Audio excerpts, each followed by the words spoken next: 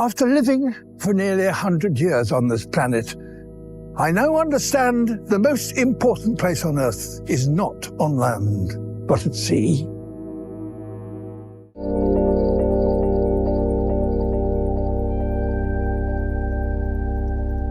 The deep ocean is the largest habitat on Earth, yet it remains the least explored. More than 70% of the planet is covered by water, and most of that water lies far beyond the reach of sunlight, satellites, and routine human travel. When people think about exploration, they often imagine rockets, planets, and distant galaxies. But in reality, a far more alien world exists directly beneath our feet. The deep sea is a realm so extreme that it challenges nearly every assumption humans have about life, survival, and evolution. Unlike space, which can be observed continuously through telescopes and probes, the deep ocean actively resists exploration.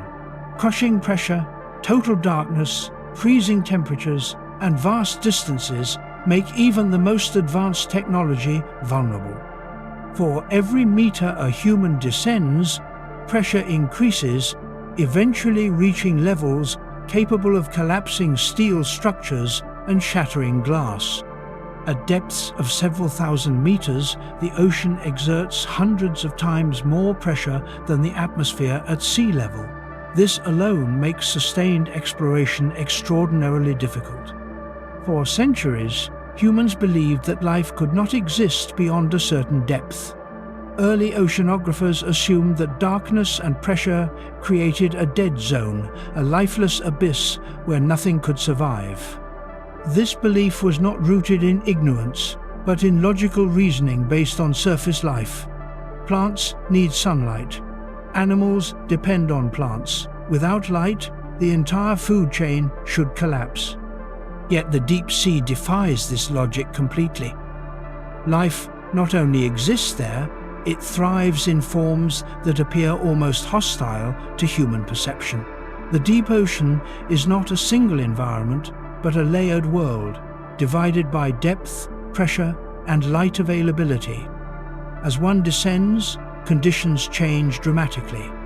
Near the surface, light penetrates the water, allowing photosynthesis to occur. Below that lies a twilight zone, where faint light remains but is insufficient to support plant life.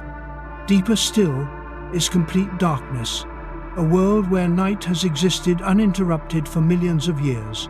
It is in these depths that creatures begin to look unfamiliar, unsettling, and often terrifying.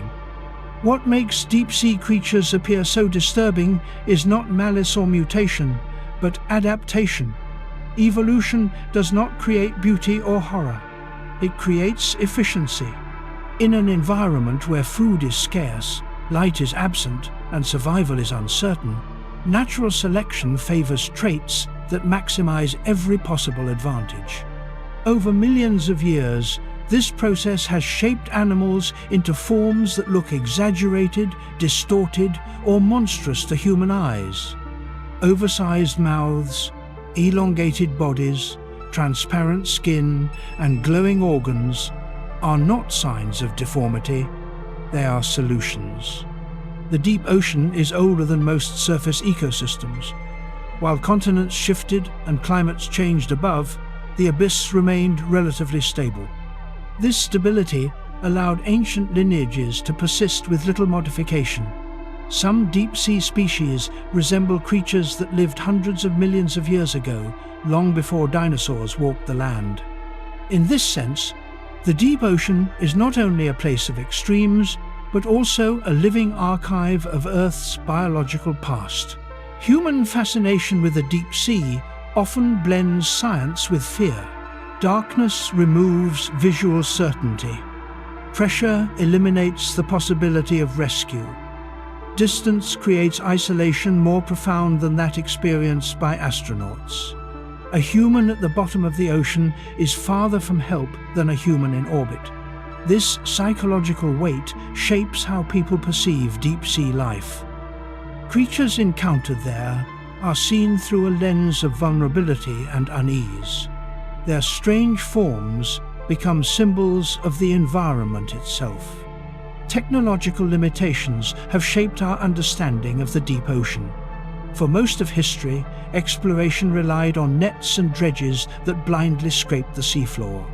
Animals brought to the surface were often damaged or dead, distorted by pressure changes, making them appear even more grotesque. Early illustrations exaggerated these features, reinforcing the idea that the deep sea was populated by monsters rather than organisms adapted to an extreme habitat. Only in recent decades have submersibles and remotely operated vehicles allowed scientists to observe deep-sea creatures alive in their natural environment.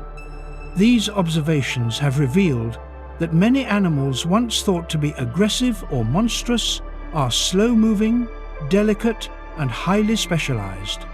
What appears terrifying in isolation often makes perfect sense when seen in context. A massive mouth allows a fish to consume rare prey whenever it appears. Glowing organs help attract food or mates. Transparent bodies reduce visibility to predators. The comparison between deep-sea exploration and space exploration is unavoidable. Both environments are hostile to human life, require advanced technology, and challenge our understanding of biology.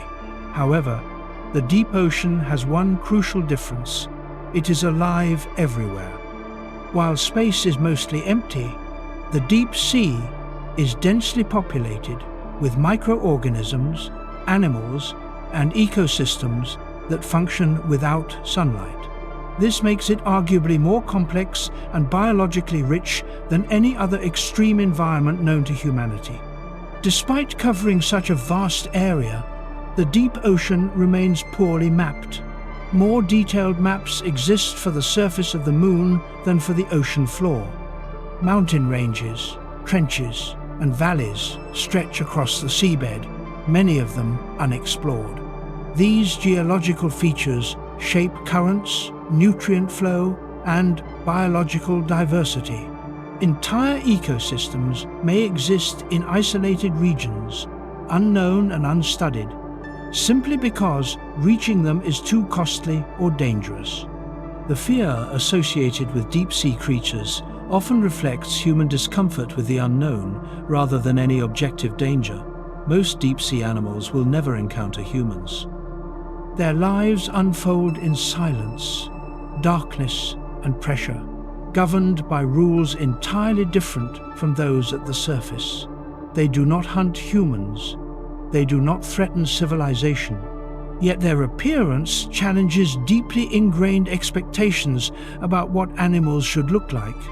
This discomfort reveals something important about human psychology.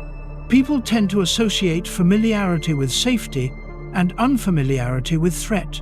Deep-sea creatures violate familiar patterns. Their proportions are unusual. Their faces lack recognizable expressions. Their movements are slow or unpredictable. These traits trigger instinctive unease, even though they evolved for survival rather than aggression. Understanding the deep ocean requires abandoning surface-based assumptions.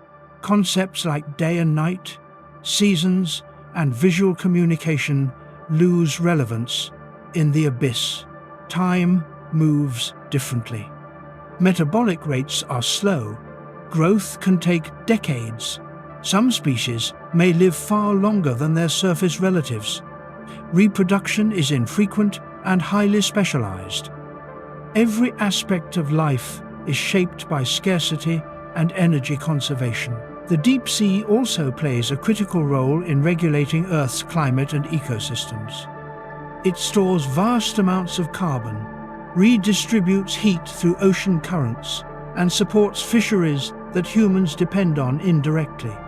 Disturbances in the deep ocean can have consequences that reach the surface, affecting weather patterns and biodiversity.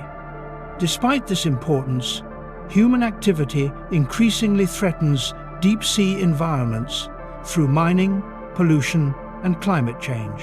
Yet even as technology advances, the deep ocean remains resistant to complete understanding. Each expedition reveals species never seen before, behaviors never documented, and ecosystems that challenge existing theories.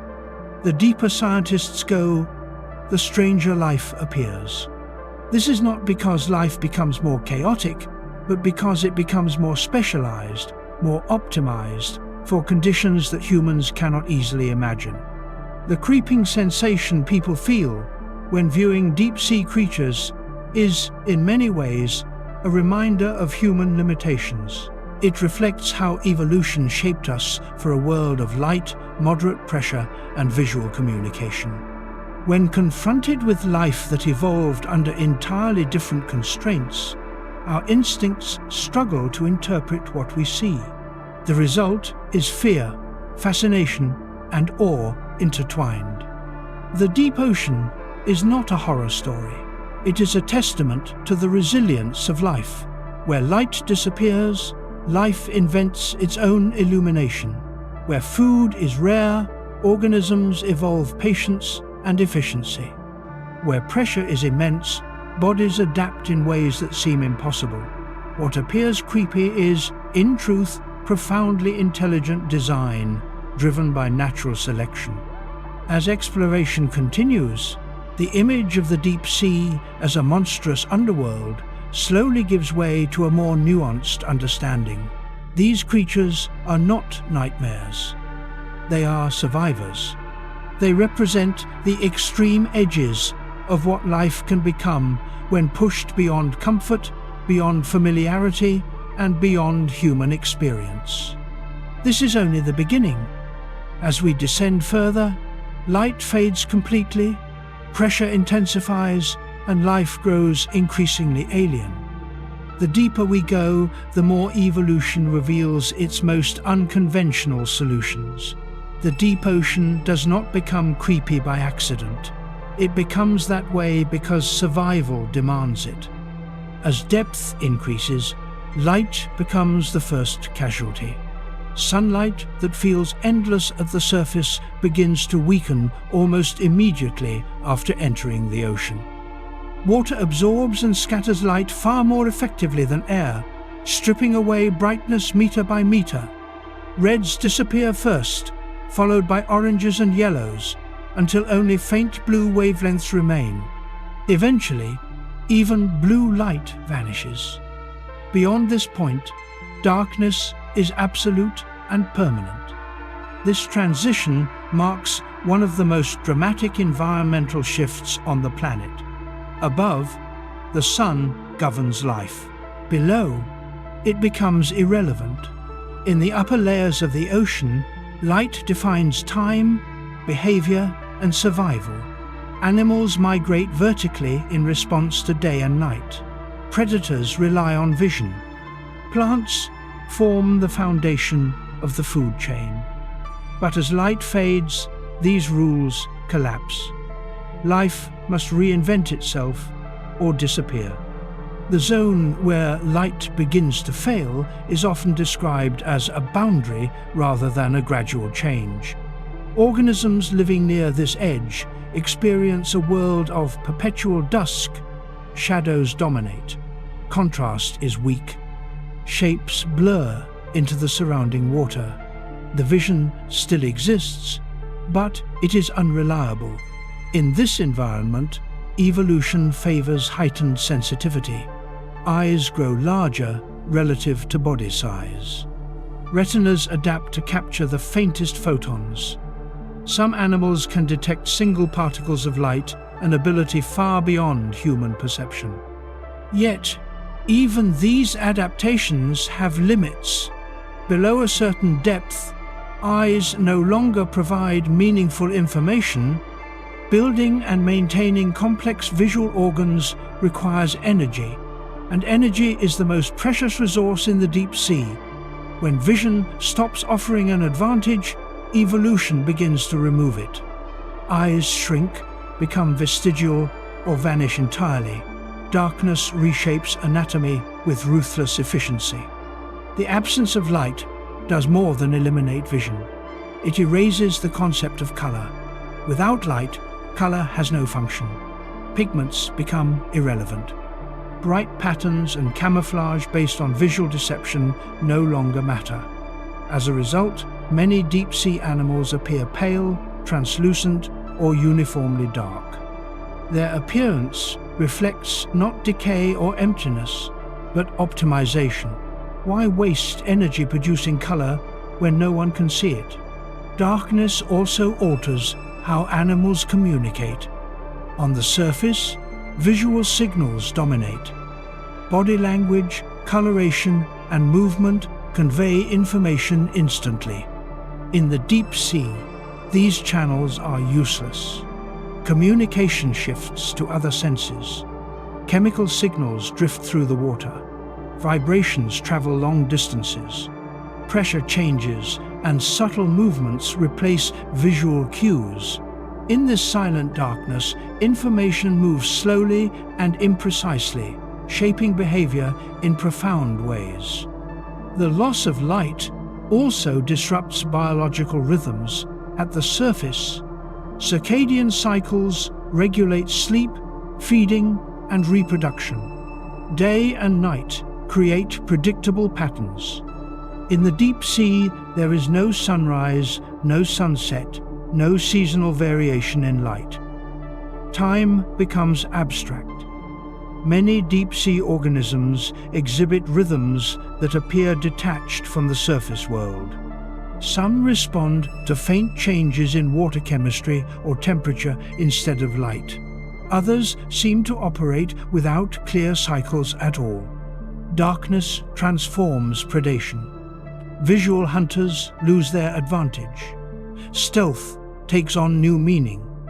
Instead of hiding in shadows, predators must avoid detection through sound, scent, or electrical signals. Prey species evolve ways to minimize any disturbance they create in the water. Movements become slow and deliberate. Sudden motion can reveal presence over long distances. In a world where darkness is universal, stillness becomes a form of camouflage. The absence of light also changes how fear operates. On the surface, animals often detect threats visually before they are close. In the deep sea, detection usually occurs at close range. Encounters are sudden and intimate. A predator may appear without warning, detected only by pressure changes or chemical traces. This unpredictability shapes anatomy and behavior. Many deep-sea animals develop exaggerated defensive features such as spines, toxins, or expandable bodies to deter attack once contact occurs. Darkness encourages the evolution of alternative illumination. Bioluminescence emerges as one of the most remarkable solutions to life without light. Instead of relying on the sun, organisms produce their own light through chemical reactions. This ability evolves independently across many lineages, suggesting its immense value. Glowing organs appear on bodies, faces, and appendages, transforming darkness into a canvas of controlled illumination. Bioluminescence serves many purposes. It can attract prey, lure mates, confuse predators, or provide camouflage through counter-illumination. Some species emit brief flashes, while others glow continuously. The color of this light is typically blue or green, wavelengths that travel farthest through water. This artificial light does not restore vision as humans know it. Instead, it creates selective visibility, revealing only what the organism intends to reveal. Darkness also affects how animals perceive space. Without visual landmarks, navigation becomes challenging. Deep-sea organisms rely on gradients in pressure, temperature, and chemical composition to orient themselves. These cues are subtle and require specialized sensory systems. Some animals can detect minute changes in water pressure, allowing them to maintain depth with remarkable precision. Others follow chemical trails that lead to food sources or breeding grounds. The psychological impact of darkness on humans is profound. but deep-sea life evolves without fear of the dark. For these organisms, darkness is not absence, but normality. It is the baseline condition. Their nervous systems develop without reliance on visual processing, allocating resources to other senses. This fundamentally alters brain structure and behavior. What humans interpret as eerie or unsettling is simply life operating under different constraints. Darkness also preserves. Without light, photosynthetic processes cease, limiting oxygen production. As a result, some deep-sea environments have low oxygen levels. Animals adapt by slowing metabolism, reducing activity, and maximizing efficiency.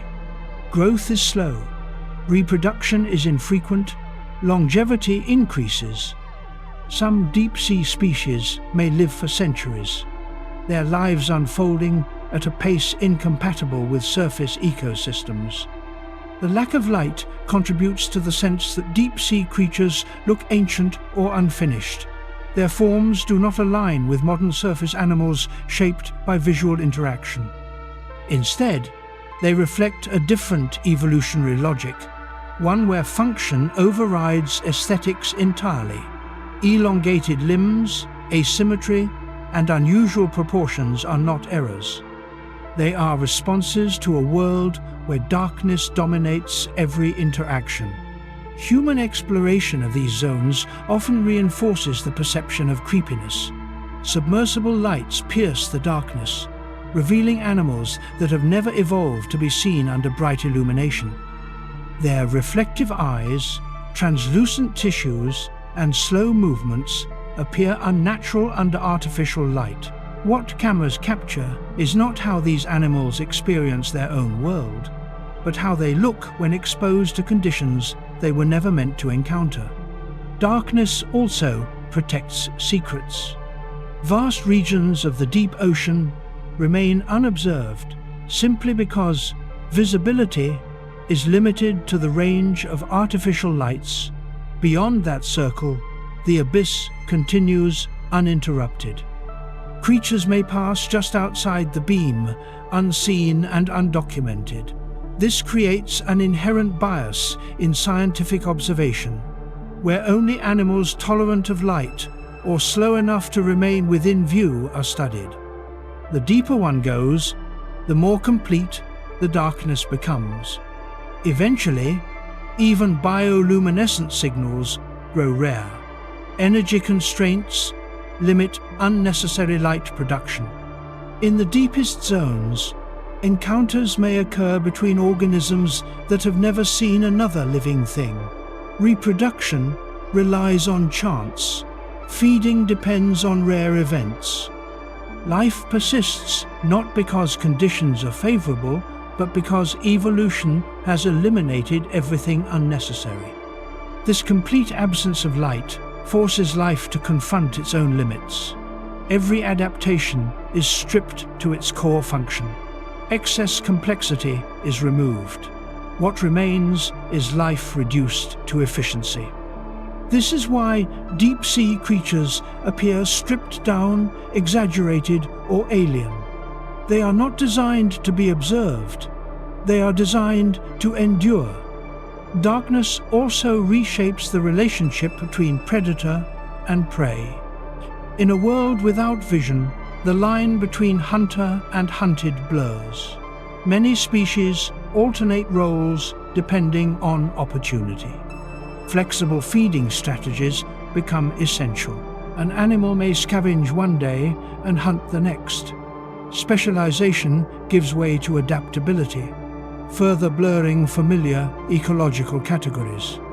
The creeping sensation humans associate with darkness stems from vulnerability. Without sight, control feels lost.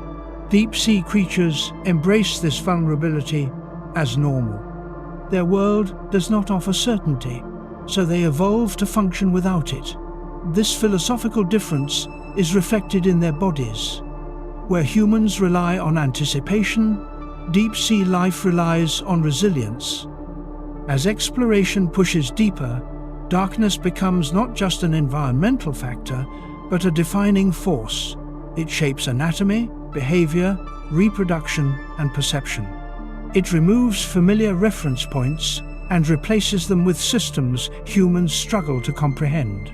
The deeper the darkness, the further life diverges from surface norms.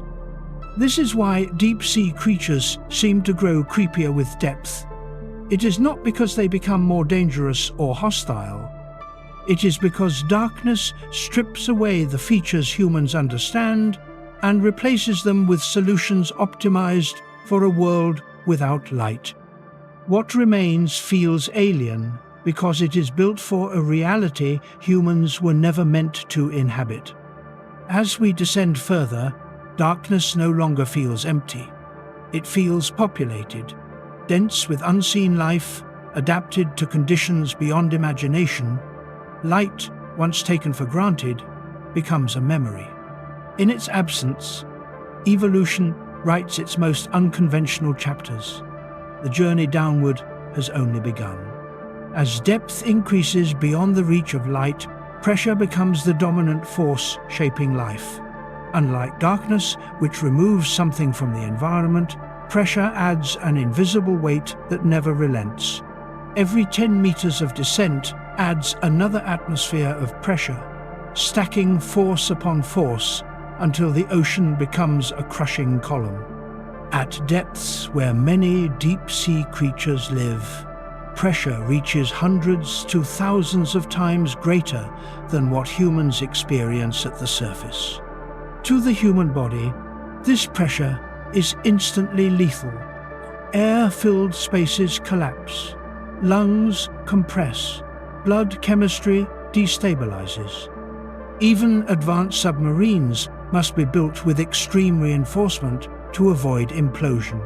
Yet for deep-sea life, this pressure is not an enemy, it is the normal condition of existence. Their bodies are not resisting pressure, they are built around it. Pressure affects matter at the molecular level. Proteins fold differently. Chemical reactions change speed. Membranes behave in altered ways. For surface organisms, these changes disrupt basic biological processes. For deep-sea organisms, evolution has tuned every system to function optimally under immense compression. Their enzymes remain stable. Their cell membranes retain flexibility. Their internal chemistry remains balanced, even as the surrounding water presses inward with relentless force. This fundamental difference explains why deep-sea creatures often look soft, gelatinous, or fragile. Rigid structures perform poorly under extreme pressure. Bones and hard shells are liabilities when compression is constant. Instead, many deep-sea animals rely on flexible tissues and water-rich bodies that equalize pressure internally. By matching the density of the surrounding water, they avoid being crushed altogether. This design strategy creates bodies that appear distorted or unfinished when brought to the surface. Under lower pressure, these tissues expand, collapse, or rupture. Muscles lose tension. Organs shift. What scientists once interpreted as grotesque anatomy was often the result of decompression damage rather than true biological form. Observed in their natural environment, many deep-sea animals move with quiet precision and structural stability. Pressure also reshapes how movement works. Water under high pressure becomes denser and more resistant. Fast movement requires significant energy, and energy is scarce. Deep-sea animals adapt by moving slowly and deliberately. Sudden motion wastes energy and creates pressure waves that can reveal location to predators. Slow movement conserves resources and reduces detection risk. This contributes to the ghostly, drifting appearance many deep-sea creatures display. Internal gas spaces are nearly absent in deep-sea life. Lungs, swim bladders, and air-filled cavities collapse under pressure. Instead, buoyancy is achieved through lipids or specialized tissues that maintain neutral buoyancy without gas. This allows animals to hover effortlessly in the water column, conserving energy while remaining suspended in a three-dimensional environment. Pressure also influences size in counterintuitive ways. In some cases, extreme depth correlates with gigantism. Certain crustaceans, worms, and jelly-like organisms grow far larger than their shallow water relatives. This phenomenon arises from slower metabolism, reduced predation pressure, and long lifespans. When growth continues slowly over decades, organisms can reach enormous sizes. These giants are not aggressive monsters, but slow-moving survivors shaped by patience and time. In other cases, pressure favors miniaturization. Small bodies require fewer resources and are easier to sustain in nutrient-poor environments. Both strategies coexist in the deep sea, creating stark contrasts between massive, drifting forms and tiny, highly efficient organisms. Pressure does not dictate a single outcome. It creates constraints within which evolution experiments. Reproduction under pressure presents unique challenges. Eggs and larvae must survive compression without protective shells. Many deep-sea species produce fewer offspring, investing heavily in each one. Some species brood their young internally, shielding them from environmental extremes. Others release larvae that rise toward shallower depths before descending later in life, allowing early development to occur under less intense pressure. Pressure also limits sound production and transmission. Vibrations behave differently under compression, altering communication ranges. Deep-sea animals adapt by using low-frequency sounds or pressure-based sensing rather than complex vocalization. Some species detect minute changes in water displacement, allowing them to perceive movement without sound or sight. These sensory adaptations replace the need for rapid response, favoring awareness over speed. Human technology struggles against pressure in ways that mirror biological challenges. Submersibles must use thick hulls, spherical designs, and limited windows. Every descent risks structural failure. Cables snap, electronics malfunction. The deeper the mission, the narrower the margin for error. This technological fragility highlights how extraordinary biological adaptation truly is. Deep-sea organisms do not merely survive pressure, they integrate it into their very structure. Pressure also influences feeding strategies. Prey encounters are rare, and capturing food requires efficiency. Many deep-sea predators evolve expandable jaws and stomachs that allow them to consume prey larger than themselves. This adaptation minimizes wasted opportunities. When food appears, it must be used fully. Pressure-tolerant tissues allow extreme expansion without rupture, something impossible for surface animals. Digestive processes also adapt. Enzymes function at lower temperatures and higher pressure, breaking down food slowly but thoroughly. Digestion may take days or weeks, extracting maximum energy from each meal. This slow internal rhythm aligns with the broader pace of deep-sea life, where urgency is replaced by endurance. The sense of creepiness humans associate with pressure-driven adaptations often arises from unfamiliar proportions. Oversized mouths, thin bodies, and reduced skeletal structure challenge expectations formed in gravity-dominated, low-pressure environments. What seems exaggerated is often necessary. Every feature serves a purpose under compression. Excess material is removed. Structural efficiency replaces symmetry and elegance. Pressure further isolates populations. Deep trenches and basins act as barriers, separating species for millions of years. This isolation drives divergence, producing unique forms found nowhere else. Entire evolutionary lineages may exist within a single trench system, adapted to a narrow pressure range. Moving too shallow or too deep can be fatal, locking species into specific depth zones. This sensitivity to pressure gradients explains why many deep-sea species have narrow vertical distributions. Even small changes in depth can disrupt internal balance. Pressure defines ecological boundaries as clearly as temperature or salinity. These invisible borders structure the deep ocean into layers of life, each finely tuned to its own pressure regime. Pressure also shapes behavior during rare vertical migrations. Some species move upward at night to feed, then descend again. These journeys require bodies capable of tolerating changing pressure without damage. Flexible tissues and specialized biochemistry allow temporary adjustment. These migrations connect deep and shallow ecosystems, transferring nutrients and energy across layers.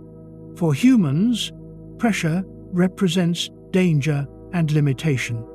For deep sea life, it represents stability. Pressure at depth does not fluctuate like temperature or light. It is constant, predictable, and unchanging. This consistency allows evolution to optimize with precision. Once a body plan works, there is little reason to change it. This contributes to the ancient appearance of many deep-sea species. The deep ocean is not chaotic. It is structured by pressure gradients that impose order through constraint. Every organism exists within a narrow envelope of survivable pressure. Within that envelope, life adapts exquisitely. Beyond it, life fails instantly. This sharp boundary reinforces the sense that the deep sea is hostile, when in reality it is simply unforgiving to the unadapted. The idea that pressure creates monsters reflects surface bias. Humans equate hardness and rigidity with strength. In the deep sea, softness and flexibility are strength. Resilience replaces resistance. Bodies yield rather than break. This inversion of values makes deep-sea creatures appear weak or malformed when they are, in fact, perfectly engineered. As exploration technology improves, pressure remains the greatest obstacle. Each additional meter increases risk exponentially. Yet with every successful descent, scientists gain clearer insight into how life responds to compression. These discoveries reshape understanding not only of Earth biology, but of life's potential elsewhere. If organisms can adapt to crushing pressure and total darkness here, similar adaptations may exist in oceans beneath distant icy worlds. Pressure strips life down to necessity. It removes excess, punishes inefficiency, and rewards stability. In doing so, it produces forms that look alien because they are shaped by rules humans never evolved to obey. This is why deep-sea creatures become more unsettling with depth. Not because they are dangerous, but because they reflect a reality where pressure reigns supreme. As descent continues beyond familiar depths, pressure intensifies further. Tissues grow softer, movements slow, bodies become increasingly specialized. The ocean does not merely get deeper. It becomes heavier, denser, and more demanding. Life that persists there does so through absolute adaptation. The deeper one goes, the clearer it becomes that pressure is not just an environmental factor. It is the architect of the deep sea. It molds bodies, dictates behavior, and defines survival. In this compressed world, evolution reveals solutions that feel unnatural only because they exist beyond human limits. What awaits below is not chaos, but refinement. Each additional layer of pressure refines life further, pushing it toward extremes that challenge imagination.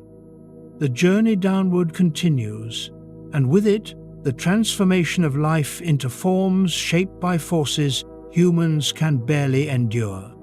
Beyond pressure and darkness, cold becomes the silent constant of the deep ocean. As depth increases, temperature drops steadily until it stabilizes just above freezing. This cold is not seasonal. It does not fluctuate between day and night. It does not respond to weather or climate in the way surface waters do.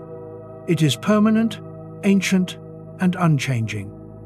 In the deepest parts of the ocean, water temperatures hover near 0 degrees Celsius, creating an environment where warmth is a distant memory. For surface life, cold slows everything. Muscles stiffen, reactions weaken, movement becomes inefficient. But in the deep sea, cold is not an obstacle to be overcome temporarily. It is the baseline condition. Every biological process is tuned to operate within this narrow thermal range. Enzymes evolve to remain active at low temperatures. Membranes stay flexible despite the cold. Metabolism slows but does not stop. Life adjusts its internal pace to match the frozen stillness around it. This constant cold reshapes time itself. In surface ecosystems, life moves fast, growth is rapid, reproduction is frequent. Death comes quickly. In the deep sea, cold stretches biological time. Growth may take decades. Sexual maturity can be delayed for many years. Some species reproduce only a few times in their entire lifespan. Longevity increases, not as a luxury, but as a necessity. When energy is scarce and reactions are slow, survival depends on patience. Cold also amplifies the sense of isolation. In shallow waters, currents mix heat, nutrients, and organisms. In the deep ocean, water layers are often stratified, moving slowly and predictably. This creates vast regions where conditions remain unchanged for thousands of years. Animals living there may never experience environmental variation. No storms, no seasons, no warming cycles. Existence unfolds in a steady, unbroken state. This environmental monotony produces creatures that appear detached from time. Many deep-sea animals look ancient because, in a sense, they are evolutionary change proceeds slowly in stable environments. When conditions do not shift, there is little pressure to innovate. Successful designs persist. Body plans remain recognizable across geological eras. This is why some deep-sea species resemble fossils brought to life. Cold also influences how energy is stored and used. Fats become crucial. Lipid-rich tissues provide buoyancy and long-term energy reserves. Muscles are often reduced in mass, optimized for slow, deliberate movement rather than bursts of speed. Fast-twitch fibers offer little advantage in a world where prey encounters are rare and escape options limited. Efficiency replaces agility. The freezing environment also limits microbial activity. Decomposition occurs slowly. When an organism dies, its body may persist for long periods before breaking down. This creates rare but significant feeding opportunities. A single large carcass falling from the surface, often called marine snow or a whale fall, can support entire communities for decades. These events are unpredictable, reinforcing the importance of adaptability and energy storage. Cold water holds more dissolved gases than warm water, including oxygen. However, biological demand for oxygen is lower due to reduced metabolism. This balance allows deep-sea animals to survive with simpler respiratory systems. Gills may be small, circulation is slow, hearts beat fewer times per minute. Life continues at a pace that would be unsustainable in warmer environments. Cold also shapes sensory perception. Chemical reactions slow, affecting how quickly signals are processed. Nerve impulses travel more slowly. Reflexes are delayed. This does not mean deep-sea animals are unresponsive. It means their entire sensory world operates on a different timescale. Responses are measured, not immediate. Anticipation replaces reaction. The absence of temperature variation eliminates certain survival strategies common at the surface. There is no need for insulation against heat loss through fur or feathers. Instead, body composition itself provides thermal stability. Water-rich tissues resist rapid temperature change. Some species produce antifreeze proteins that prevent ice crystal formation within cells, ensuring survival in near-freezing conditions. Cold also discourages unnecessary movement. Every motion costs energy, and energy intake is limited. Many deep-sea creatures spend long periods nearly motionless, suspended in the water column or resting on the sea floor. This stillness is often mistaken for lifelessness. In reality, it is a highly refined survival strategy. Waiting consumes less energy than searching. This stillness contributes to the eerie quality of deep-sea life. Animals appear to float, drift, or hover without effort. Movements are subtle and slow. Nothing rushes, nothing panics. Encounters unfold gradually.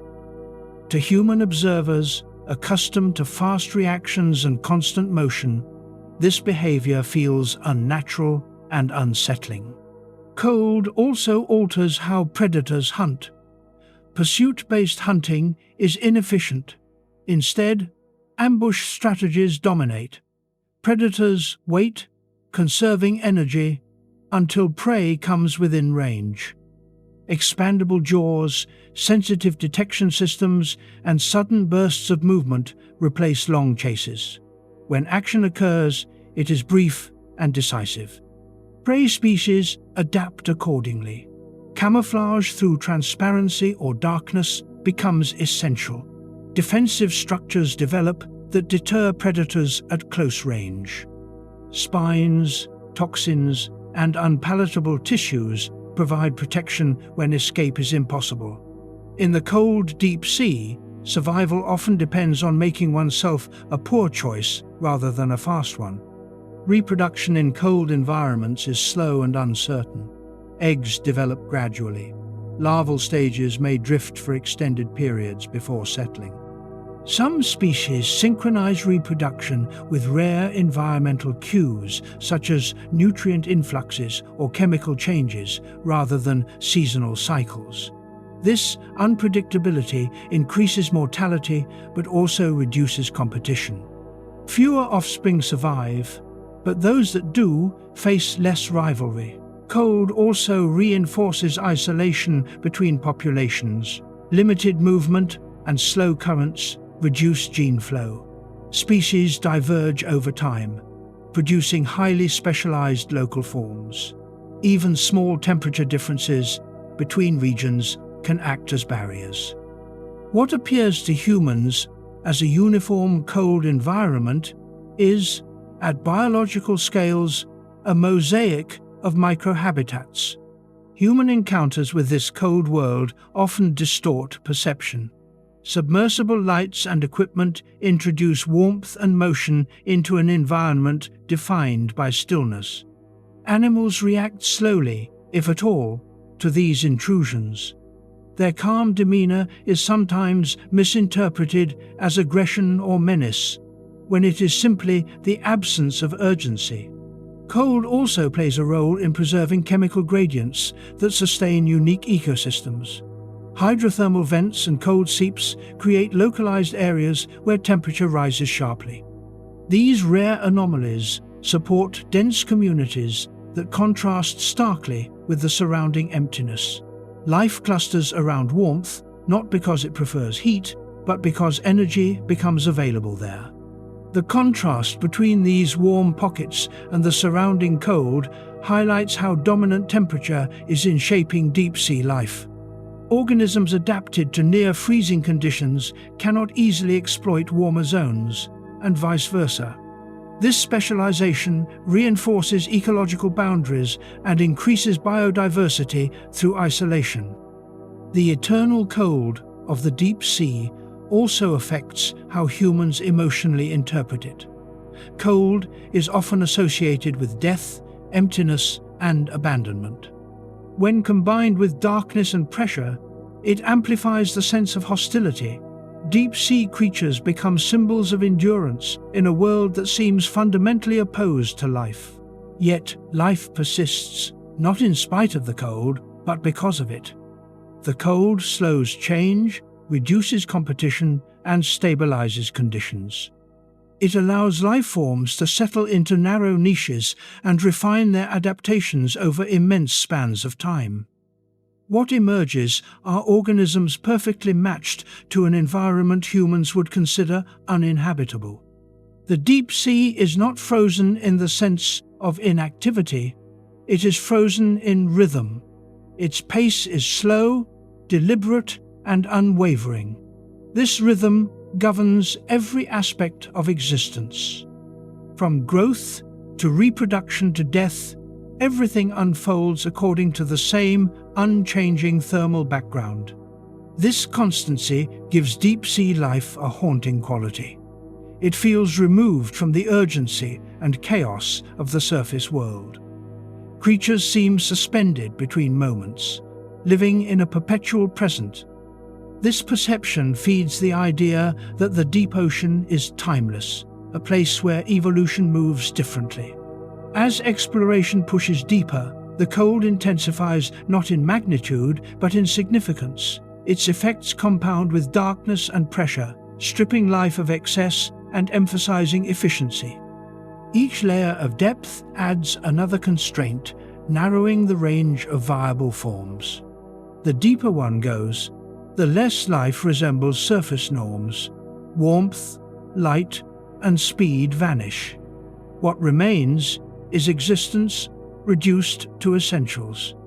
This reduction is not barren, it is precise. It produces forms that look alien because they are sculpted by forces humans rarely experience. The cold of the deep sea does not kill life, it refines it. It slows evolution but sharpens adaptation.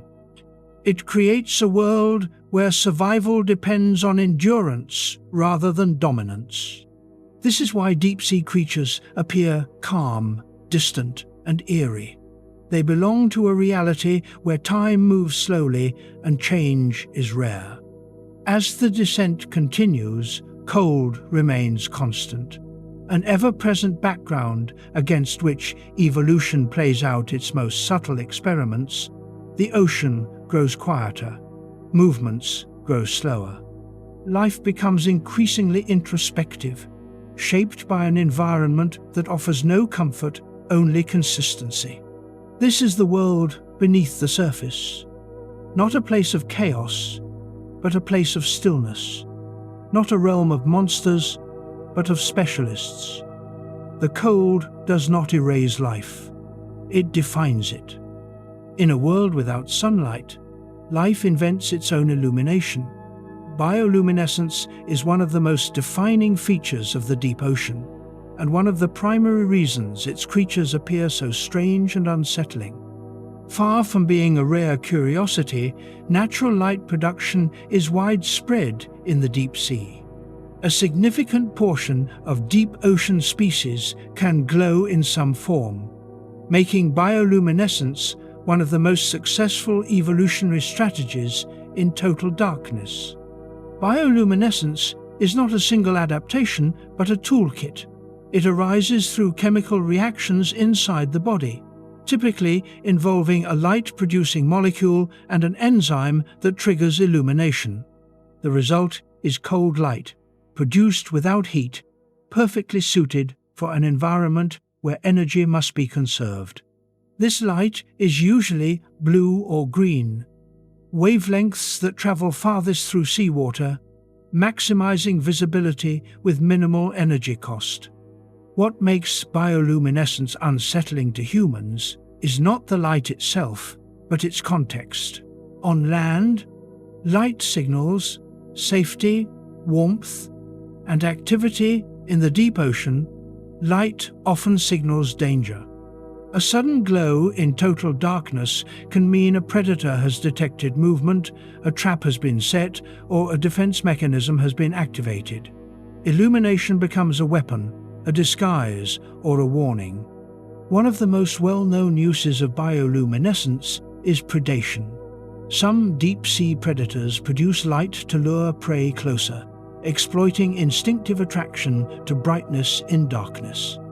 Small organisms, conditioned by evolution to move toward faint glows that might indicate food or mates, drift unknowingly into reach.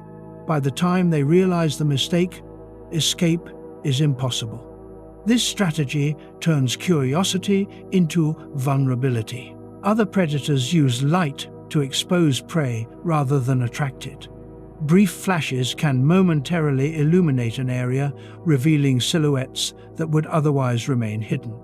In a world where vision is rare, even a fraction of a second of visibility can determine survival.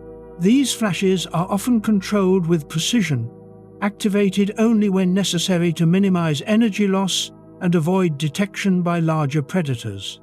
Bioluminescence also serves as a defensive tool. Many deep-sea organisms emit sudden bursts of light when threatened. These displays can startle predators, buying precious moments to escape. In some cases, the light is released as glowing clouds or particles, creating visual confusion. Predators may strike at the light rather than the animal, allowing the target to slip away unseen. Some species take defense further by using bioluminescence as a form of alarm.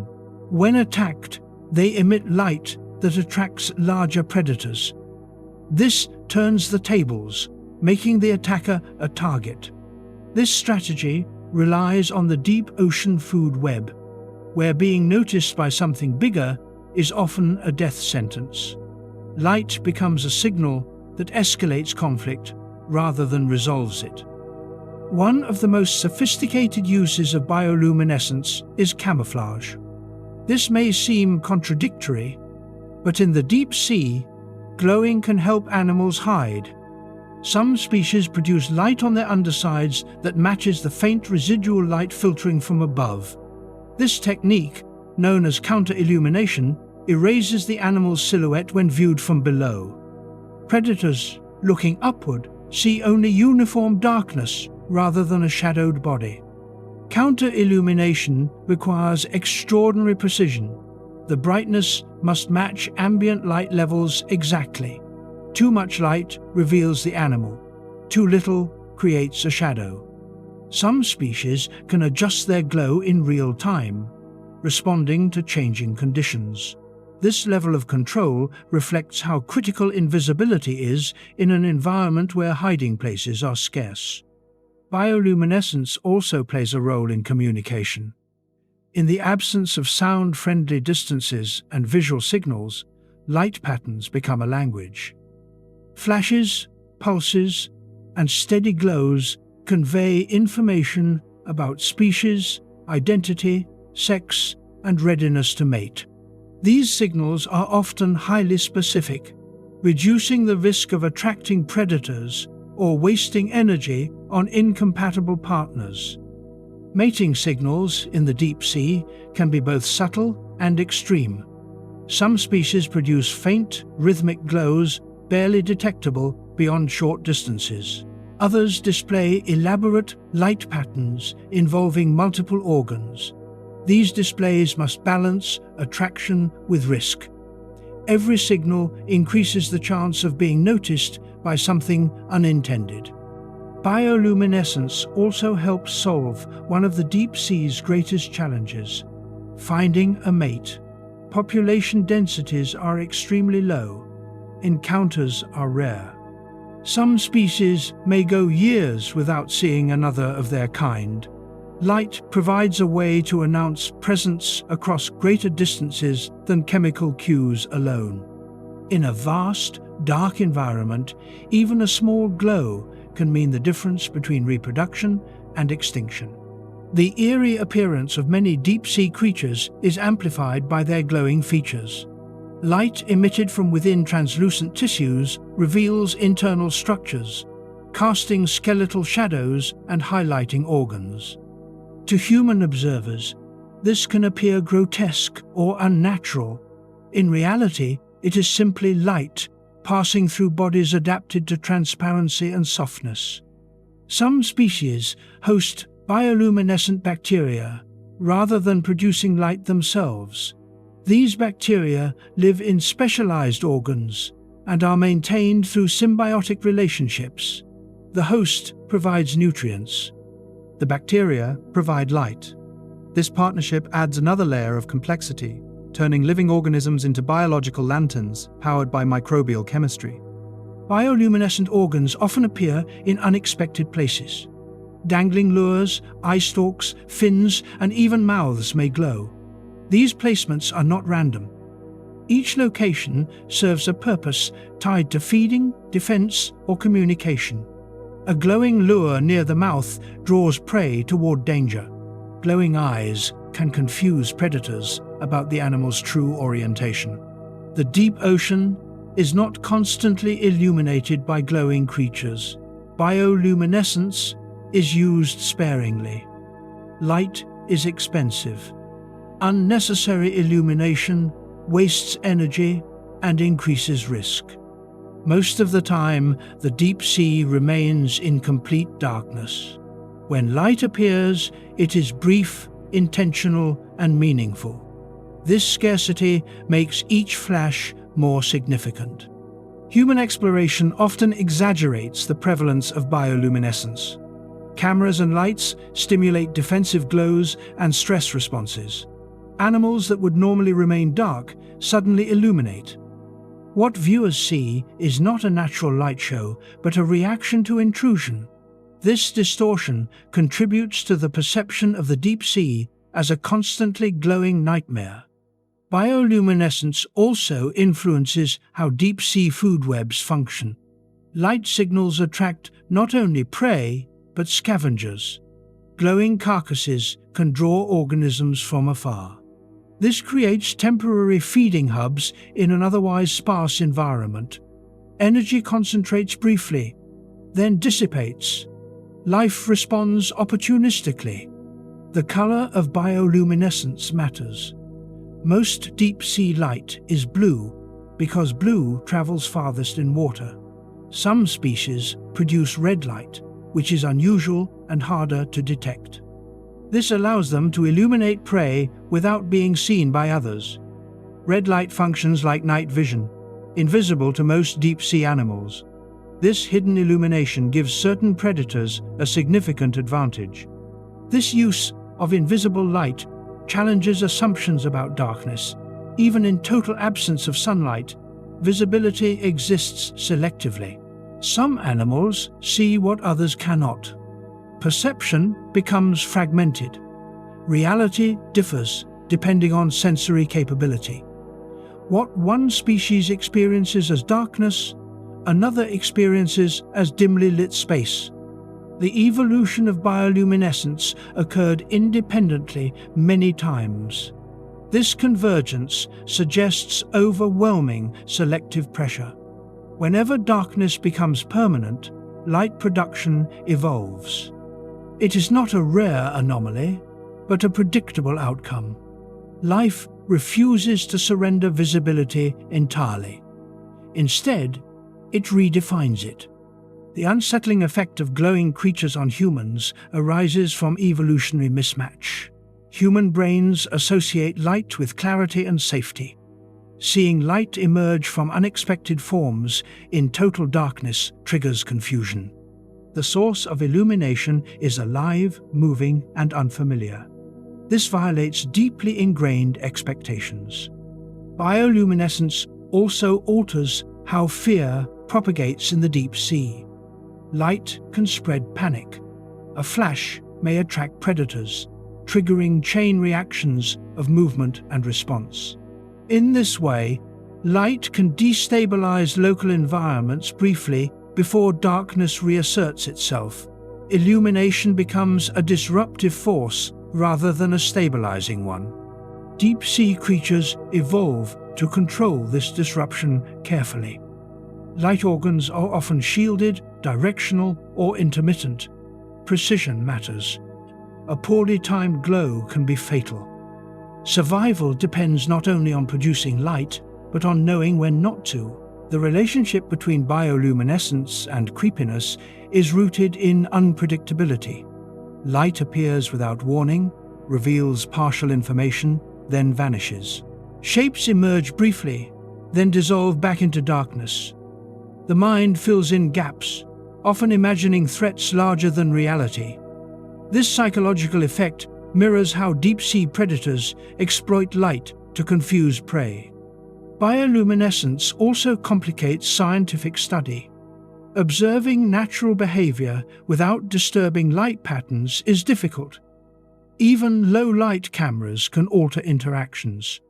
Researchers must infer behavior indirectly. Piecing together patterns from brief observations, much remains unknown about how these light signals function in undisturbed conditions. As technology improves, scientists begin to decode bioluminescent languages. Patterns repeat, rhythms correlate with behavior. Light reveals social structures previously thought impossible in such sparse environments. What once seemed like random glowing now appears organized and purposeful. The deeper exploration goes, the more diverse bioluminescent strategies become. Light organs grow more specialized. Signals become more refined. Darkness does not eliminate complexity. It concentrates it into fewer, more meaningful channels. This is why deep-sea creatures seem increasingly alien with depth. Their communication, hunting, and defense systems rely on rules humans rarely experience. Light is not ambient. It is intentional. Every glow carries consequence. In the deepest regions, bioluminescence may become the only visual information available. There is no background light, no reference point. A single flash defines the entire visual world for an instant. Life unfolds in moments of illumination, separated by long stretches of darkness. Bioluminescence is not decoration. It is survival distilled into photons. It reflects an environment where light is so valuable that it becomes currency. Every flash is an investment, every glow a risk. The deeper one goes, the more bioluminescence replaces sunlight as the organizing force of perception. Evolution shifts from adapting to external illumination to generating internal light. This transformation marks a fundamental divide between surface and deep life. What humans perceive as creepy glowing monsters are, in reality, engineers of light in a world without sun. Their illumination is precise, purposeful, and essential. The deep ocean does not glow for spectacle. It glows because life refuses to disappear into darkness. As descent continues, light becomes rarer, but more significant. Each glow carries meaning. Each flash alters fate.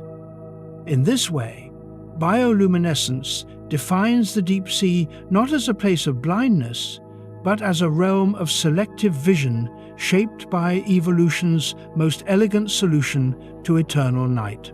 In the deep ocean, being seen can be fatal. As light disappears and encounters become rare, evolution begins to favor a strange and unsettling solution: transparency. Some of the most effective hunters and survivors in the deep sea are nearly invisible, their bodies allowing light to pass through with minimal reflection. To human eyes, these creatures appear unreal, as if partially erased from existence. Transparency is not about beauty or camouflage in the traditional sense. It is about reducing presence. In an environment with no physical cover, no plants, and no shadows, hiding behind objects is impossible. The only way to disappear is to become difficult to detect. Transparency achieves this by removing contrast. Without edges, colors, or clear outlines, predators and prey blend into the surrounding water. This adaptation is especially effective in low-light conditions. Even faint bioluminescence or residual light from above can reveal silhouettes. Transparent bodies minimize these silhouettes, making detection harder from every angle. For predators, this means approaching prey without being noticed. For prey, it means avoiding being singled out in a world where escape options are limited. The biology behind transparency is complex. Tissues must be structured in ways that reduce light scattering. Organs that cannot be made transparent, such as eyes or digestive systems, are often minimized, repositioned, or masked. Some species concentrate opaque organs into small regions, leaving the rest of the body nearly invisible. Others evolve reflective surfaces that redirect light away from critical areas. Eyes present a particular challenge. Vision remains useful in certain deep-sea zones, but eyes are inherently opaque. To solve this, some transparent predators evolve tubular or upward-facing eyes that reduce visibility from below. Others reduce eye size dramatically or rely on non-visual senses entirely. The result is a face that lacks familiar features, contributing to the unsettling appearance these animals have to humans. Transparency also affects internal anatomy. Muscles become thin and elongated. Bones, when present, are reduced or replaced by cartilage. Blood vessels are arranged to minimize contrast. In some species, even the blood lacks red pigments, further reducing visibility. These changes are not cosmetic. They represent deep restructuring of the body to meet a single goal: invisibility. Many transparent deep-sea hunters rely on ambush rather than pursuit. They drift motionless, suspended in the water column, waiting for prey to come close. Movement creates disturbance and reflection, so stillness becomes a weapon. When prey approaches within range, the attack is sudden and precise. The lack of visible warning makes these encounters extremely efficient. This hunting strategy alters behavior profoundly. Patience replaces aggression. Speed is used sparingly. Energy is conserved for moments that matter. To humans, this passivity can feel eerie. A creature that does not move, does not react, and barely exists visually challenges instinctive threat assessment. It is difficult to fear something you cannot clearly see, yet that uncertainty itself becomes unsettling. Transparency also serves as defense. Predators searching for food often rely on contrast, motion, or light reflection. Transparent prey remove these cues. Even bioluminescent hunters may struggle to detect them unless they move or interact chemically with the environment. This gives transparent species a survival advantage despite their fragile appearance. Fragility is another illusion. Transparent deep-sea animals often look delicate, like drifting glass sculptures. In reality, they are resilient within their environmental constraints. Their bodies are flexible, pressure-tolerant, and capable of surviving encounters that would destroy rigid organisms. Softness in the deep sea is strength. Human encounters with transparent deep-sea creatures often distort perception further. Artificial lights reflect off internal structures, revealing organs and skeletal elements normally hidden.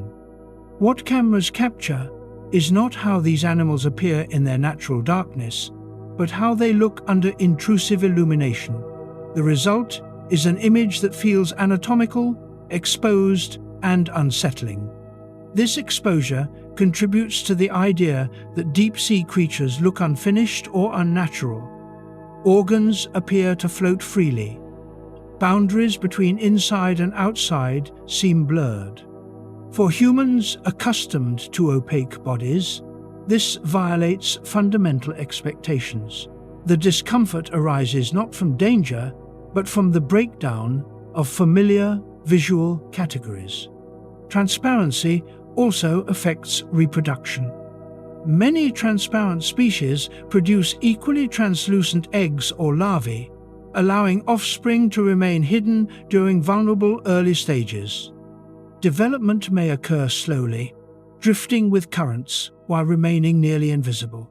This strategy reduces predation risk in an environment where protection is minimal. The evolution of transparency reflects extreme selective pressure. It is costly to maintain. Tissues must remain hydrated and structured precisely. Damage that introduces opacity can increase detection risk. Yet the benefits outweigh the costs. In a world where encounters are rare and lethal, even small reductions in visibility matter. Transparent hunters often pair invisibility with enhanced sensory systems. Since vision is limited, they rely on detecting vibrations, pressure changes, and chemical signals. These senses allow them to perceive prey without revealing themselves. The combination of invisibility and heightened awareness creates predators that feel almost supernatural to human observers. This contributes to the idea that deep-sea creatures are watching unseen. The sense that something may be present without visual confirmation triggers deep psychological unease. Humans evolved in environments where visibility meant safety. In the deep ocean, invisibility is normal. This mismatch creates fear. Transparency also challenges scientific classification. Identifying species from partial remains or damaged specimens is difficult when key structures are minimal or altered. Many transparent deep-sea organisms were misidentified or overlooked for decades. Only with improved imaging techniques did their true diversity become apparent. These discoveries reveal that transparency is not rare but widespread. It appears in fish, jelly-like organisms, crustaceans, and worms.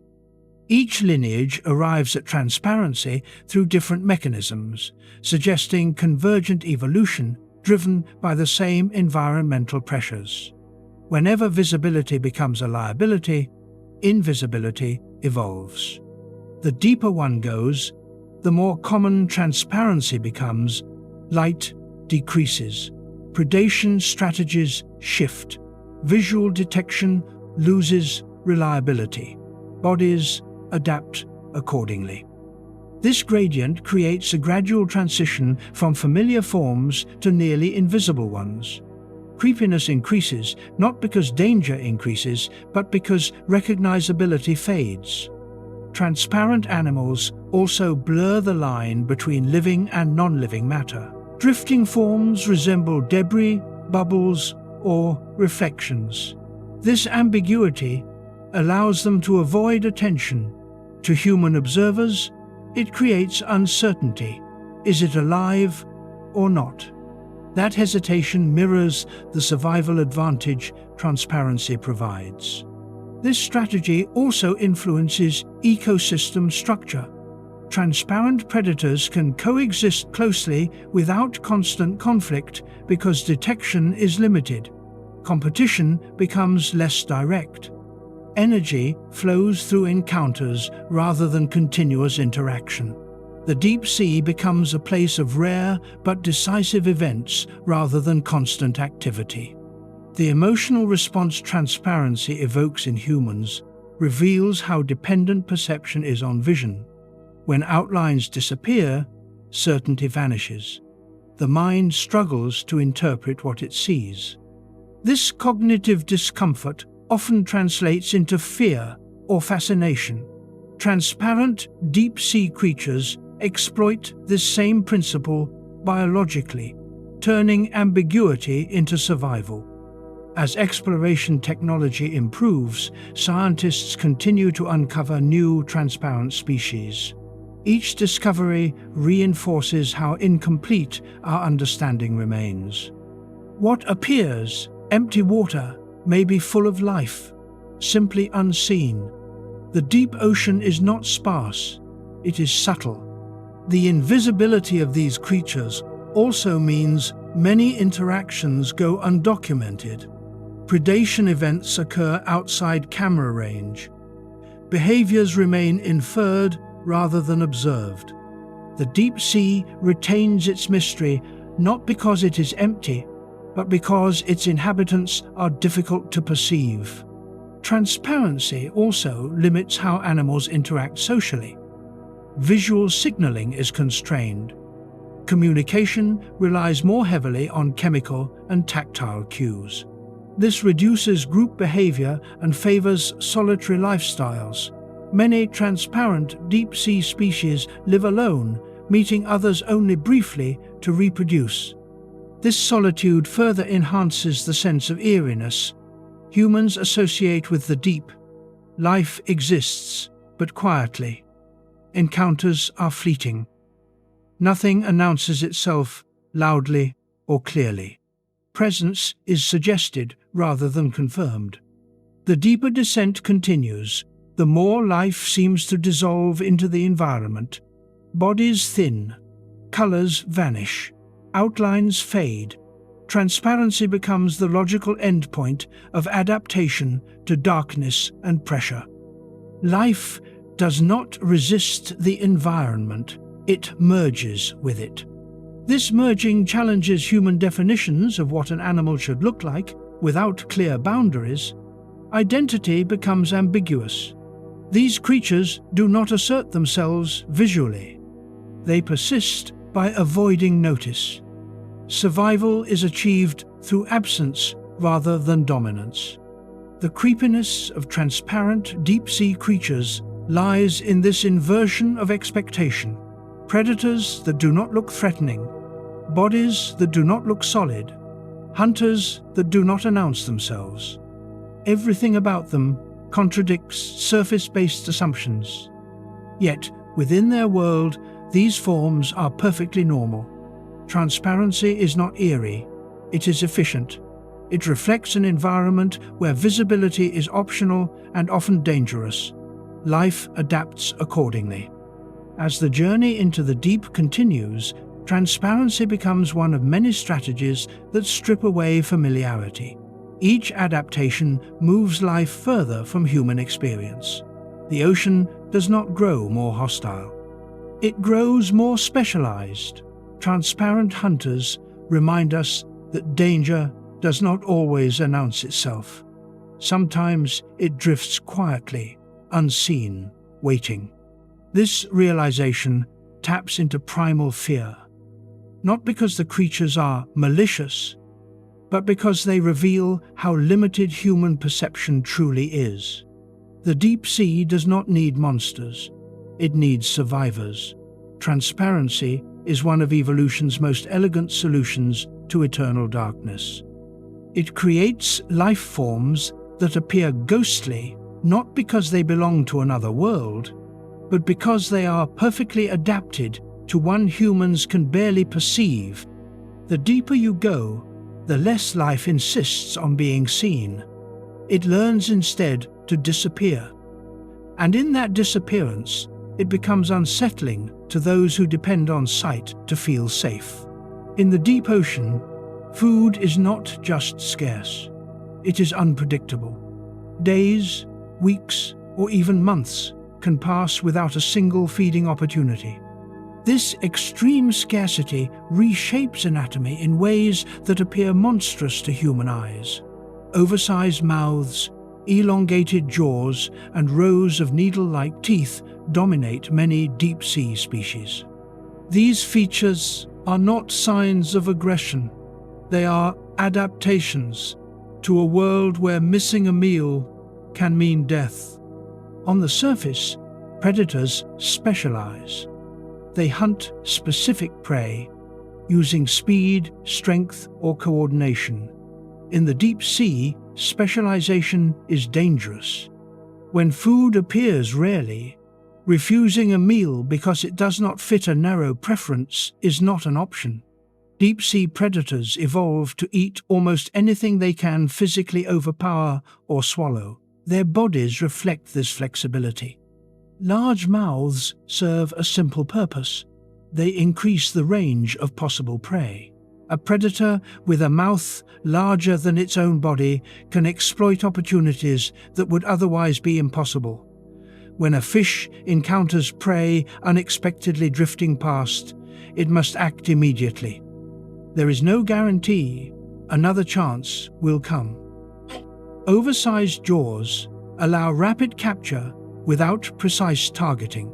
Teeth in the deep sea often look exaggerated and chaotic.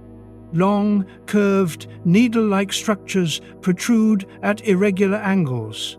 To humans, these teeth look like instruments of torture. Biologically, they function as traps. In darkness, precise biting is difficult. Teeth evolved to prevent escape rather than to cut or chew. Once prey enters the mouth, backward-facing teeth ensure it cannot slip free. Many deep-sea predators lack strong jaw muscles compared to surface hunters. Instead of crushing or tearing, they rely on engulfing. Expandable jaws and flexible skulls allow mouths to open far wider than expected. Ligaments stretch, bones shift. The mouth becomes a net rather than a clamp.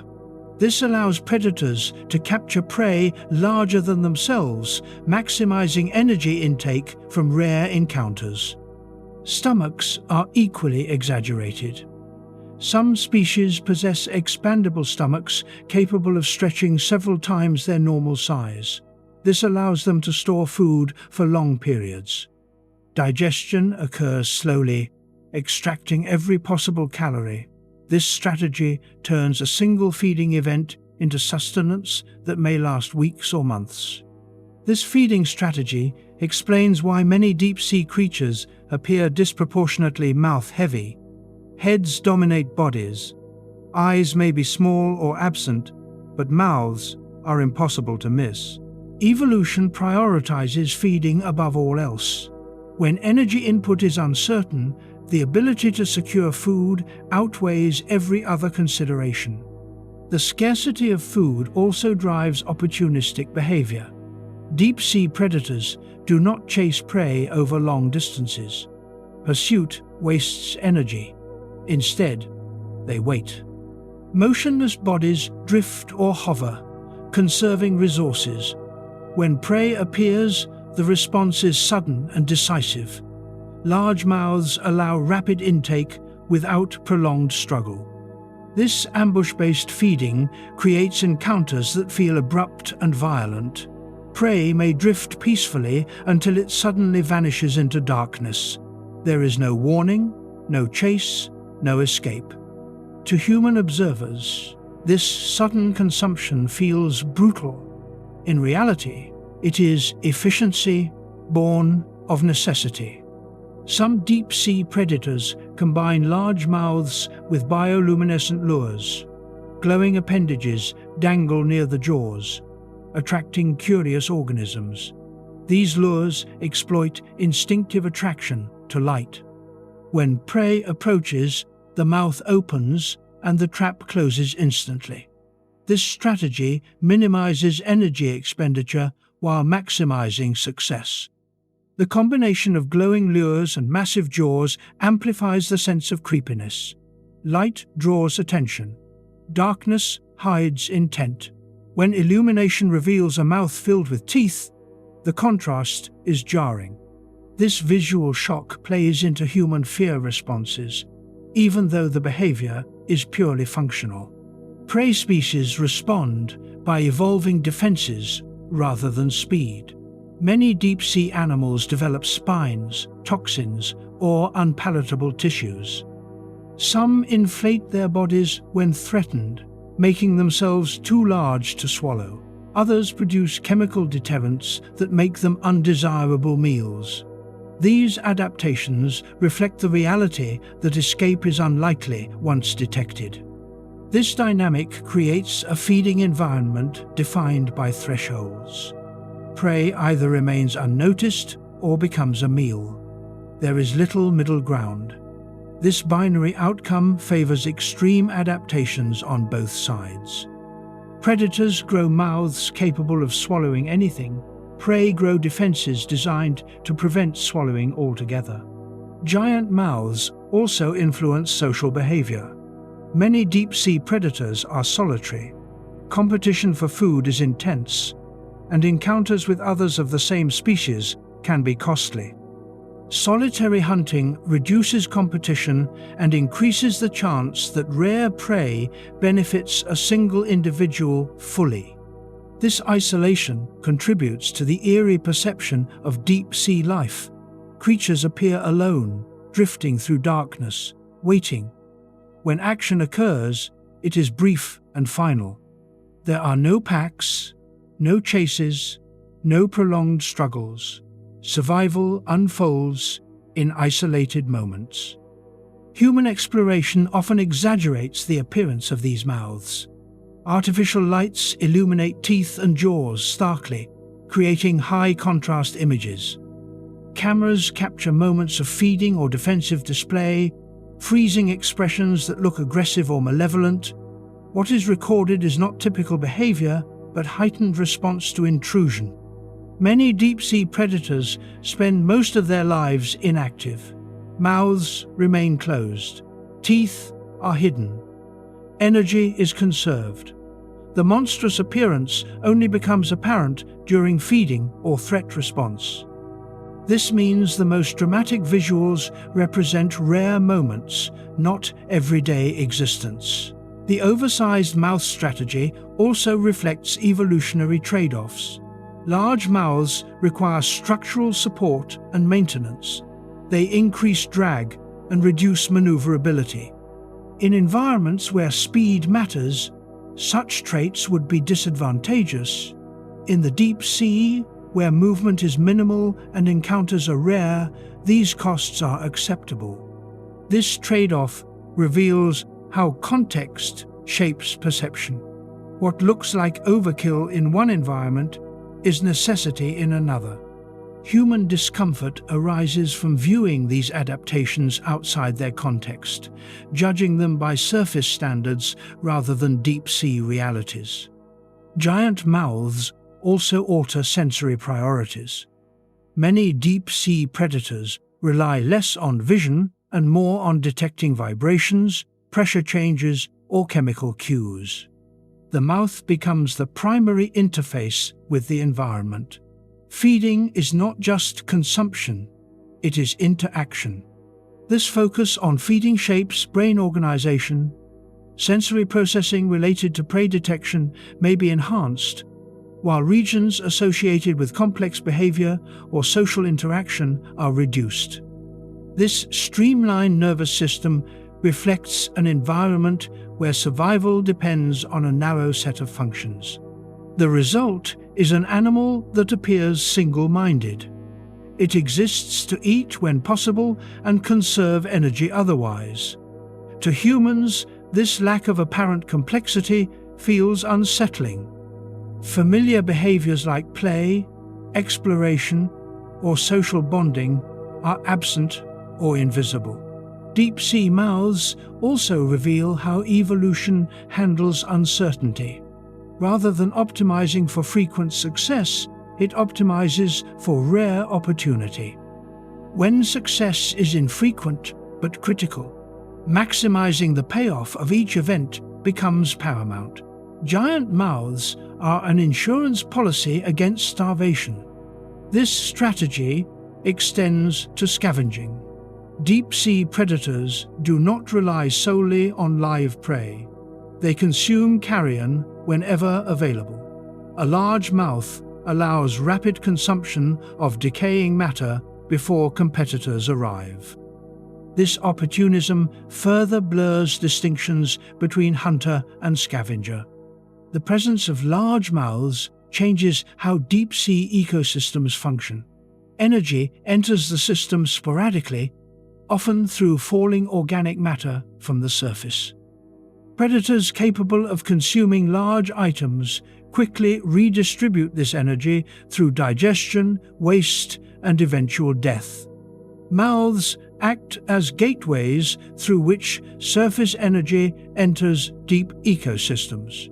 The unsettling appearance of these mouths also reflects evolutionary honesty.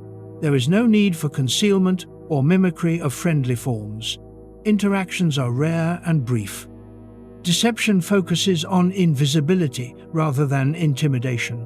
When a mouth is revealed, the encounter is already decided. This contrasts sharply with surface predators that rely on threat displays, coloration, or social signals. Deep-sea predators do not need to communicate dominance. They need to secure calories. Their anatomy reflects this singular goal. The deeper one goes, the more extreme these feeding adaptations become. Mouths grow larger relative to bodies. Teeth become longer and more numerous. Stomachs become more elastic. This gradient mirrors increasing scarcity and isolation. Human fear of these features is rooted in evolutionary memory. Large mouths and sharp teeth trigger primal responses associated with predation. Seeing these traits magnified and detached from familiar animal forms amplifies unease. Yet, these creatures are not aggressive in the human sense. They do not seek conflict. They do not pursue. They wait. Their danger is passive until opportunity arises. This patience contrasts with the violent imagery their appearance evokes.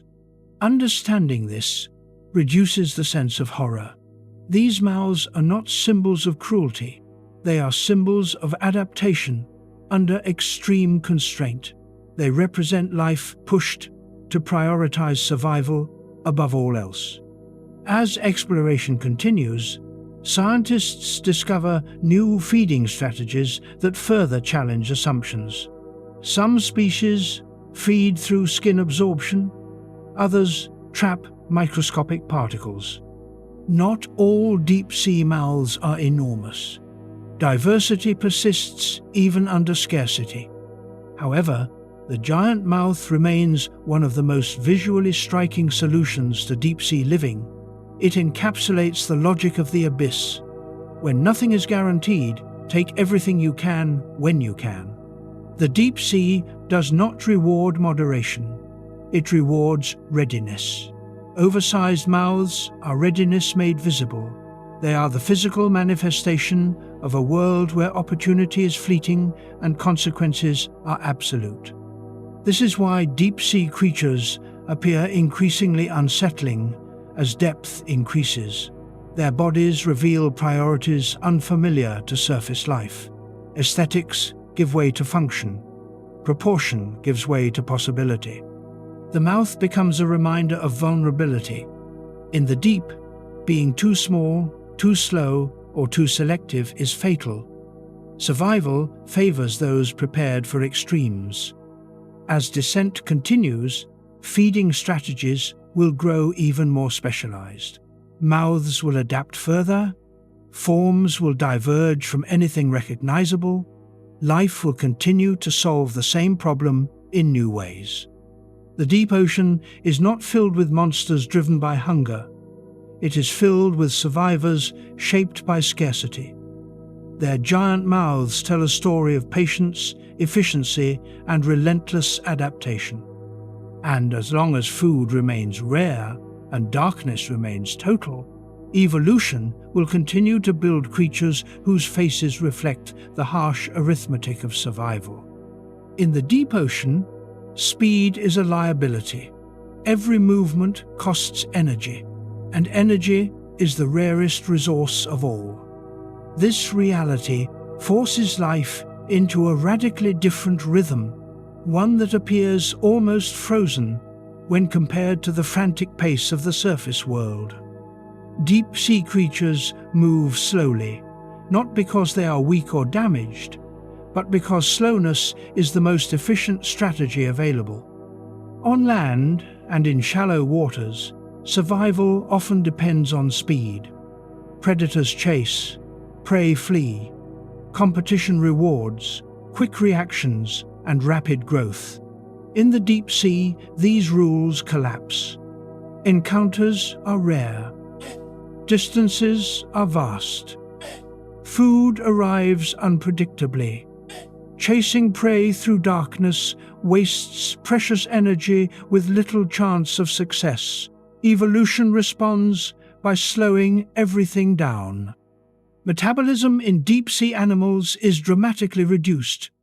Chemical reactions proceed at a slower rate due to cold temperatures and limited oxygen demand. Hearts beat fewer times per minute. Muscles contract gently rather than explosively. This low-energy lifestyle allows organisms to survive long periods without feeding. What looks like lethargy is actually endurance. This slow-motion existence reshapes anatomy. Muscle fibers are often thin and optimized for sustained tension rather than rapid contraction. Bodies are elongated or flattened, reducing resistance while drifting. Fins and appendages are designed for subtle adjustments, not bursts of speed. Movement becomes smooth, deliberate, and minimal. To human observers, this creates an unsettling impression. Animals drift without urgency, hover without effort, and react with delayed precision. There is no visible panic, no sudden aggression. Life unfolds as if time itself has slowed. This challenges human instincts that associate movement with intention and danger. Slow movement also serves as camouflage. Sudden motion creates pressure waves and visual disturbances that can be detected from afar. By moving slowly, deep-sea creatures minimize their environmental footprint. Predators pass unnoticed, prey drifts closer without alarm. Stillness becomes a form of invisibility. This strategy influences behavior deeply. Many deep-sea animals spend most of their lives in a near-motionless state, conserving energy. Feeding, mating, and migration occur infrequently. Long periods pass without significant activity. When movement does occur, it is purposeful and brief. Slow-motion life also affects growth. In surface environments, rapid growth helps organisms outgrow vulnerability. In the deep sea, rapid growth is impossible. Limited energy intake forces slow development. Individuals may take years or decades to reach maturity. This extended growth period contributes to long lifespans uncommon in shallow ecosystems. Longevity becomes an advantage. When reproduction is rare and growth is slow, living longer increases the chance of encountering a mate and passing on genes.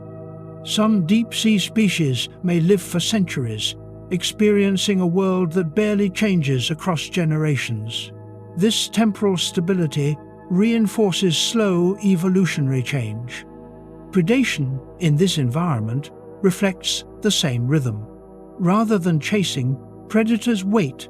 They position themselves strategically, often hovering in currents or resting on the seafloor.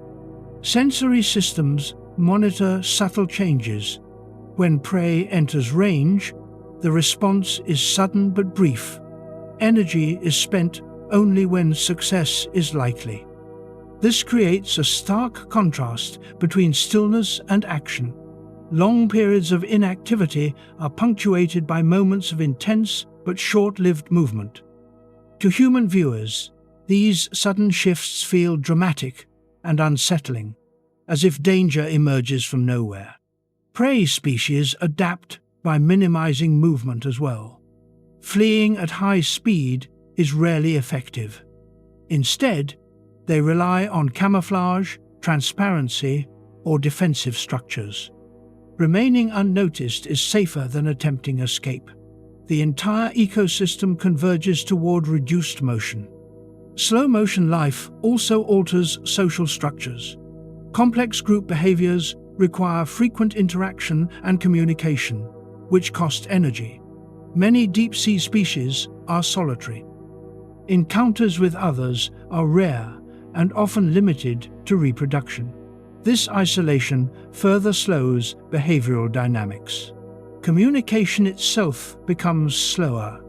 Chemical signals drift gradually. Bioluminescent flashes are brief and infrequent.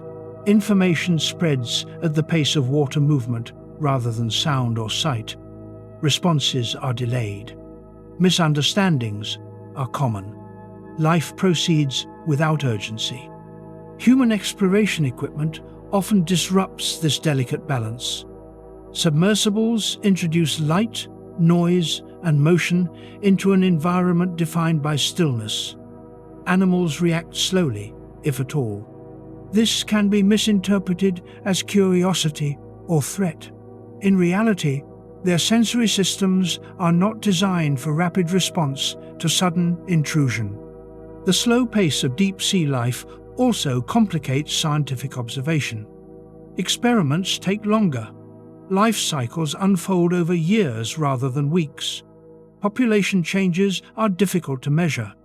Understanding these ecosystems requires patience on a human timescale that few research programs can sustain.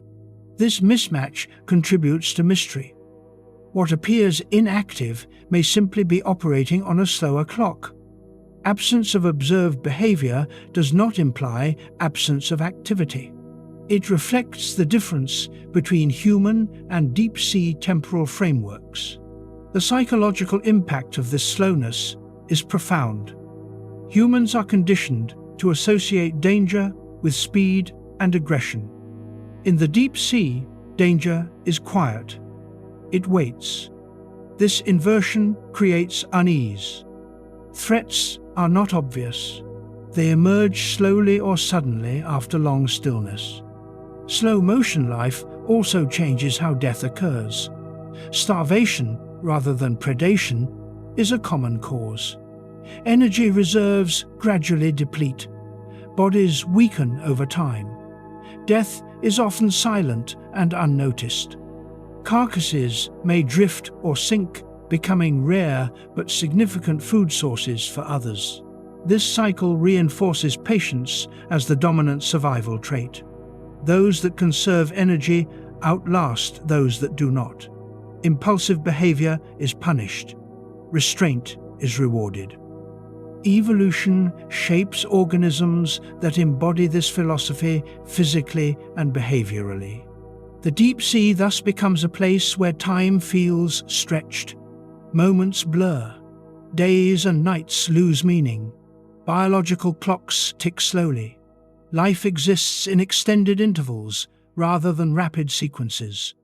To humans, this feels unnatural, even eerie. This perception feeds into the idea that deep-sea creatures are lifeless or robotic. Their slow movements lack the expressive cues humans expect from animals. Faces remain neutral. Reactions are minimal. Emotional interpretation fails. Yet, within this slow world, life is finely tuned. Small adjustments have large consequences. A slight movement can mean feeding or failure. Precision replaces speed as the dominant skill.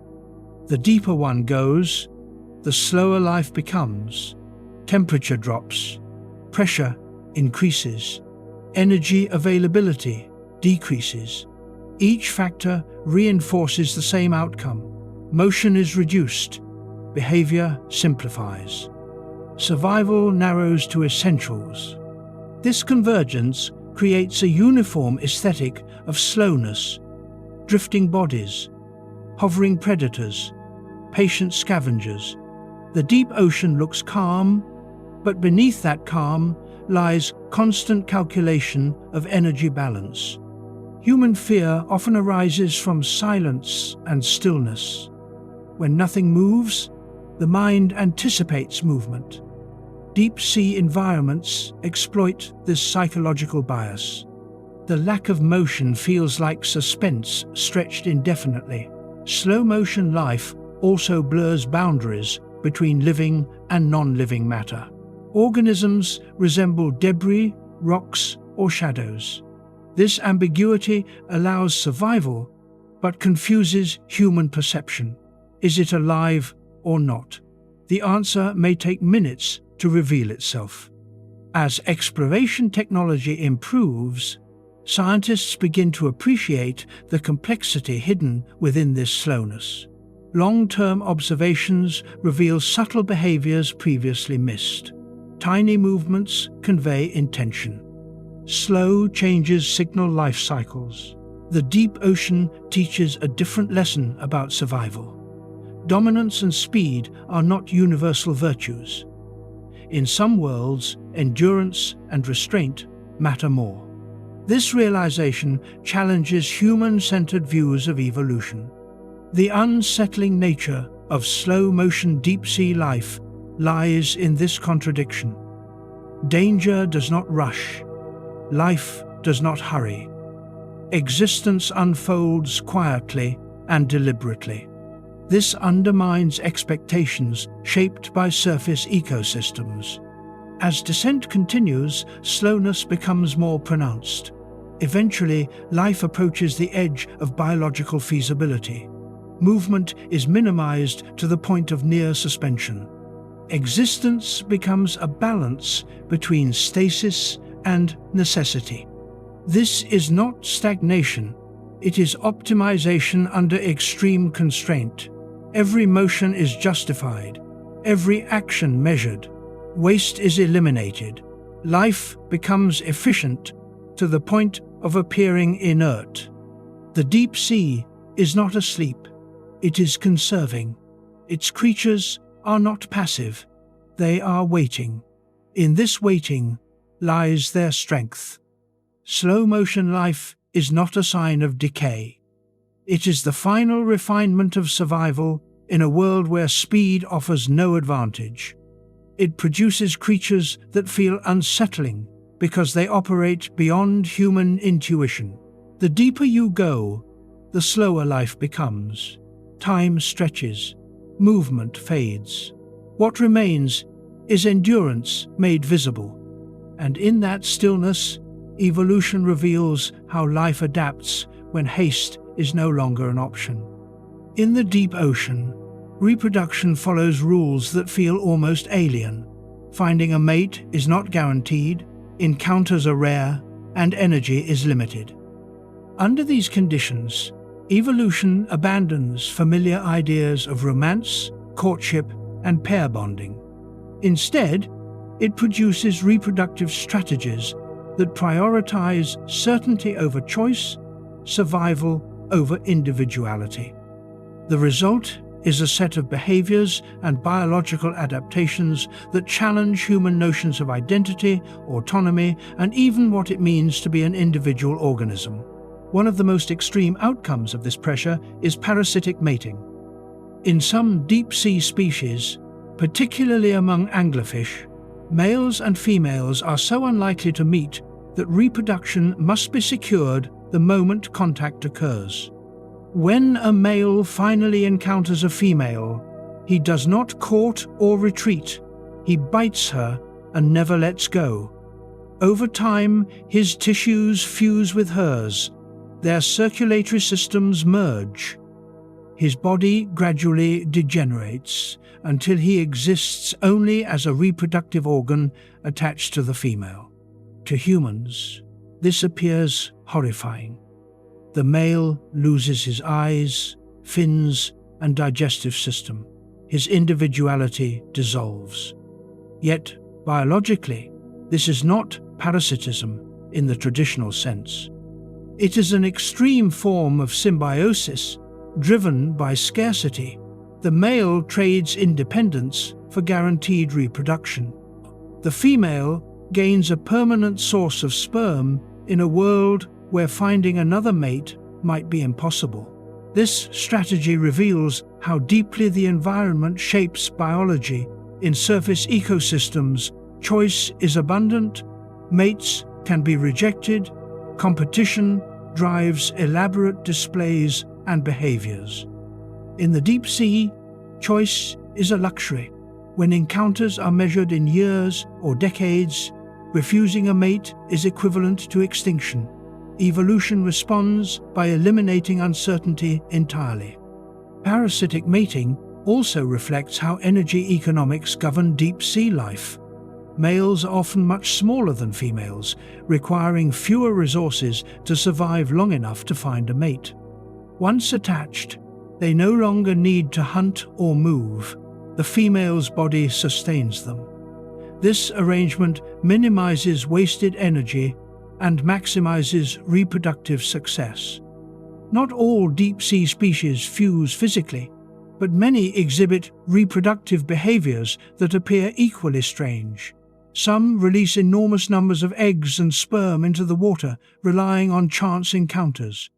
Others synchronize spawning with subtle environmental cues, such as chemical changes or pressure fluctuations.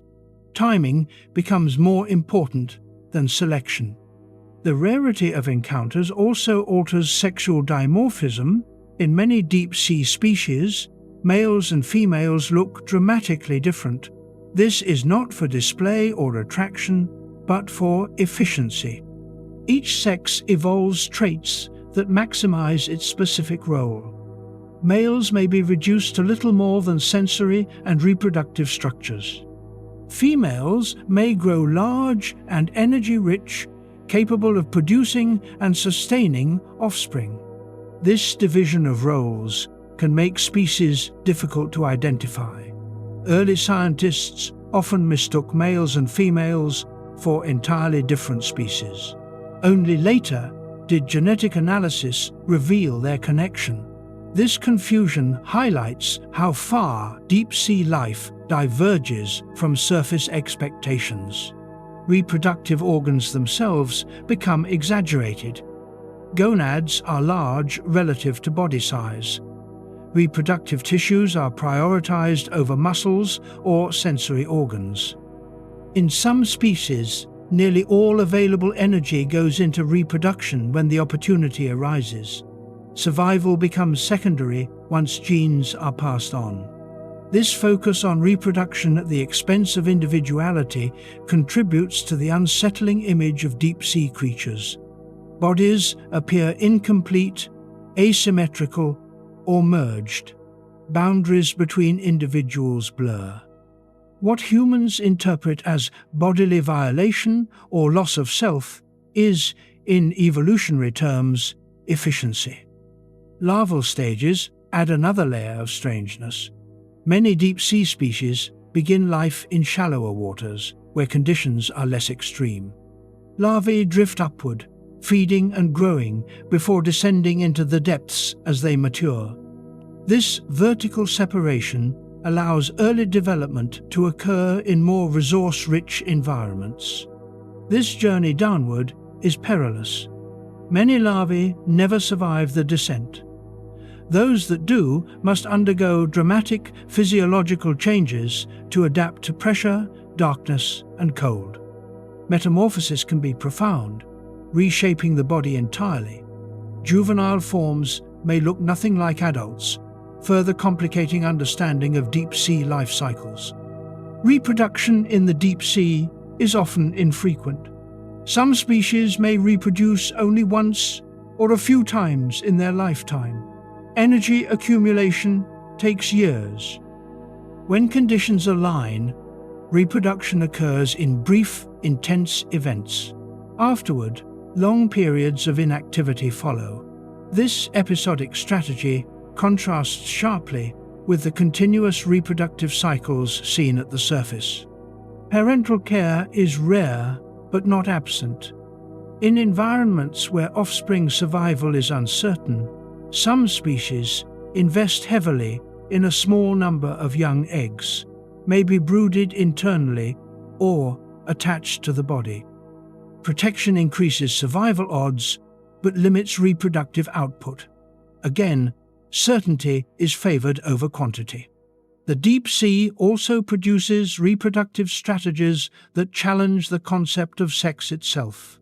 Some species are hermaphroditic, capable of producing both eggs and sperm. This flexibility increases the chance of successful reproduction when encounters are rare. Any meeting becomes an opportunity rather than a gamble. This blurring of sexual roles further unsettles human observers. Rigid categories of male and female dissolve. Identity becomes fluid, defined by function rather than form. Reproduction adapts not to social norms, but to environmental necessity. Chemical communication plays a crucial role in this process. Pheromones drift through the water, signaling readiness to reproduce.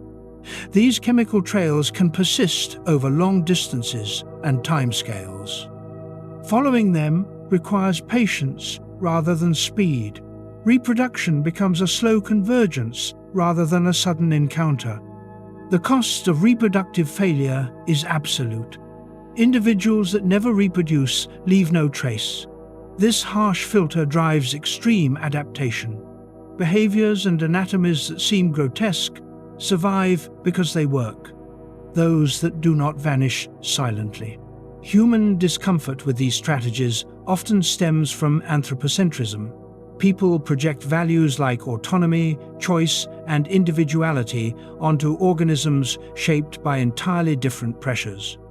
In the deep sea, survival of genes matters more than survival of self. Identity is expendable. Continuity is everything.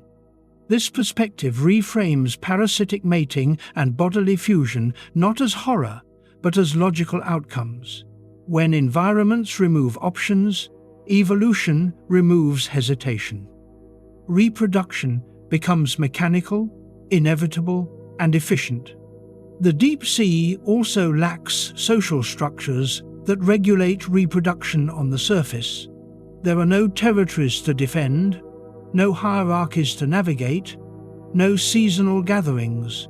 Encounters are isolated.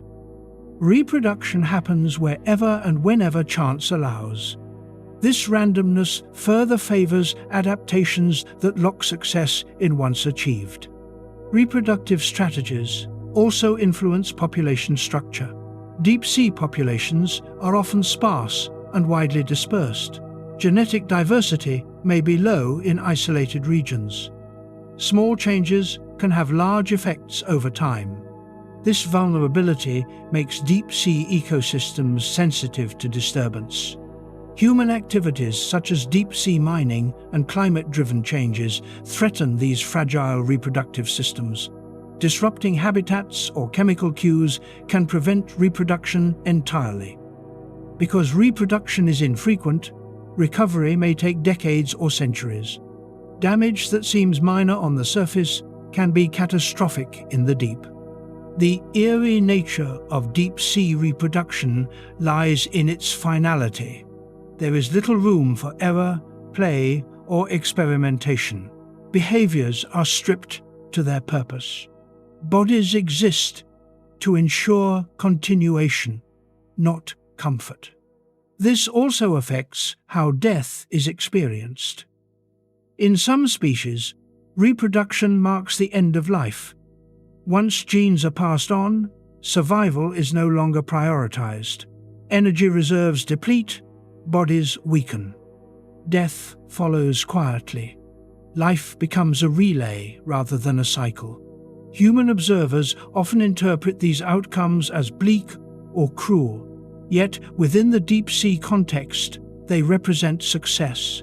Genes persist, lineages continue. Individual suffering, as humans define it, has little relevance. As exploration reveals more reproductive strategies, scientists continually revise assumptions about life's limits.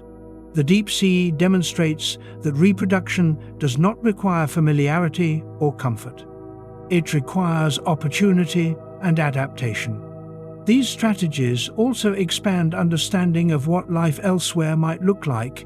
In alien oceans beneath icy moons or distant planets, similar pressures could produce comparable solutions.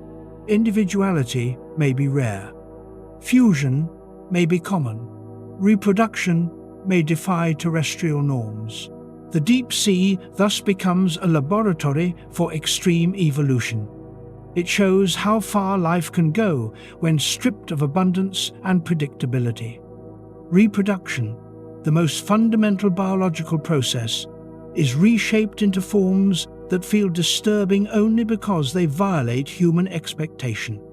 As depth increases, reproductive strategies grow increasingly irreversible. Chance encounters become fewer.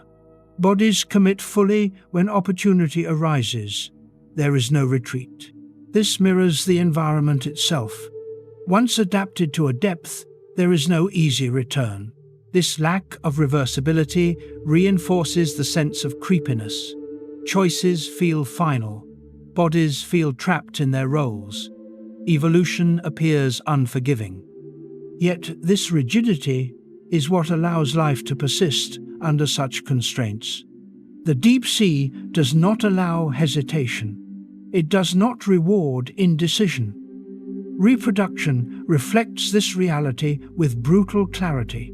When the moment arrives, success must be guaranteed. These alien strategies remind us that life is not obligated to follow human intuition. It follows physics, chemistry, and probability. Where those forces change, biology follows. The deeper one goes, the more reproduction becomes an exercise in inevitability rather than attraction. Bodies are shaped not to impress, but to endure long enough to pass on information. This is why deep-sea creatures often feel less like animals and more like biological systems. Individuality fades, function dominates. Life becomes abstract, focused on continuity rather than experience. Yet even here, life persists. Against darkness, pressure, cold, and scarcity, it finds ways to reproduce. It sacrifices form, autonomy, and familiarity to ensure survival. The unsettling nature of these reproductive strategies is not a sign of failure. It is evidence of success under extreme conditions. Life adapts not to what feels right, but to what works. As exploration continues, even more radical strategies may emerge. Each discovery will push the boundaries of biological imagination further. The deep sea teaches a hard truth. Survival does not care about comfort or identity. It cares about continuation.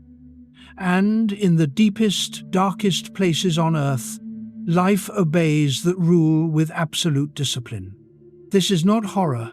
It is evolution without compromise. In the deep ocean, eyes are optional.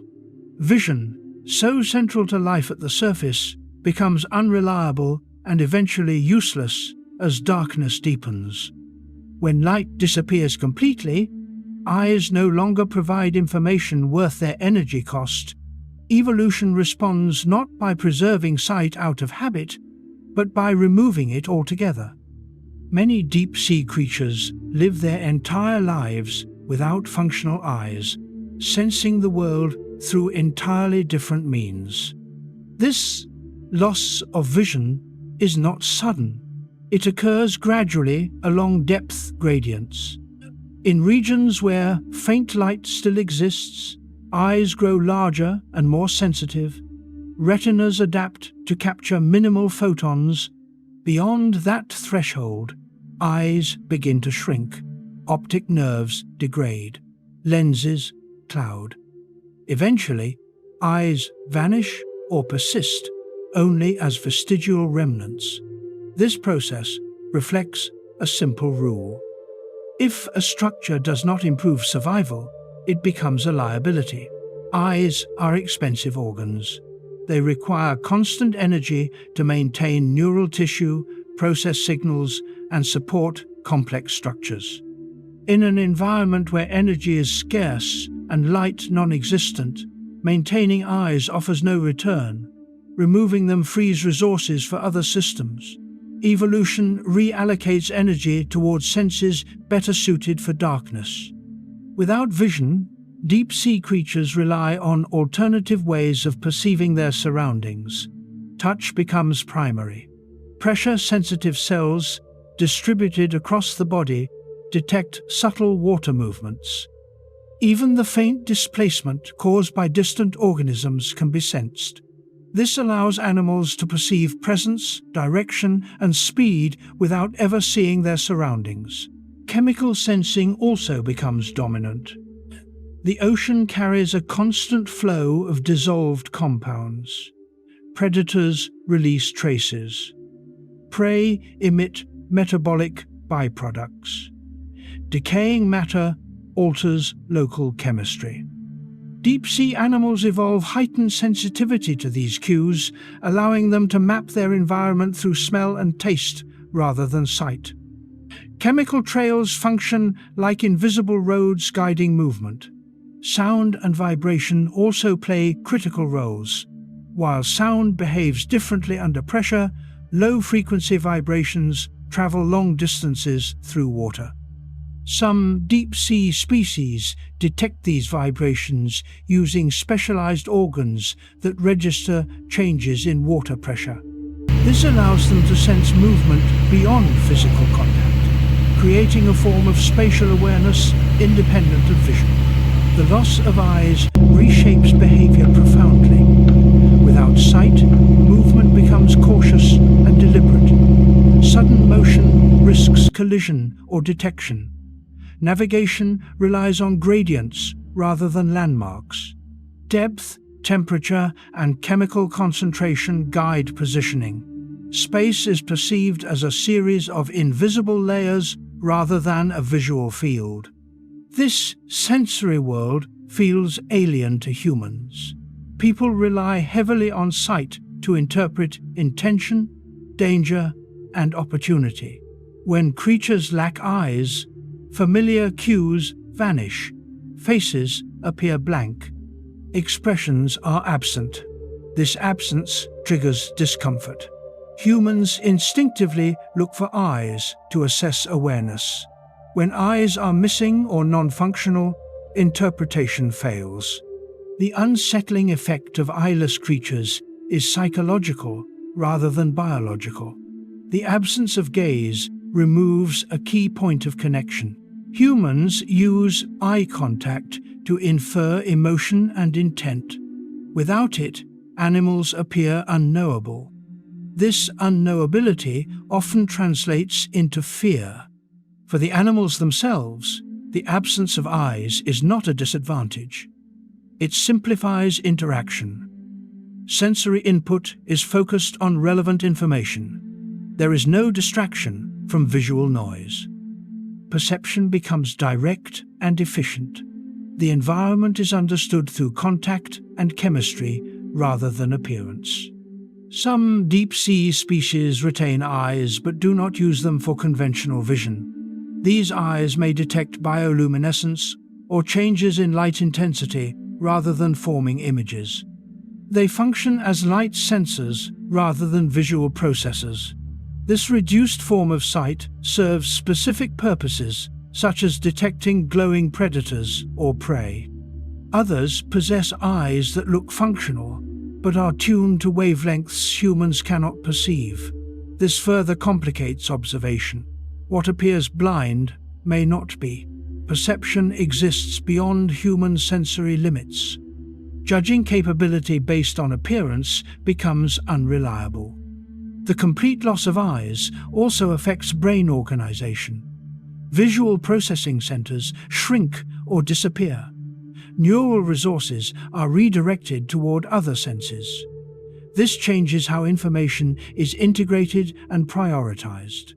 Behavior becomes less reactive and more predictive.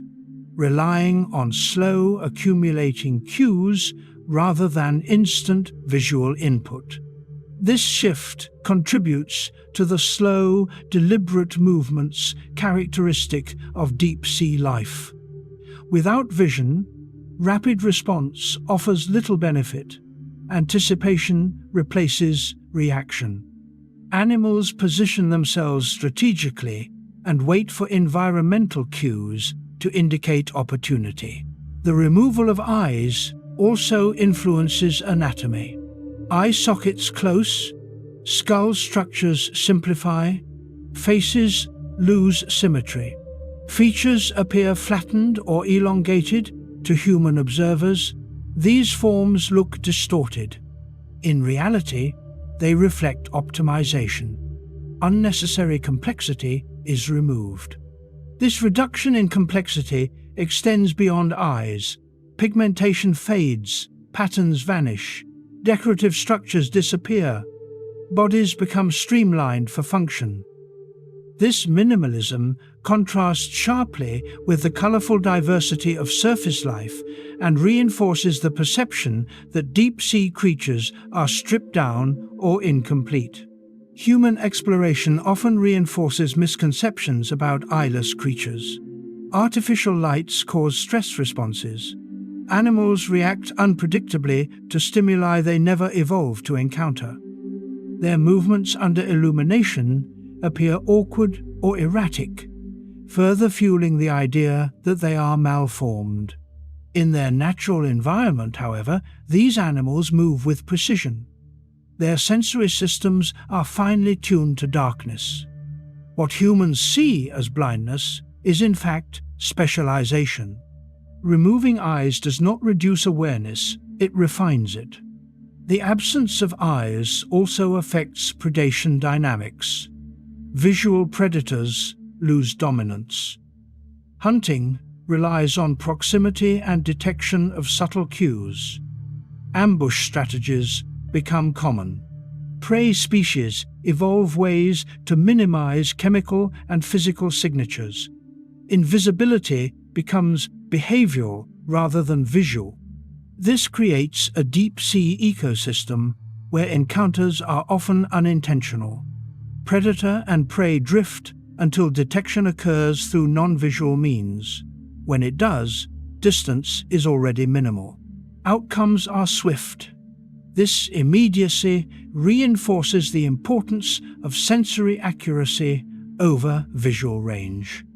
Eyelessness also influences how animals interact with their environment. Obstacles are sensed through water movement rather than sight. Terrain is navigated by touch and pressure. The seafloor becomes a tactile map. This sensory mapping allows navigation in complete darkness without collision. Some species develop elongated appendages or sensory filaments that extend awareness beyond the body. These structures function like antennae, sampling the environment continuously. They compensate for lack of vision by increasing spatial reach through touch. These adaptations contribute to the strange silhouettes seen in deep-sea creatures. Long feelers, trailing threads, and extended fins appear excessive.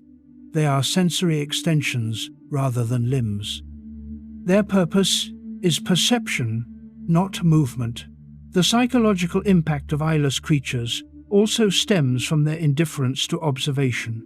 They do not react to being watched because they cannot see the observer. This lack of acknowledgement feels unsettling to humans accustomed to reciprocal awareness. Being unseen while observing creates imbalance. This imbalance mirrors deep-sea conditions. Life there does not revolve around observation. It revolves around detection and response through indirect cues. Presence is inferred, not seen. Interaction is subtle. The deeper one goes, the more common eye reduction becomes. Light fades completely. Bioluminescence becomes rare and selective. Vision loses relevance. Sensory systems converge toward chemical and mechanical detection. This convergence produces creatures that feel less like animals and more like biological sensors. Their bodies appear designed to register changes rather than act aggressively. They exist as receivers in a world where signals are faint and rare. Human fear of eyeless creatures often reflects a fear of being perceived without perceiving back. The idea that something can detect you while remaining unseen triggers primal anxiety. Deep-sea animals embody this asymmetry naturally. Yet these creatures are not constantly aware of their surroundings. Their perception is selective and slow. They are not watching everything. They are tuned to specific cues. This selectivity conserves energy and reduces overload. The loss of eyes also limits social interaction. Without visual cues, complex group behavior becomes difficult.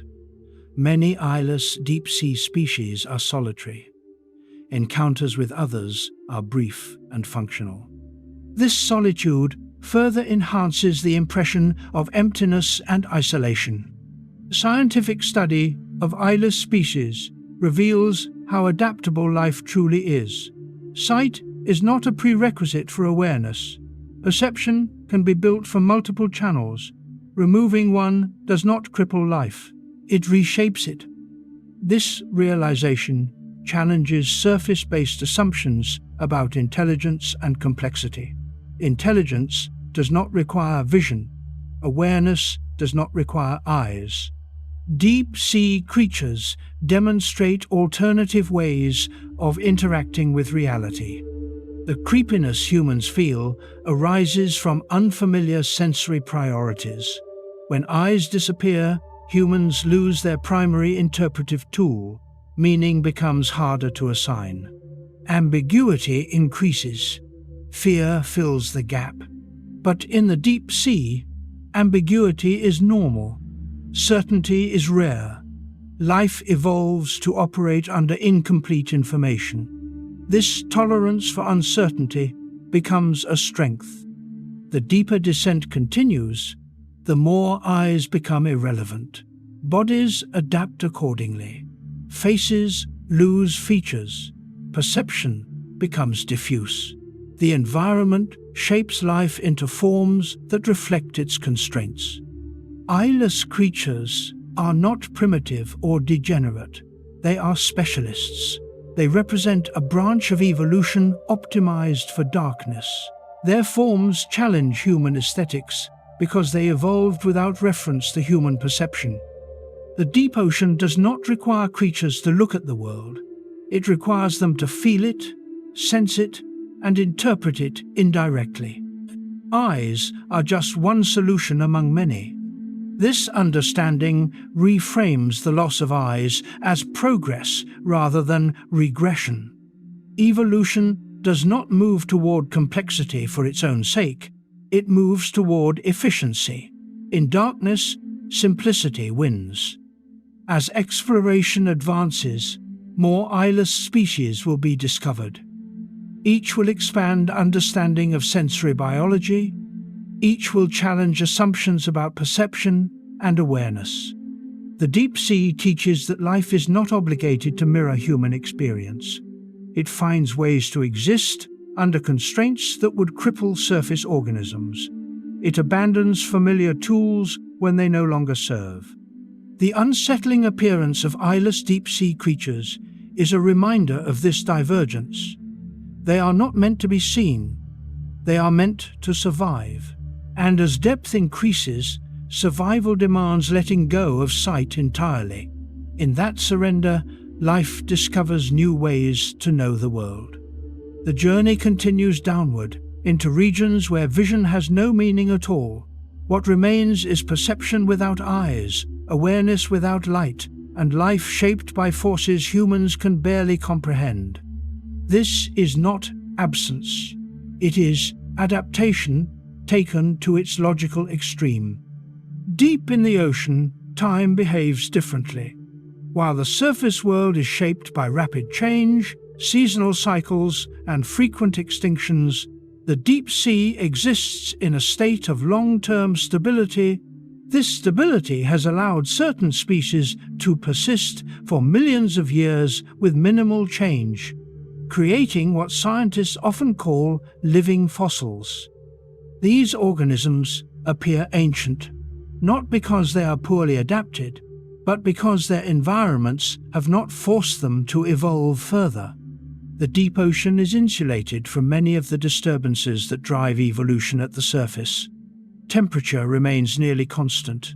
Light is absent. Chemical conditions change slowly. Tectonic shifts occur over immense timescales. While mass extinctions reshape terrestrial and shallow marine life, the deep sea often remains relatively undisturbed. This continuity allows successful body plans to endure. Living fossils are not evolutionary failures. They are examples of optimization. When a design works perfectly within a stable environment, there is little selective pressure to change it. Evolution favors traits that increase survival and reproduction. If those traits already exist and conditions remain constant, variation offers no advantage.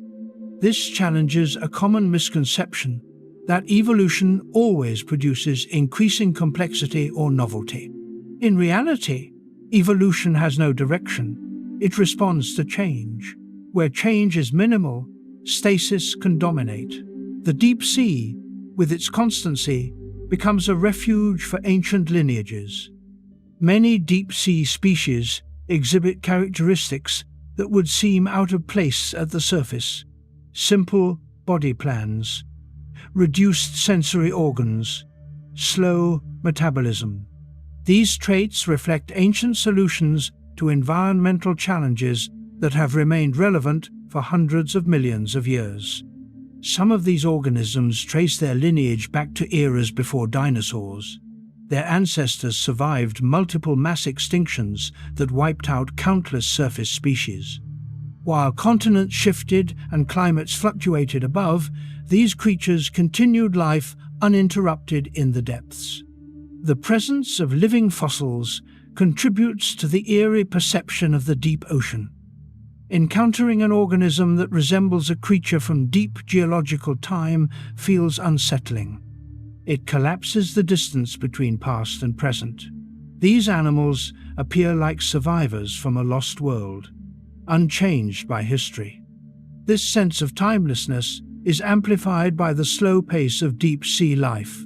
Growth takes decades. Reproduction is infrequent, lifespans are long. From a human perspective, these organisms seem almost immortal. They persist quietly, generation after generation, without visible transformation. The lack of change also affects genetic diversity. Stable environments reduce the need for adaptation. Mutation rates may remain low. Populations may be small but persistent. This genetic conservatism further reinforces ancient traits. Human encounters with living fossils often distort their appearance. Bringing deep-sea organisms to the surface exposes them to pressure changes, temperature shock, and light. Tissues deform. Colors fade. What is observed may not accurately represent their natural form. This distortion can make them appear more primitive or grotesque than they truly are. In their natural environment, these organisms are well suited. Their ancient features function efficiently. What looks outdated is simply enduring. Age does not imply weakness. It implies success across immense spans of time.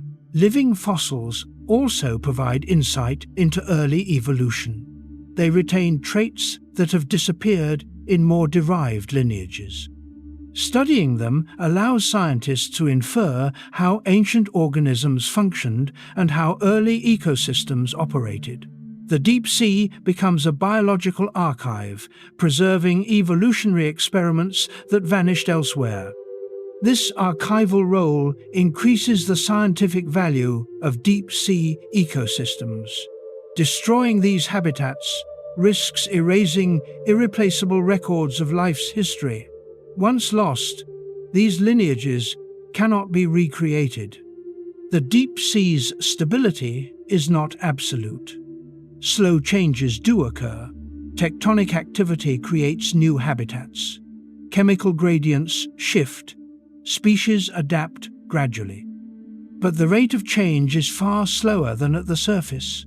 Evolution proceeds in slow motion, mirroring the slow pace of life itself. This slow evolution creates forms that feel frozen in time. Humans expect evolution to produce novelty. Encountering organisms that defy this expectation triggers discomfort. It challenges narratives of progress and advancement. Living fossils also complicate classification. Their ancient traits blur distinctions between major groups. They may exhibit combinations of features seen only in fossils. This makes them difficult to place within modern taxonomic frameworks. This ambiguity adds to their mystique. They do not fit neatly into categories. They appear as hybrids of past and present, further reinforcing their alien quality. The deep sea thus becomes a museum of evolution. But unlike museums on land, its exhibits are alive. They move slowly. They feed, they reproduce, they persist. This living museum operates without human awareness, hidden beneath kilometers of water. Human fear of living fossils often stems from their unfamiliarity rather than danger. These organisms are rarely aggressive. Their threat to humans is negligible. Yet their presence evokes unease because they embody time in a way humans rarely confront. They remind us that life on Earth is far older and more resilient than human history. Civilizations rise and fall in the time it takes these species to produce a few generations. This disparity in timescale can feel humbling or unsettling. The deep sea preserves not only ancient species, but ancient ecological relationships. Predator-prey dynamics, feeding strategies, and symbiotic partnerships may mirror those from deep time. Studying these systems offers a glimpse into Earth's distant past. This continuity also means that deep-sea ecosystems may respond poorly to rapid change. Adaptations that evolved over millions of years cannot adjust quickly to sudden disturbances. Human-induced changes pose significant risks. Climate change, ocean acidification, and deep-sea mining threaten to disrupt these stable environments. Species adapted to constancy may lack the flexibility to survive rapid shifts. Extinction risks increase, not because these species are weak, but because they are specialized for stability. The loss of living fossils would represent more than biodiversity decline. It would erase evolutionary history. It would sever links to ancient ecosystems that shaped modern life. This fragility contrasts with the perception of deep-sea life as indestructible. Surviving millions of years does not guarantee survival of rapid human impact. Resilience has limits. The eerie quality of living fossils lies in this contradiction. They feel eternal, yet they are vulnerable. They appear unchanged, yet they exist on a knife edge. As exploration uncovers more ancient lineages, scientists gain deeper appreciation for the deep sea's role in preserving life's past. Each discovery extends the timeline of continuity further back. These organisms also reshape understanding of extinction. Extinction is not always uniform. Some environments act as refuges, allowing survival, while others collapse. The deep sea has served as such a refuge repeatedly. This perspective reframes mass extinctions as surface phenomena with limited reach, while catastrophic above, their effects below were muted. Life retreated into the depths and endured. The deep sea thus represents a parallel evolutionary path. While surface life reinvented itself repeatedly, Deep-sea life refined existing designs slowly. Two tempos of evolution coexist on the same planet. This duality challenges simplistic views of evolution as a single narrative. It is instead a collection of localized responses to environmental change. The unsettling appearance of living fossils reflects their distance from modern expectations. They are not designed for interaction with humans. They are designed to persist. As depth increases, ancient traits become more common. The deeper regions harbor lineages that have survived unchanged for extraordinary lengths of time. Familiarity fades. History becomes visible in flesh. The deep ocean invites us to reconsider what progress means in evolution. Novelty is not always success. Persistence can be equally powerful. Living fossils demonstrate that evolution does not erase the past completely. In stable environments, the past continues to breathe. This realization can be unsettling, but it is also awe-inspiring. The deep sea is not just a place of strange creatures, it is a time capsule of life itself. As exploration continues, more of these ancient survivors will be revealed. Each will deepen understanding of how life endures under unchanging conditions. The deep sea shows that creepiness often arises from age, not aggression. What feels alien is simply old. And as long as the depths remain stable, these living relics will continue their quiet existence, carrying the memory of Earth's distant past into the present. Deep beneath the ocean's surface, in places where sunlight has never existed and pressure would crush unprotected machines, life thrives around sources of heat and chemistry rather than light.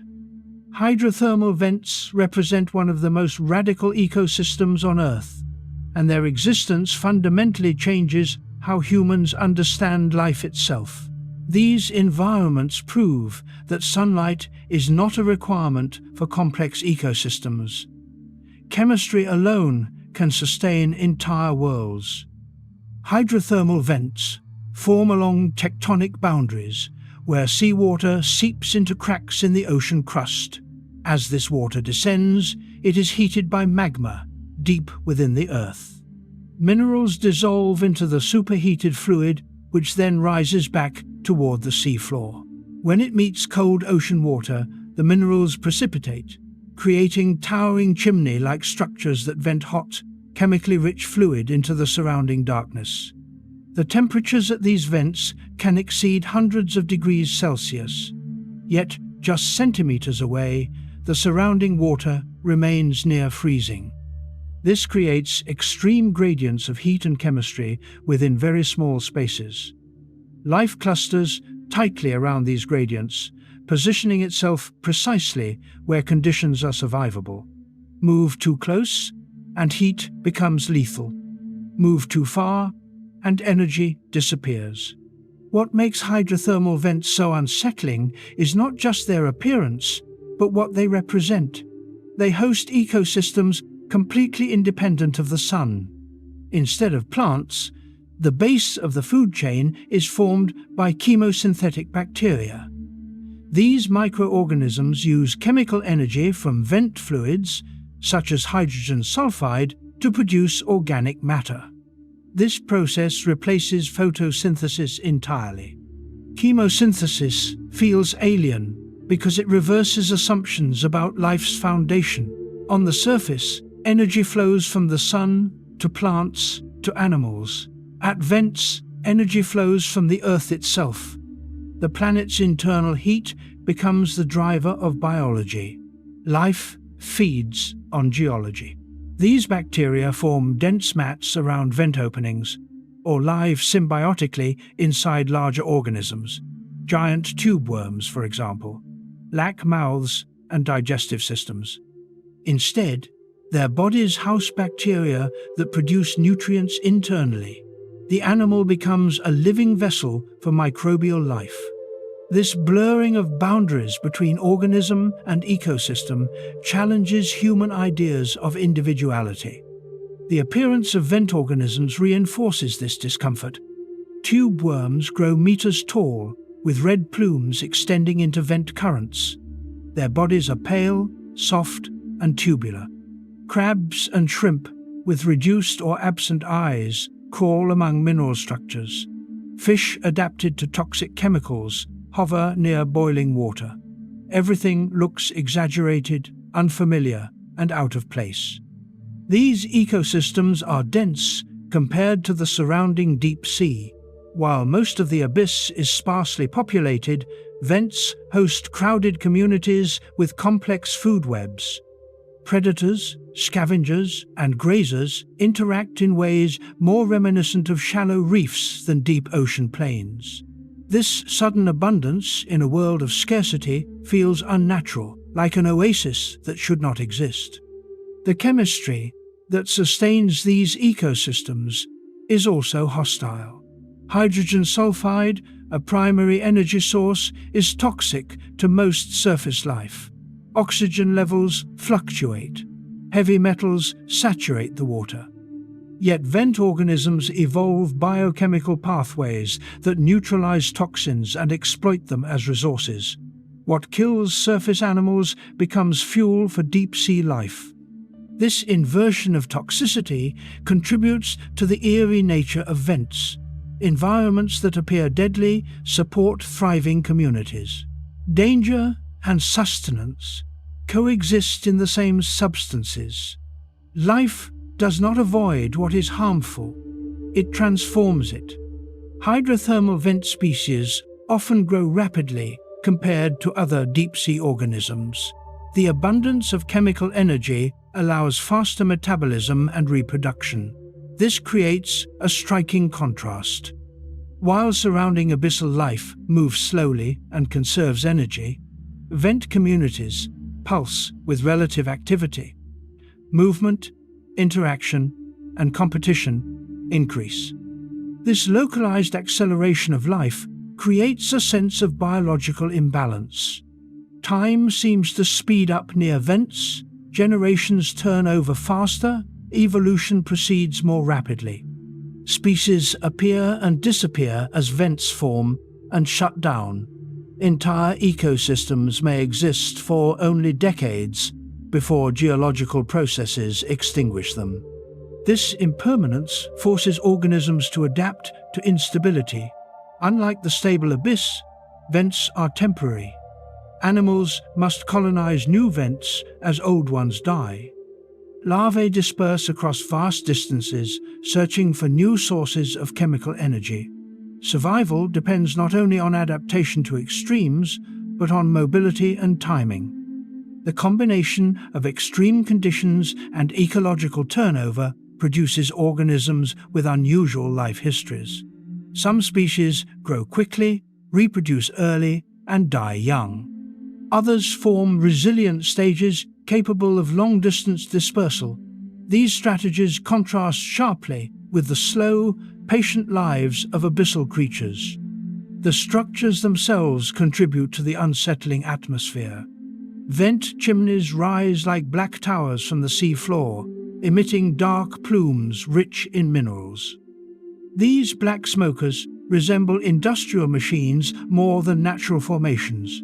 The imagery evokes factories, furnaces, and artificial worlds rather than organic landscapes. This resemblance is not superficial. Vents function like biological factories. Chemicals flow in, organic matter flows out. Energy conversion happens continuously. Life integrates seamlessly with mechanical geological processes. The boundary between living and non-living becomes blurred.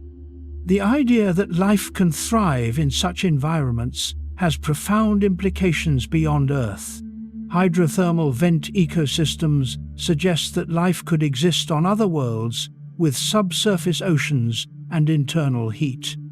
Moons like Europa or Enceladus may host similar chemical energy sources. The deep sea becomes a model for extraterrestrial life. This possibility adds another layer of unease. Vent ecosystems feel alien because they resemble what humans imagine life elsewhere might look like. Encountering them on Earth feels like discovering an off-world environment without leaving the planet. Vent organisms also challenge definitions of habitability. They exist without sunlight, tolerate extreme pressure, and exploit toxic chemicals. The range of conditions life can endure expands dramatically. What was once considered impossible becomes normal. Human exploration of vents is technologically challenging and dangerous. Submersibles must withstand pressure and heat. Equipment corrodes, sensors fail. Observation windows are limited. Every expedition risks loss. This difficulty reinforces the perception that vents are forbidden environments, places humans are not meant to visit. Early vent discoveries shocked scientists.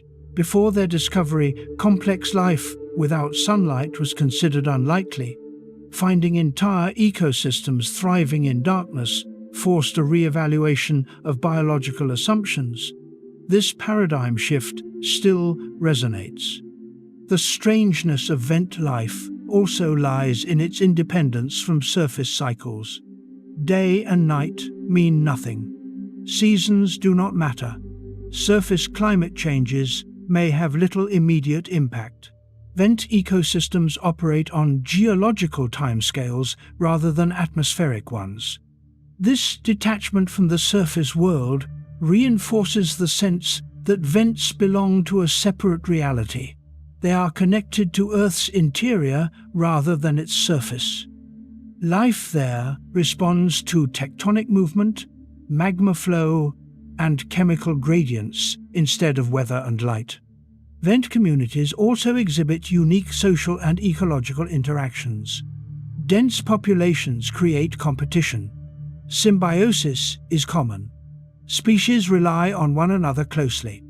The collapse of one component can destabilize the entire system. This fragility contrasts with their apparent abundance. When a vent shuts down, the ecosystem dies.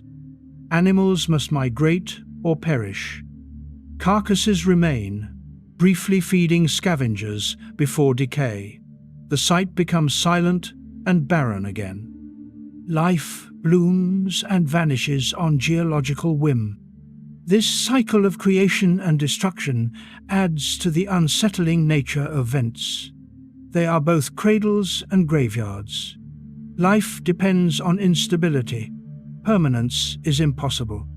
The organisms themselves often look adapted to a narrow window of conditions. Remove them from the vent environment, and they cannot survive.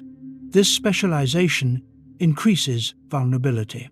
Despite their resilience to extremes, they are fragile outside their niche. This paradox challenges human ideas of strength. Vent life is tough but inflexible. It endures heat and toxins but cannot tolerate moderation. Adaptation comes at the cost of versatility. The deep sea around vents feels empty by comparison. Beyond the reach of chemical energy, scarcity returns. This sharp boundary creates a sense of isolation. Vibrant life, surrounded by desolation, intensifies contrast and drama. Human reactions to vent footage often mix fascination and discomfort.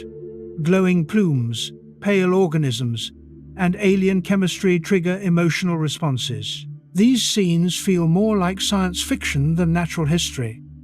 Yet, vents are entirely natural. They have existed for billions of years. They may even represent one of the earliest environments where life originated. Some hypotheses suggest that life itself began around hydrothermal vents, using chemical energy before photosynthesis evolved. If this is true, vents are not just strange anomalies. They are ancestral landscapes. They reflect conditions that shaped the earliest life on Earth. Encountering them is like witnessing the planet's biological origin story. This possibility deepens their significance. The deep sea becomes not only a place of alien life, but a mirror of our own beginnings. What feels unfamiliar may actually be ancient. The connection between vents and early life reframes their creepiness. They are not hostile aberrations. They are reminders that life does not require comfort. It requires opportunity. Hydrothermal vents also highlight the adaptability of biology. Given energy and chemistry, life will find a way. It will build ecosystems even in places humans consider impossible. This adaptability raises ethical questions. Human activities threaten vent systems through mining and exploration. Disturbing these environments could erase unique ecosystems and potential clues to life's origins. Because vent species are often endemic to specific sites, destruction could mean total extinction. Recovery may be impossible if no nearby vents exist. These ecosystems are not easily replaceable. The eerie beauty of hydrothermal vents masks their vulnerability.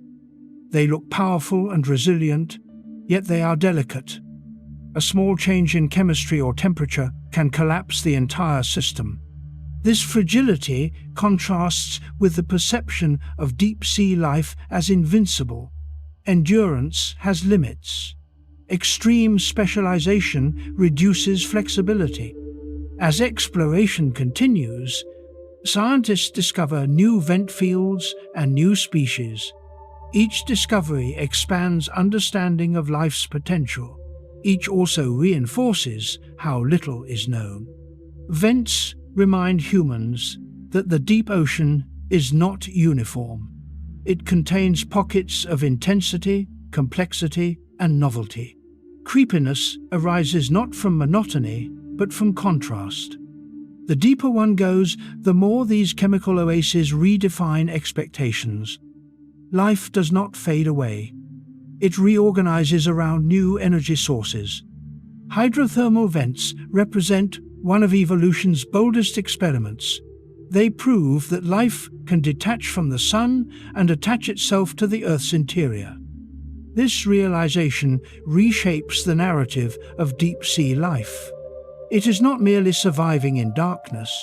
It is exploiting forces humans rarely consider. The unsettling nature of vent ecosystems lies in their implications.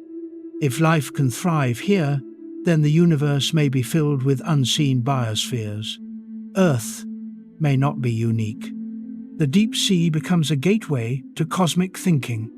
What is found there echoes possibilities beyond the planet. As descent continues, more such anomalies await. Each will challenge assumptions further. Each will reveal new ways life adapts to extremes. Hydrothermal vents stand as proof that the deep ocean is not just a place of strange creatures, it is a place where life rewrites its own rules. In the darkness, chemistry replaces sunlight, heat replaces seasons, geology replaces weather, and life responds by becoming something both familiar and deeply unsettling. This is not the end of adaptation. It is one of its most profound expressions. In the deepest parts of the ocean, predators exist under conditions so extreme that the very concept of dominance changes. There are no roaring chases, no territorial battles, no visible hierarchies. Power in the abyss is quiet, patient, and almost invisible. The deepest predators are not the fastest or strongest in a conventional sense. They are the most efficient, the most tolerant of scarcity, and the most precisely adapted to a world where mistakes are fatal. As depth increases, the density of life decreases. Prey becomes rare, scattered across vast volumes of water. This scarcity reshapes what it means to hunt. Predators cannot afford to waste energy. Every movement, every sensory response, and every strike must be justified by a high probability of success. This constraint eliminates brute force strategies and favors precision. The deepest predators often appear fragile or unimpressive when judged by surface standards. Their bodies are soft, their muscles reduced, their movements slow, yet these traits are deceptive. Softness allows survival under pressure. Reduced muscle mass conserves energy. Slowness minimizes detection.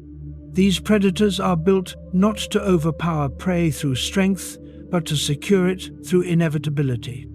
One of the defining traits of deep-sea apex predators is sensory dominance rather than physical dominance. They do not rely on vision alone, or even at all.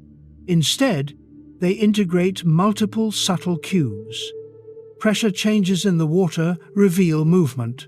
Chemical traces indicate recent presence. Vibrations travel farther than light ever could. These predators sense prey long before contact occurs, even if the prey remains unaware. This sensory advantage allows predators to position themselves optimally. They drift into currents that increase encounter probability. They hover near vertical migration paths. They settle close to chemical gradients where life concentrates. Hunting becomes a matter of placement rather than pursuit. The predator becomes part of the environment rather than an active seeker.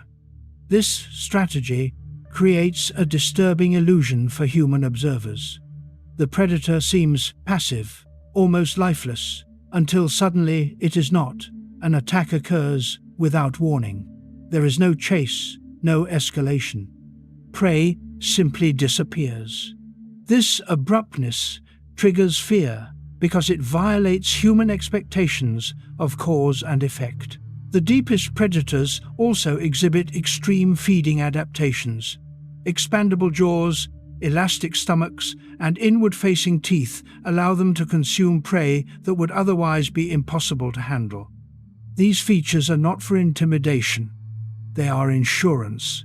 When a feeding opportunity arises, the predator must capitalize fully. Partial success is not enough.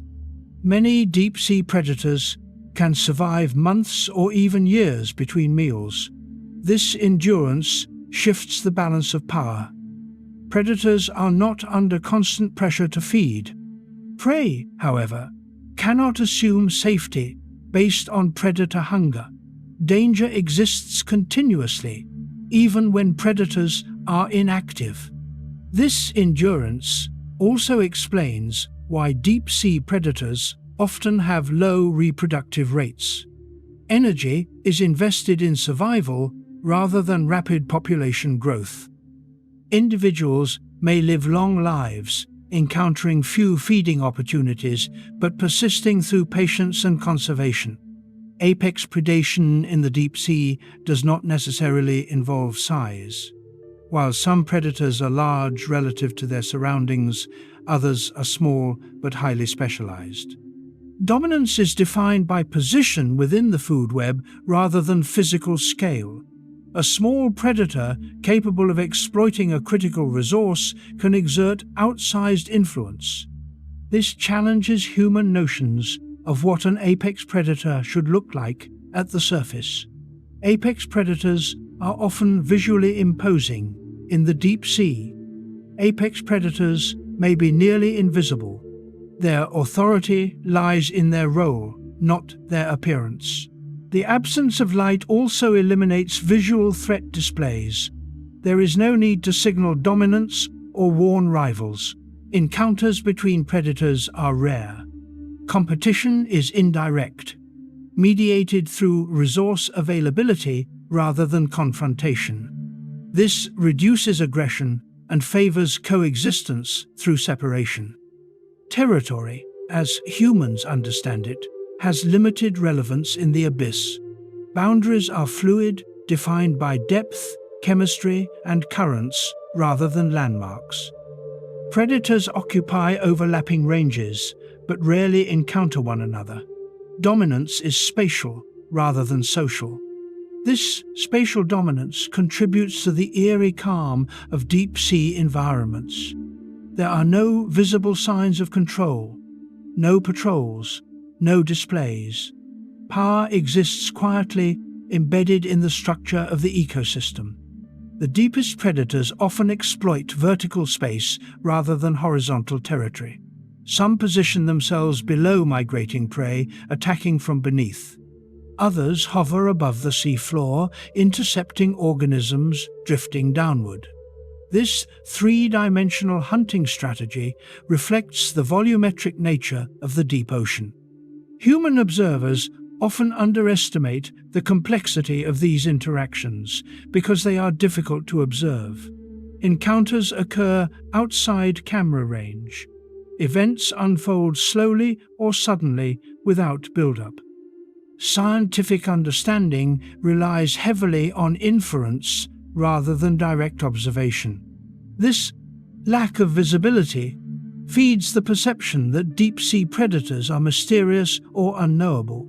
Their behavior cannot be easily categorized. Patterns emerge only over long periods and large datasets. The psychological impact of these predators stems from their indifference. They do not react to observers. They do not flee or threaten. They simply exist unaffected by presence unless directly disturbed. This emotional neutrality feels unsettling to humans accustomed to reciprocal interaction. Deep-sea predators also challenge the idea of balance. Surface ecosystems often appear dynamic, with constant interaction maintaining equilibrium. In the deep sea, equilibrium is maintained through absence. Low encounter rates prevent overexploitation. Slow metabolism prevents rapid depletion. Balance emerges from restraint rather than activity. This restraint is enforced by the environment. Predators that overconsume exhaust resources and perish. Those that conserve survive. Evolution selects for moderation in an environment where excess is punished. Some deep-sea predators are highly specialized, targeting specific prey types. Others are generalists, consuming anything they can capture. Both strategies succeed depending on local conditions. Specialization can increase efficiency but reduces flexibility. Generalism increases opportunity but may reduce precision. The coexistence of these strategies creates layered predation dynamics. No single predator dominates everywhere. Dominance shifts with depth, location, and time. The deep sea lacks a single ruler. It is governed by context. This decentralization of power contributes to the sense that the deep sea is lawless or chaotic. In reality, it is structured by subtle constraints. Physics and chemistry dictate outcomes more than behavior. Deep-sea predators also play crucial roles in nutrient cycling. By consuming prey and excreting waste, they redistribute energy through the ecosystem. Their movements connect different layers of the ocean. They act as conduits rather than endpoints. This ecological role contrasts with their portrayal as monsters. They are not agents of destruction. They are components of a system that depends on recycling and balance. Without them, the ecosystem would collapse. Human fear of apex predators often arises from perceived threat. Deep-sea predators pose virtually no threat to humans. Encounters are rare. Their behavior is not aggressive toward large, unfamiliar objects. Fear persists because of appearance, not danger. This fear is amplified by isolation. Seeing a predator in darkness, far from help, triggers primal responses. The environment magnifies perception. The creature becomes a symbol of vulnerability rather than an actual threat. Deep-sea predators embody efficiency without excess. Their bodies are streamlined for survival rather than spectacle. Their behavior is conservative. Their existence is defined by waiting. This waiting creates a sense of anticipation. Something could happen at any moment, yet nothing happens for long stretches. This tension mirrors the deep sea itself, calm, punctuated by consequence. The deeper one goes, the more predation becomes abstract. Predators are not constantly hunting. Prey is not constantly fleeing. Interaction becomes infrequent but decisive. Life operates at low frequency but high impact. This mode of existence feels unsettling because it contradicts surface intuition. Humans expect constant activity. The deep sea offers silence. Predators in this environment do not dominate through force. They dominate through endurance. They survive where others cannot. This survival itself becomes power. As exploration technology improves, more deep-sea predators are documented. Each discovery adds nuance. Some are surprisingly delicate, others exhibit unexpected behaviors. Assumptions continue to break down. The concept of an apex predator becomes less about hierarchy and more about resilience. The deepest predators are those that can tolerate the harshest conditions while maintaining functionality. This reframing shifts the narrative from fear to respect. These organisms are not terrifying because they are aggressive. They are remarkable because they persist.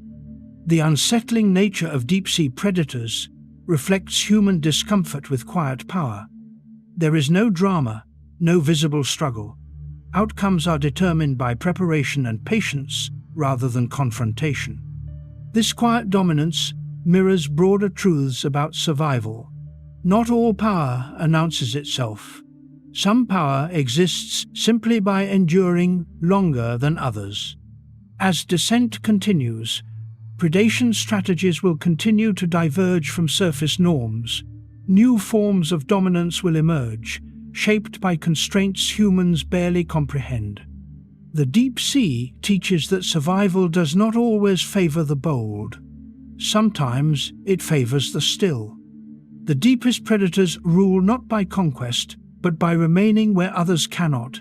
They occupy niches defined by pressure, darkness, and scarcity. Their presence is subtle but absolute. They do not chase. They do not threaten. They wait, and in that waiting, they shape the deep ocean's balance more profoundly than any visible force. Far below the surface, where pressure is immense and life is scarce, some deep-sea creatures grow to astonishing sizes. This phenomenon, often referred to as deep-sea gigantism, feels counterintuitive. How can animals become larger in an environment defined by limited food, extreme cold, and crushing pressure? Yet, in the abyss, size can be an advantage, not a burden. Gigantism in the deep sea does not follow the same rules as size on land. On the surface, large bodies require constant food intake and high metabolic rates. In the deep ocean, metabolism slows dramatically. Cold temperatures reduce energy demand. Slow movement minimizes expenditure. Growth occurs over long periods, sometimes spanning decades or centuries. Size accumulates gradually rather than explosively. This slow accumulation allows organisms to grow far larger than their shallow water relatives. Giant isopods, enormous amphipods, massive jelly-like forms, and elongated worms illustrate this trend. These animals are not powerful sprinters or aggressive hunters. They are survivors that have had time to grow without intense predation pressure. Predation pressure in the deep sea is uneven. While predators exist, encounters are rare. Growing larger can reduce vulnerability. A larger body is harder to swallow. It can store more energy. It may deter certain predators entirely. In an environment where escape is limited, becoming too large to eat is a viable strategy. Large size also allows energy storage.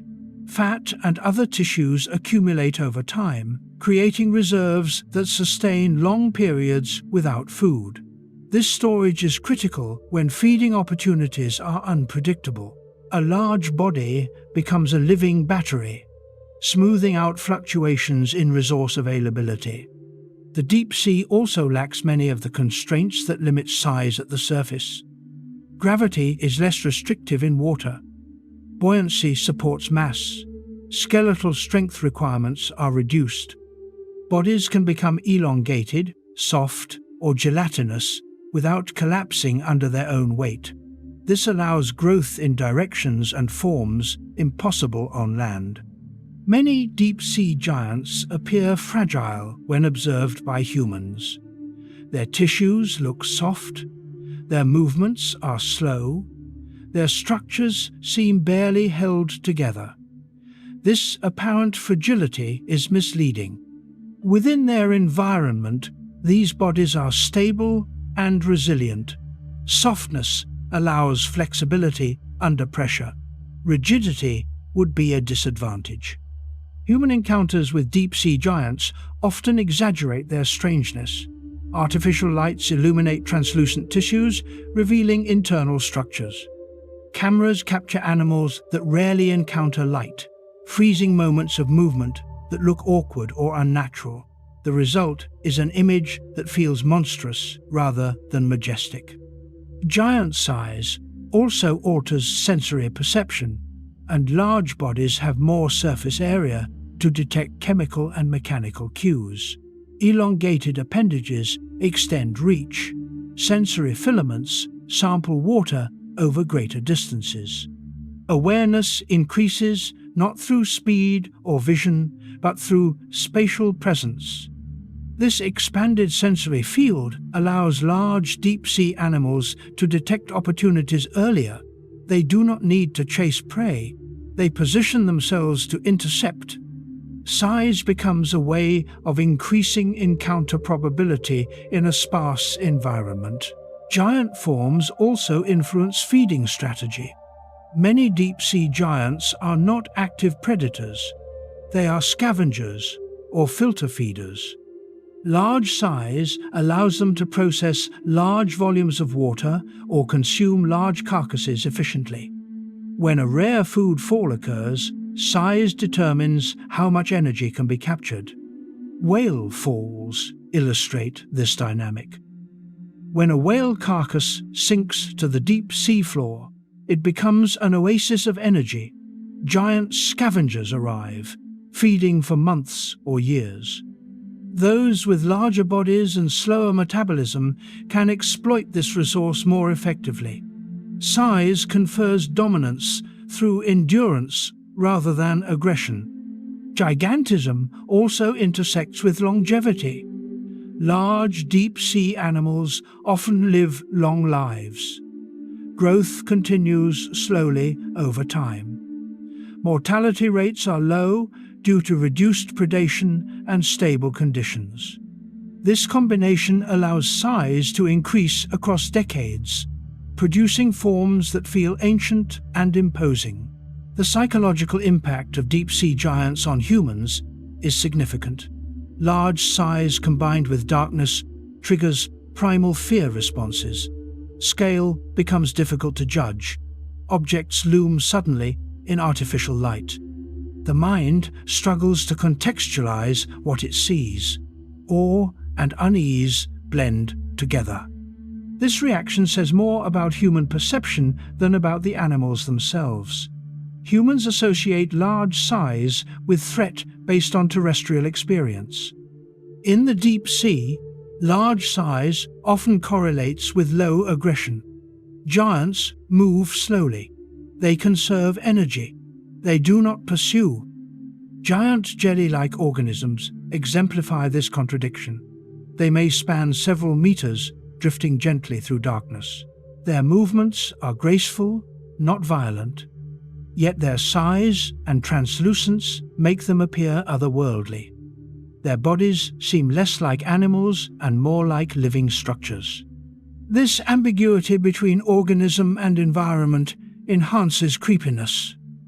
Giant deep-sea creatures often resemble parts of the ocean itself. They blend into currents. Their boundaries are diffuse. Distinguishing body from water becomes difficult. This challenges human categorization. Deep-sea gigantism also reflects evolutionary trade-offs. Growing large requires time and survival through early vulnerable stages. Not all species can afford this strategy. Those that do often invest heavily in defense or invisibility during youth, then gradually increase size as risk decreases. This staged life history creates dramatic contrasts between juvenile and adult forms. Small, delicate juveniles transform into massive adults. These transformations occur slowly and are rarely observed, adding to the mystery surrounding deep-sea giants. The distribution of gigantism is uneven. Some groups exhibit it strongly, others not at all. This suggests that local conditions matter. Food availability, temperature stability, and predation pressure interact to determine whether size is advantageous. Cold temperatures play a critical role. Cold water slows metabolism and growth, but it also reduces decay and predation. Organisms can afford to grow slowly without losing accumulated tissue to frequent threats. This slow growth favors larger ultimate size. Oxygen availability also influences gigantism. Cold water holds more oxygen. Even with low metabolic rates, larger bodies can be supported. Efficient oxygen diffusion through soft tissues further facilitates size increase. The deep sea's vertical structure also matters. Some giants inhabit the seafloor, others drift in midwater. Buoyancy allows massive bodies to exist without heavy skeletal support. Midwater giants exploit this by becoming voluminous but lightweight. This creates forms that look inflated or exaggerated. Large surface area with minimal mass. To human eyes, these bodies appear impractical or unstable. Within the deep sea, they are efficient and sustainable. Gigantism can also reduce competition. Larger animals exploit different resources than smaller ones. They consume different prey, scavenge different carcasses, or filter different particle sizes. Size differentiation allows coexistence in a resource-poor environment. This partitioning reduces direct competition and stabilizes ecosystems. Diversity is maintained through size-based niches rather than aggressive exclusion. Again, dominance is achieved through differentiation rather than conflict. The idea that the deep sea produces monsters stems largely from these giants. Their size violates expectations. Their forms lack familiar landmarks. Their movements are slow and deliberate. They feel alien because they do not conform to surface animal templates. Media portrayals often amplify this effect, framing deep-sea giants as threats or curiosities. This narrative overlooks their ecological role. These organisms are not anomalies. They are integral components of deep-sea systems. Scientific study of deep-sea gigantism has revealed that size alone does not equate to ecological importance. Some giants play minor roles. Others are keystone species. Understanding their function requires long-term observation, which remains challenging. Technological limitations mean that many giant species are observed only briefly. A single encounter may define human understanding of a species. This snapshot view exaggerates strangeness and minimizes context. As exploration continues, repeated observations reveal patterns. Giants are not aberrations.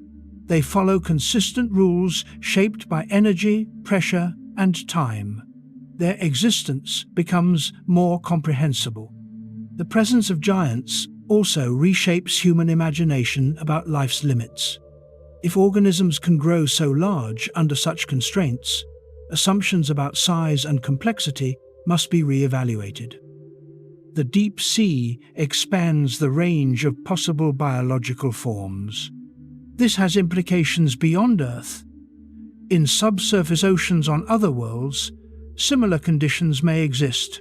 Low-energy environments could still support large, slow-growing organisms. Deep-sea giants become analogues for extraterrestrial life. This possibility adds another layer of unease. Encountering giant, slow-moving life in darkness feels like a preview of alien biology. The deep sea becomes a testing ground for concepts of life beyond Earth. The vulnerability of deep-sea giants is often overlooked. Large size does not guarantee resilience to human impact. Slow growth means slow recovery. Damage can take centuries to repair. Overharvesting or habitat disruption can wipe out populations quickly. This fragility contrasts with their imposing appearance. Giants feel powerful, yet they are vulnerable to rapid change. This mismatch challenges assumptions about strength and resilience. Deep-sea mining and climate change pose particular risks. Disturbing sediments, altering chemistry, or changing temperature gradients can affect food availability. Giants dependent on long-term stability may not adapt. Protecting these organisms requires understanding their life histories. Long lifespans and slow reproduction demand cautious management. Mistakes have long-lasting consequences. The eerie nature of deep-sea giants thus intersects with responsibility. These creatures are not invincible monsters. They are ancient survivors facing new threats. As descent continues, size extremes may increase further. Deeper regions may host even larger or more diffuse organisms. Limits have not yet been reached.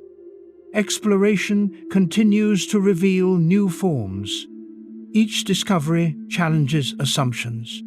Size is not constrained by scarcity alone. Time, stability, and physics matter just as much. The deep ocean demonstrates that life can choose patience over speed, endurance over power. Gigantism is one expression of this choice. The unsettling feeling humans experience when encountering deep-sea giants arises from this inversion. Large does not mean aggressive. Powerful does not mean fast. Threat does not mean intention. These creatures exist on a different axis of survival. They persist rather than dominate. They grow rather than chase. The deeper you go, the more size becomes a strategy shaped by stillness. Giants drift, wait, and endure. They do not conquer the abyss. They become part of it. This integration blurs the line between organism and environment. Giants are not separate from the deep sea. They are expressions of its conditions. As exploration pushes further, understanding will deepen. Giants will become less frightening and more comprehensible. Awe will replace fear. The deep sea does not create giants to intimidate. It creates them because, given enough time and stability, life expands into available space. Gigantism is not excess. It is balance achieved over long durations. It reflects a world where urgency is unnecessary and persistence is rewarded. The abyss is vast. Time is abundant. Pressure is constant. Under these conditions, life grows into forms that feel monumental. These giants are the quiet monuments of the deep. They stand not as threats, but as records of endurance. And as long as the deep ocean remains stable, these colossal forms will continue to drift through darkness, reminders that life adapts not to human expectation, but to the rules imposed by its environment. The deep ocean is not silent. Although darkness dominates and movement is slow, the abyss is filled with sound. Many of these sounds are familiar to science, produced by geological activity, water movement, and biological processes. Others remain unexplained, recorded by instruments, but never directly observed. These mysterious noises contribute to the unsettling reputation of the deep sea, suggesting hidden activity in places humans cannot see. Sound behaves differently underwater than in air. It travels faster, farther, and with less loss of energy in the deep ocean. Low-frequency sounds can propagate across entire basins. This makes sound one of the most important channels of information in an environment where vision is limited or absent. What cannot be seen can often be heard, sometimes from astonishing distances. Some deep-sea sounds originate from the Earth itself. Tectonic plates shift, grind, and fracture beneath the ocean floor. Magma moves through crustal channels. Hydrothermal vents release pressurized fluids. These processes generate rumbles, pulses, and low-frequency hums that echo through the water to human ears. These recordings can sound mechanical or alive, blurring the line between geology and biology. Other sounds are biological. Many marine animals produce noise intentionally or incidentally. Whales communicate across vast distances using low-frequency calls that can travel hundreds of kilometers. Fish generate sounds by vibrating swim bladders or grinding skeletal elements. Crustaceans snap claws, creating sharp clicks that punctuate the acoustic landscape. In the deep sea, where light is absent, sound often replaces vision as a means of awareness. Vibrations reveal movement. Pressure waves indicate size and distance. Acoustic cues allow animals to detect one another without physical contact. This sensory reliance on sound creates an environment where presence is felt rather than seen. Some deep-sea species may use sound for communication, though this remains difficult to study. Low population density and extreme depths make direct observation rare. Researchers infer acoustic behavior from patterns recorded by hydrophones. Repeating signals suggest intentional production rather than random noise. The mystery deepens with sounds that have no clear source. Over decades, ocean monitoring systems have recorded unusual acoustic phenomena. Some are later explained as ice movement, volcanic activity, or large animal calls. Others remain unresolved, fueling speculation and unease. These unexplained sounds often share characteristics that feel unsettling to humans. They may resemble groans, pulses, or rhythmic patterns. Their scale implies enormous energy. Their origin lies far below the surface. When played back, they evoke images of massive hidden processes or organisms operating beyond perception. The discomfort these sounds create is psychological rather than biological. Humans associate sound with proximity and intention. Hearing something implies something is happening now, nearby, and possibly directed. When the source cannot be identified, imagination fills the gap. Deep-sea animals experience sound differently. They do not interpret noise emotionally. For them, sound is data. It indicates movement, opportunity, or danger. They evolve to filter relevant signals from background noise. This selective listening allows survival in an acoustically rich environment. The deep ocean contains layers of sound, much like layers of depth. Surface noise from waves, storms, and ships filters downward. biological sounds occupy certain frequency ranges. Geological noise dominates the lowest frequencies. These layers overlap, creating a complex acoustic environment. Human activity has increasingly altered this soundscape. Shipping, drilling, and sonar introduce artificial noise that travels far into the deep. This noise can mask natural signals, disrupting communication and behavior. For animals reliant on sound, this interference can be disorienting or harmful. The intrusion of human noise into the deep sea highlights how sensitive these environments are. Sound pollution does not dissipate quickly underwater. It accumulates. Animals cannot escape it easily. This creates stress in ecosystems already operating at narrow margins. Some deep-sea species respond by changing behavior. They may alter movement patterns, feeding times, or communication signals. Others may be unable to adapt, leading to reduced survival or reproduction. The long-term consequences of increased noise remain uncertain. The idea that the deep sea is haunted by unknown sounds often reflects limited understanding rather than actual threat. Many unexplained recordings eventually receive scientific explanations as technology improves. What once sounded like something alive may turn out to be ice cracking or sediment shifting. Yet the persistence of unexplained sounds reinforces the sense that the deep ocean is incompletely understood. There are regions with no continuous monitoring. Events may occur once and never repeat. Data gaps remain vast. This incomplete picture fuels imagination. Stories of mysterious deep-sea noises circulate widely. They are framed as evidence of unknown creatures or hidden forces. While these interpretations are speculative, they reflect genuine gaps in knowledge. The deep sea's acoustic mystery also challenges assumptions about exploration. Seeing is often prioritized, but hearing may reveal more.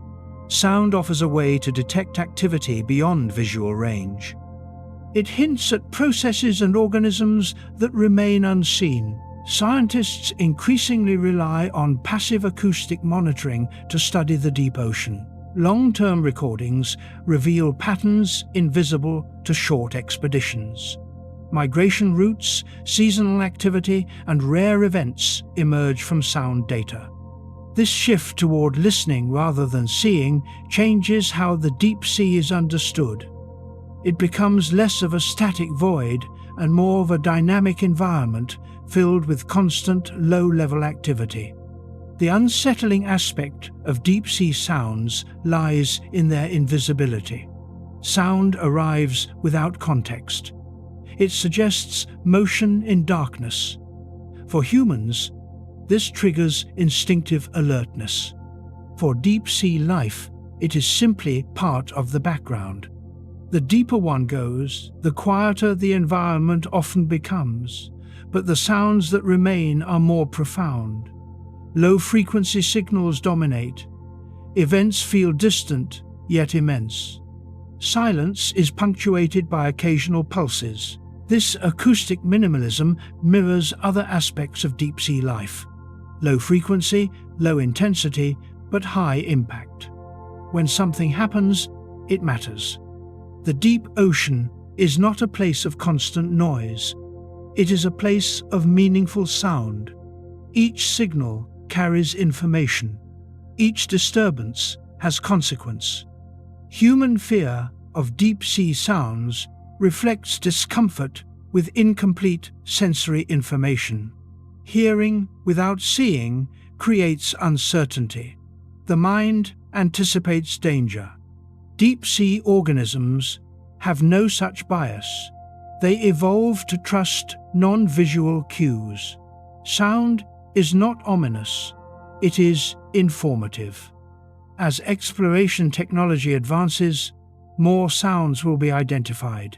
The unknown will shrink. Yet some mystery will remain, simply because the deep ocean is vast and monitoring is limited. The persistence of unexplained sounds reminds us that understanding is partial. There are processes still unobserved, events still undocumented. Life and geology interact in complex ways. These sounds are not evidence of monsters, they are evidence of activity in a dynamic environment. The deep sea is not empty. It is alive with motion and change. The eerie quality of deep-sea acoustics stems from scale. Sounds travel farther than humans expect. Their sources may be distant. Interpretation becomes difficult. This scale difference mirrors other deep-sea mismatches with human perception. Time, pressure, darkness, and sound all operate outside familiar ranges. The deep ocean challenges the senses. It forces reliance on indirect information. This reliance creates unease because certainty is rare. Sound becomes a reminder that something is always happening, even when nothing is visible. The abyss is not dormant. It is active in subtle ways. As descent continues, sound remains one of the few links between observer and environment. It penetrates darkness and distance. It reveals presence without form. The deep sea does not hide its activity completely. It whispers, hums, and pulses. Listening reveals a world in motion. The unsettling nature of these sounds reflects not danger, but scale and unfamiliarity. Humans are not used to environments where sound dominates perception. The deep ocean teaches that absence of sight does not mean absence of information. Other senses fill the gap. And as long as there are depths beyond reach, there will be sounds without sources, signals without explanation, and mysteries carried through water across immense distances. The abyss does not scream, it murmurs. And in those murmurs, it reminds us how much remains unseen and unheard. Human attempts to explore the deep ocean have always carried an element of risk that borders on inevitability. The deeper the descent, the thinner the margin for error. Pressure increases relentlessly, temperatures drop, and communication becomes delayed or impossible. Under these conditions, technology is pushed to its absolute limits. Many exploration attempts have failed, not because of human error alone, but because the environment itself is unforgiving.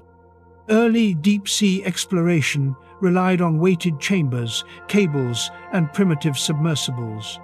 Engineers understood the dangers in theory, but the reality of deep ocean pressure often exceeded expectations. Metal deformed, seals failed, glass cracked. Some machines imploded without warning, crushed instantly by forces humans could barely comprehend. Even modern submersibles are vulnerable. They rely on perfectly balanced pressure resistance. A microscopic flaw in a hull can become catastrophic at depth. Materials that perform flawlessly at the surface behave differently when subjected to thousands of atmospheres. Fatigue accumulates invisibly. Failure is often sudden and total. Many deep-sea exploration vehicles have been lost without recovery. Cables snap under tension. Thrusters fail. Navigation systems malfunction. Once a vehicle is disabled at depth, rescue is nearly impossible. The ocean does not allow second chances. These losses have shaped how scientists approach exploration. Redundancy becomes essential.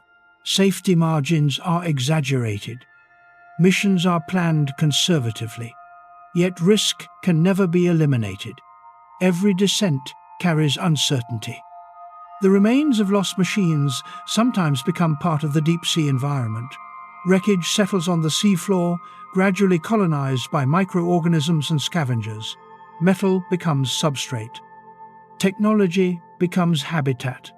The line between human artifact and natural feature blurs. This transformation adds to the eerie nature of the deep ocean. Machines designed for exploration become silent relics, resting among organisms that never evolved to recognize them. Cables trail across sediment like artificial tentacles. Lights extinguish permanently. Human presence fades quickly. The psychological weight of these failures is significant. Explorers know that help is far away. Communication delays mean decisions must be made in isolation. Emergencies unfold without immediate support.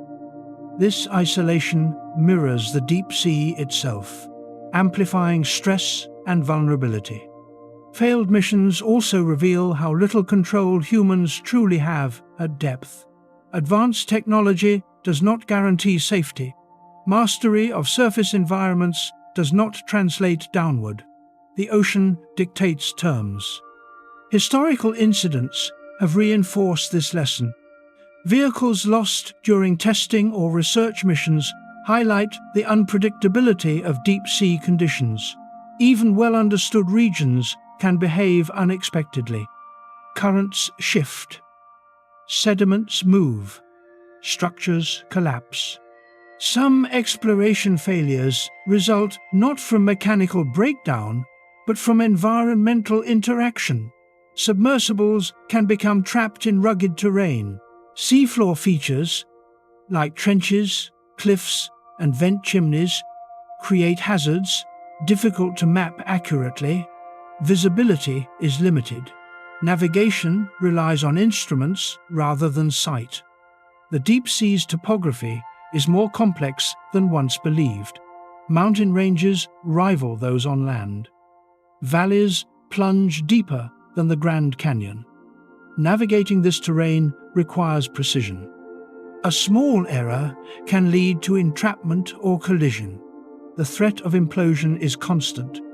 Pressure increases evenly from all directions. Unlike surface threats, there is no single point of failure to guard against. The entire structure must resist collapse. This omnidirectional force is psychologically difficult to comprehend. Human fear of deep-sea exploration often centers on this idea. Not drowning, but being crushed. Not suffocation, but instantaneous destruction. This fear is reinforced by stories of failed missions and lost vehicles. These stories shape public perception of the deep sea as hostile and dangerous. While this is not inaccurate, it oversimplifies reality. The deep sea is not actively threatening. It is simply indifferent. Survival depends entirely on preparation and adaptation. Failed explorations also highlight the asymmetry between human timescales and deep-sea timescales. A machine lost today may remain intact for decades or centuries. Corrosion occurs slowly. Biological colonization proceeds gradually. Human loss becomes part of a long geological narrative. Some lost vehicles are eventually rediscovered, providing insights into deep-sea processes. Corrosion patterns reveal chemical conditions. Biological growth indicates ecological succession. Even failure generates data. This reuse of failure underscores a key principle of deep-sea science. Progress often comes through loss. Each mistake refines understanding. Each broken machine reveals new constraints. Yet the cost is high. Deep-sea exploration is expensive. Vehicles are complex and rare. Losing one can set research back years. This limits the frequency and scope of missions. These constraints contribute to knowledge gaps. Vast areas remain unexplored not because of lack of interest, but because of risk and cost. The deep ocean remains largely unmapped and unseen. The sense that humans do not belong at these depths feeds into the perception of deep-sea creatures as alien. The environment rejects human presence. Life there does not accommodate us. This rejection contrasts with space exploration, where human survival depends on isolation but not pressure. The deep sea applies constant physical force. It presses inward relentlessly. There is no relief. Exploration failures also expose ethical questions. How much risk is acceptable? How much should be spent to explore environments humans may never inhabit? These questions shape policy and funding. The loss of machines also raises concerns about pollution. Wreckage introduces artificial materials into pristine environments. Batteries leak, metals corrode. Human exploration leaves traces even when it fails. These traces alter ecosystems subtly. Organisms adapt to new substrates. Scavengers interact with unfamiliar materials. The deep sea absorbs human artifacts silently. The imagery of lost machines resting in darkness resonates strongly. They appear like tombstones of human ambition, reminders that technological confidence has limits. This imagery reinforces the emotional weight of deep-sea exploration. Unlike space debris, deep-sea wreckage is hidden. It exists beyond sight, reinforcing mystery. Failed explorations also demonstrate the difficulty of real-time decision-making. Communication delays and limited data force crews to rely on incomplete information. Mistakes cannot be corrected quickly. This uncertainty mirrors the uncertainty deep-sea organisms face. Both operate with limited feedback. Survival depends on robust design rather than rapid response. Human adaptation to the deep sea remains technological rather than biological. Machines act as extensions of human bodies. When they fail, vulnerability is exposed. This reliance on technology creates a barrier between humans and deep-sea life. Observation is indirect. Presence is mediated. Connection feels distant. The deep sea thus resists colonization. It allows observation, but not habitation. Humans can visit briefly, but cannot remain. This transience contrasts with the permanence of deep-sea organisms. Life there is not visiting, it belongs. Failed missions highlight this distinction. The psychological effect of this imbalance contributes to fear. The environment feels dominant. Humans feel small. Each failed exploration reinforces respect for the deep sea's power. It demands humility. It punishes overconfidence. As technology advances, failure rates decrease, but risk remains. New materials, better simulations, and autonomous systems improve safety. Yet the fundamental challenge does not change. Pressure will always be there. Darkness will remain. Distance will isolate. The deep sea will never be fully tamed. It can be studied, not conquered.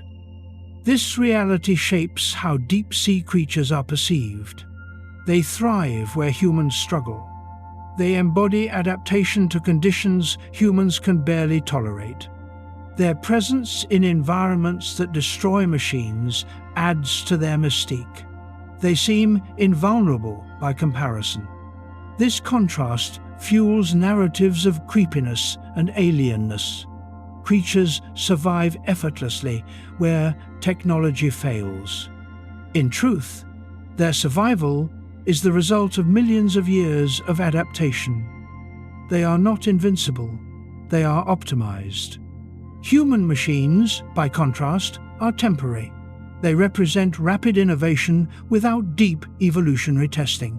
Failed explorations remind us that understanding comes slowly. The deep sea does not yield secrets easily.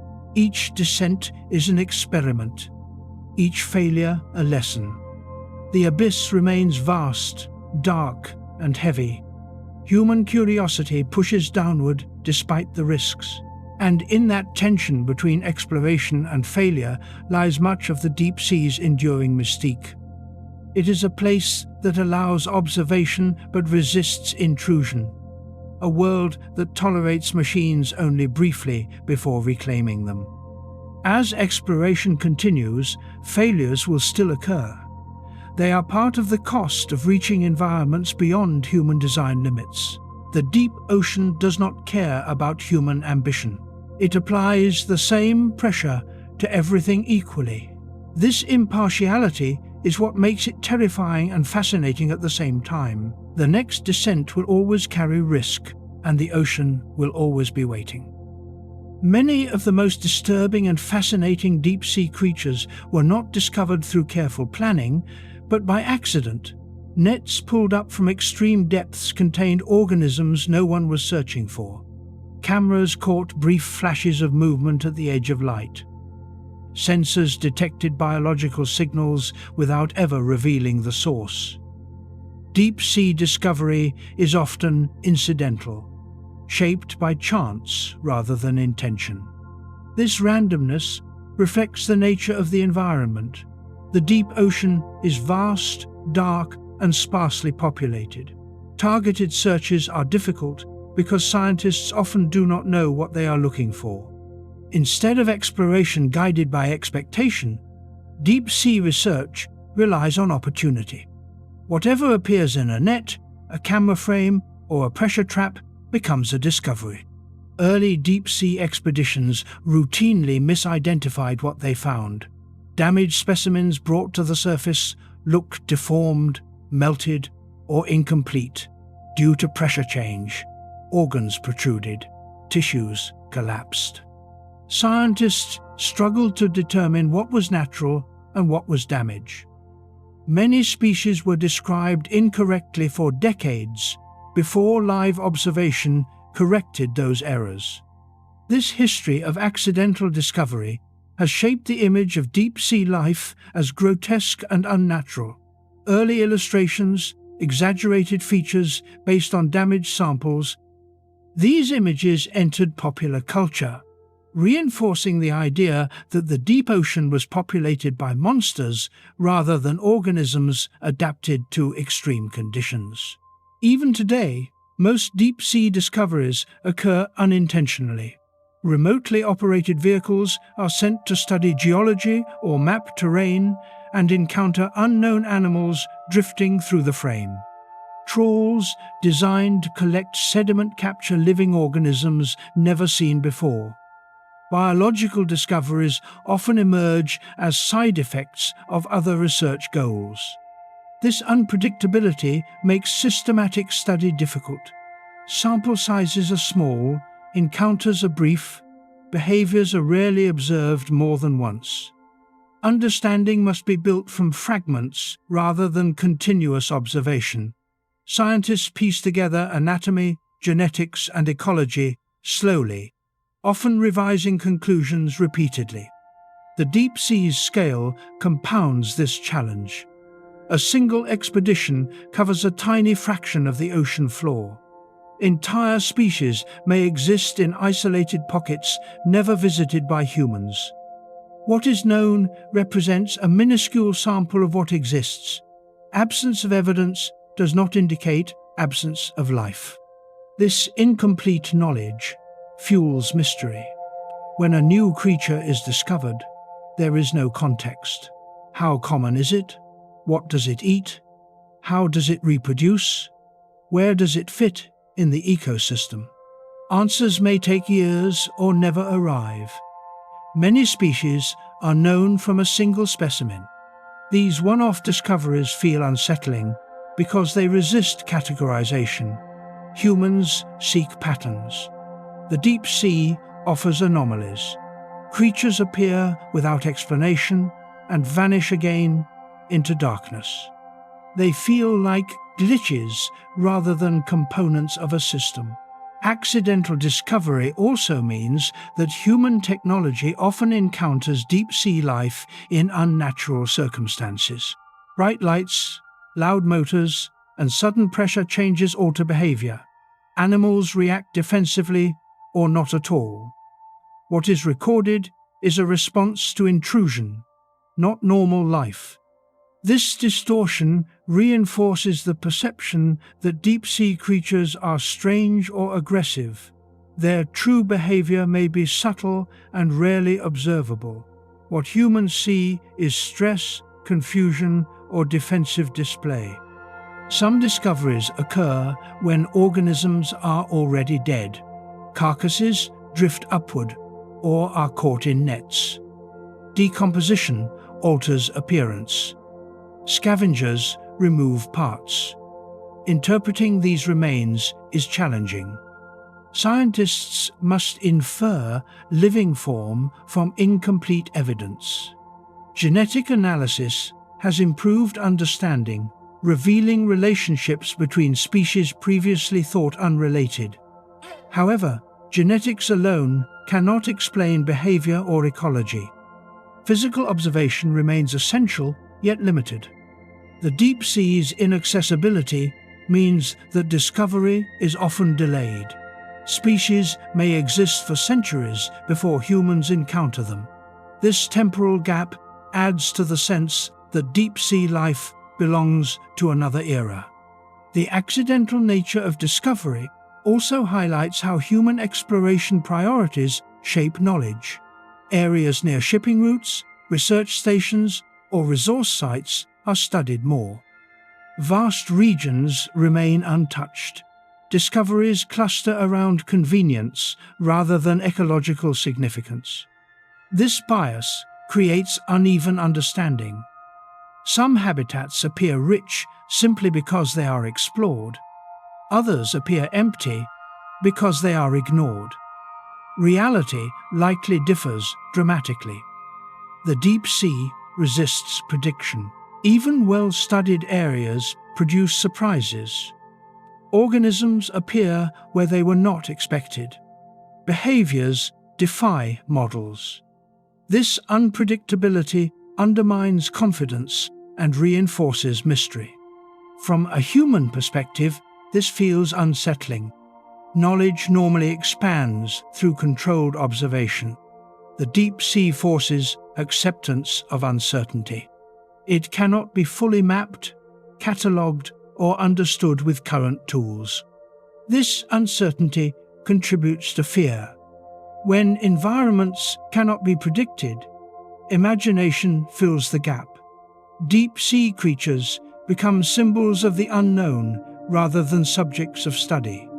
Yet accidental discovery also reveals resilience and diversity. Life persists in niches humans would never design. Evolution explores solutions beyond human planning. Chance encounters reveal ingenuity rather than chaos. The deep sea teaches that discovery does not always follow intention. Sometimes understanding arrives sideways through mistakes, byproducts, and surprises. This mode of discovery challenges scientific ego. Humans do not command the deep ocean. They glimpse it briefly. Knowledge arrives on its own terms. The unsettling feeling that deep-sea creatures inspire reflects this loss of control. Humans are observers, not masters. Life exists independently of human awareness. As technology improves, accidental discovery remains central. Even advanced sensors reveal unexpected phenomena. Each improvement opens new unknowns rather than closing gaps completely. The deep sea remains a place where discovery feels more like revelation than investigation. Creatures emerge briefly, defy explanation, and retreat again.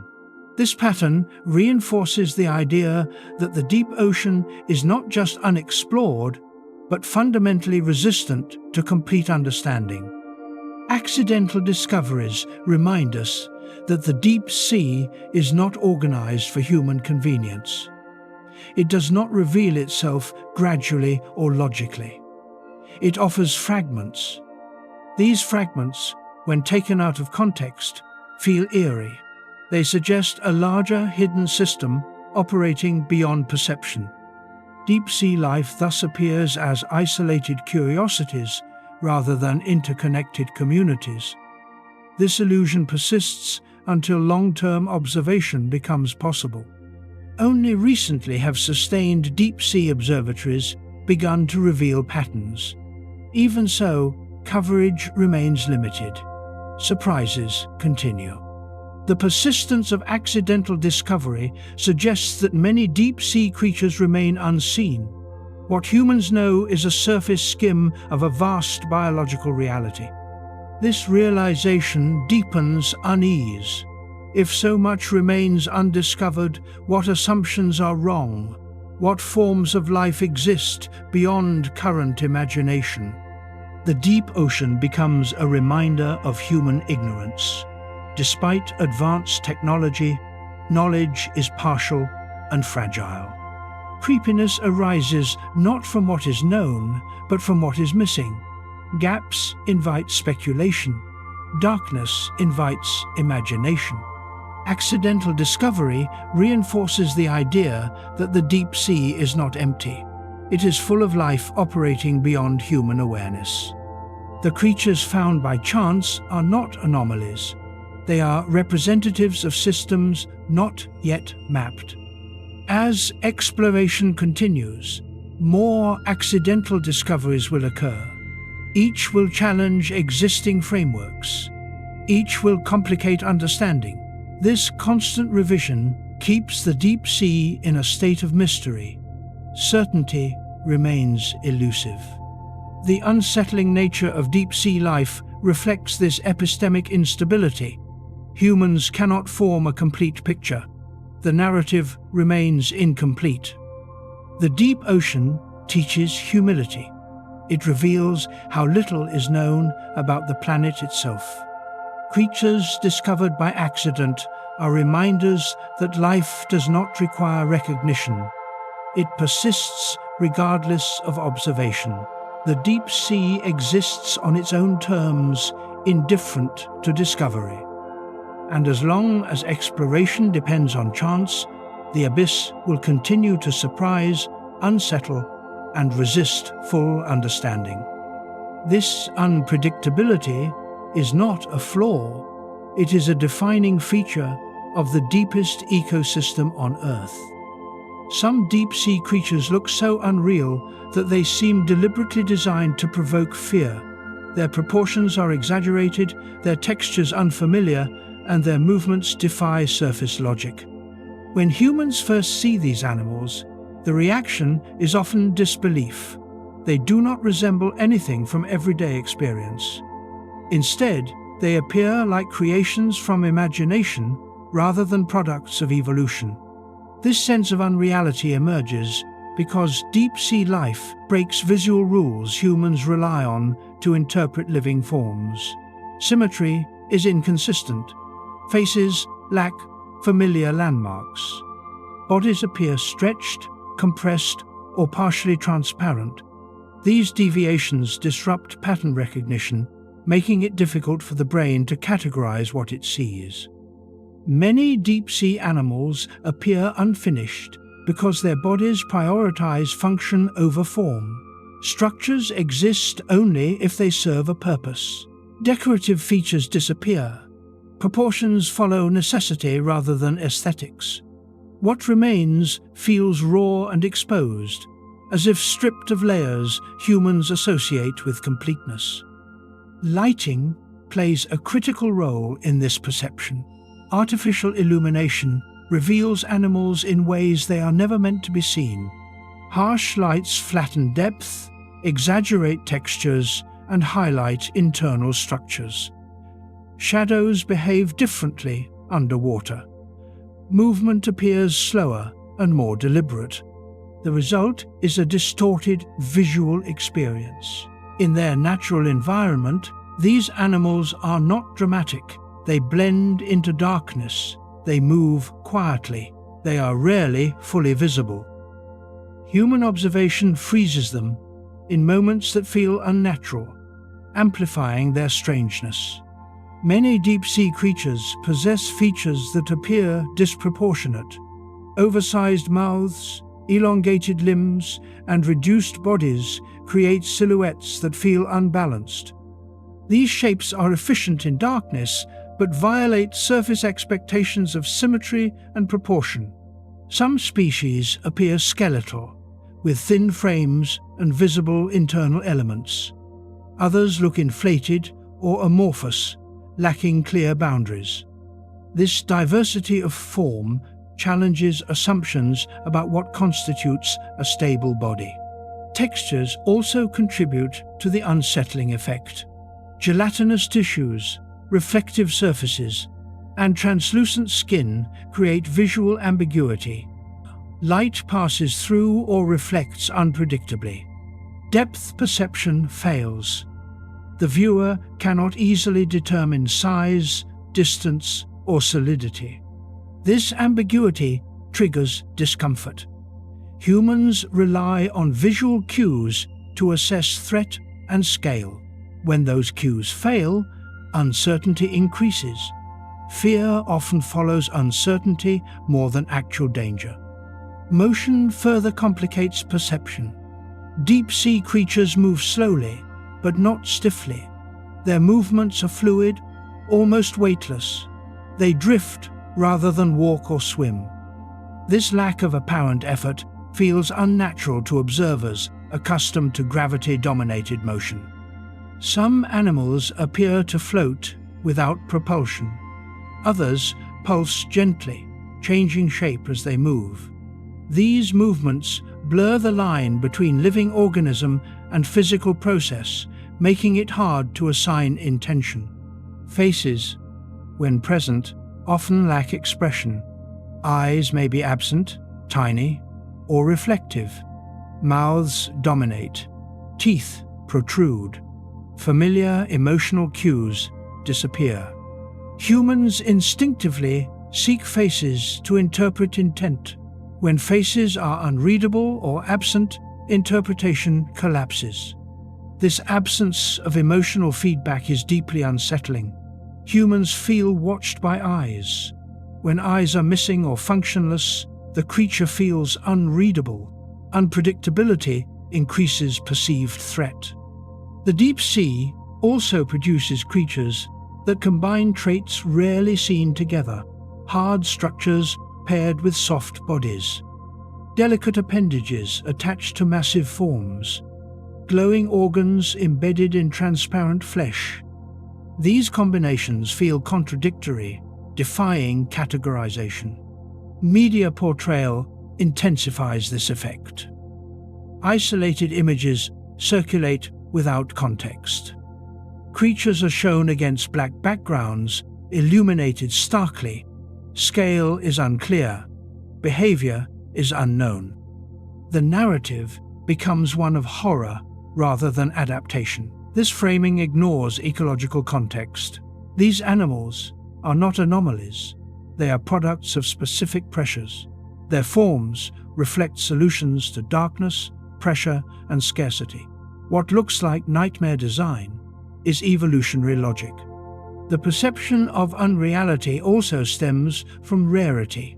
Many deep-sea species are encountered only once. Without repetition, the brain treats them as exceptions rather than examples. Unfamiliarity persists. Repeated exposure reduces fear. When scientists observe species multiple times, patterns emerge. Behaviors become predictable. Forms become understandable. Creepiness fades as knowledge grows. The deep sea resists this normalization because observation is limited. Most species remain rare in footage and samples. The unfamiliar remains unfamiliar. This creates a feedback loop. Rarity fuels fear. Fear fuels sensational portrayal. Sensational portrayal reinforces rarity in perception. The deeper one goes, the more pronounced this effect becomes. Light decreases. Encounters become rarer. Forms become more specialized. Deviation from surface norms increases. Humans often project intent onto appearance. Sharp teeth, imply aggression. Glowing organs imply threat. Elongated bodies imply danger. These projections are rarely accurate. Many deep-sea creatures are passive, slow, and fragile. The mismatch between appearance and behavior creates cognitive dissonance. Something that looks dangerous does not act dangerous. This inconsistency unsettles the observer. Deep-sea creatures also challenge the idea of design optimization. Surface animals often appear streamlined and efficient in familiar ways. Deep-sea animals optimize for conditions humans cannot feel. Their efficiency looks chaotic rather than elegant. This chaos is deceptive. Under pressure and darkness, small design changes have large effects. What looks messy is finely tuned. Human aesthetic judgment fails under unfamiliar constraints. The sense that deep-sea creatures look unreal is ultimately a reflection of human sensory bias. Evolution did not shape these animals to be seen by humans, it shaped them to survive. When humans encounter life outside their sensory comfort zone, interpretation fails. The brain labels it as alien or monstrous. This response says more about the observer than the observed. The deep ocean reveals that realism is relative. What feels unreal to humans is normal, within a different frame of reference. Life does not conform to human expectation. It conforms to physics. The more extreme the environment, the further life diverges from familiar templates. The deep sea sits at the extreme edge of Earth's habitable space. Its life reflects that position. This divergence is why deep-sea creatures appear to break the rules of biology. In reality, they obey them more strictly than surface life. Constraints are harsher, margins are thinner, compromise is impossible. Each adaptation removes something humans expect and adds something humans do not understand. Eyes disappear, mouths expand, bodies soften, light emerges from flesh. The cumulative effect feels unreal. Yet, nothing about these creatures is accidental. Every feature reflects survival under specific conditions. What looks like fantasy is necessity. The deep sea challenges the idea that evolution produces forms humans can easily comprehend. It demonstrates that life's potential shapes extend far beyond familiar boundaries. This realization can be unsettling. It suggests that life elsewhere in the universe may look equally unfamiliar. The deep sea becomes a preview of alien biology without leaving Earth. Deep-sea creatures do not look unreal because they are extreme. They look unreal because humans are inexperienced at interpreting life outside narrow conditions. The deeper one goes, the more this gap widens. Perception fails. Intuition misleads. Understanding requires letting go of surface assumptions. As exploration continues, some of these creatures will become familiar. Others will remain rare and strange. Unreality will persist where observation remains limited. This persistence of strangeness is not a flaw in science. It is a reminder of scale. The deep ocean is vast. Human observation is small.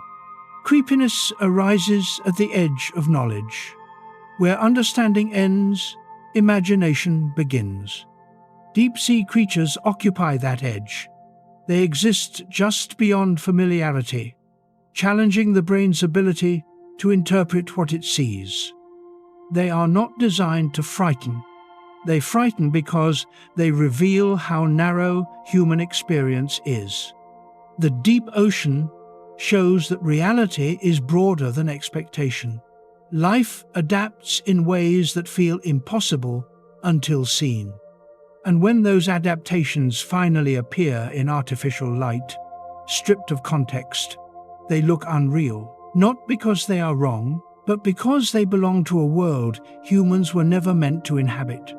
The deep ocean feels distant and separate from the surface world, yet it is tightly connected to it. Beneath the illusion of isolation lies a system that influences climate, chemistry, and biological stability across the entire planet. When humans imagine the deep sea rising, they often picture monsters invading the surface. The real threat is far more subtle, complex, and unsettling. It is not creatures emerging from the abyss, but abyssal processes reshaping life above. The deep sea acts as Earth's largest buffer.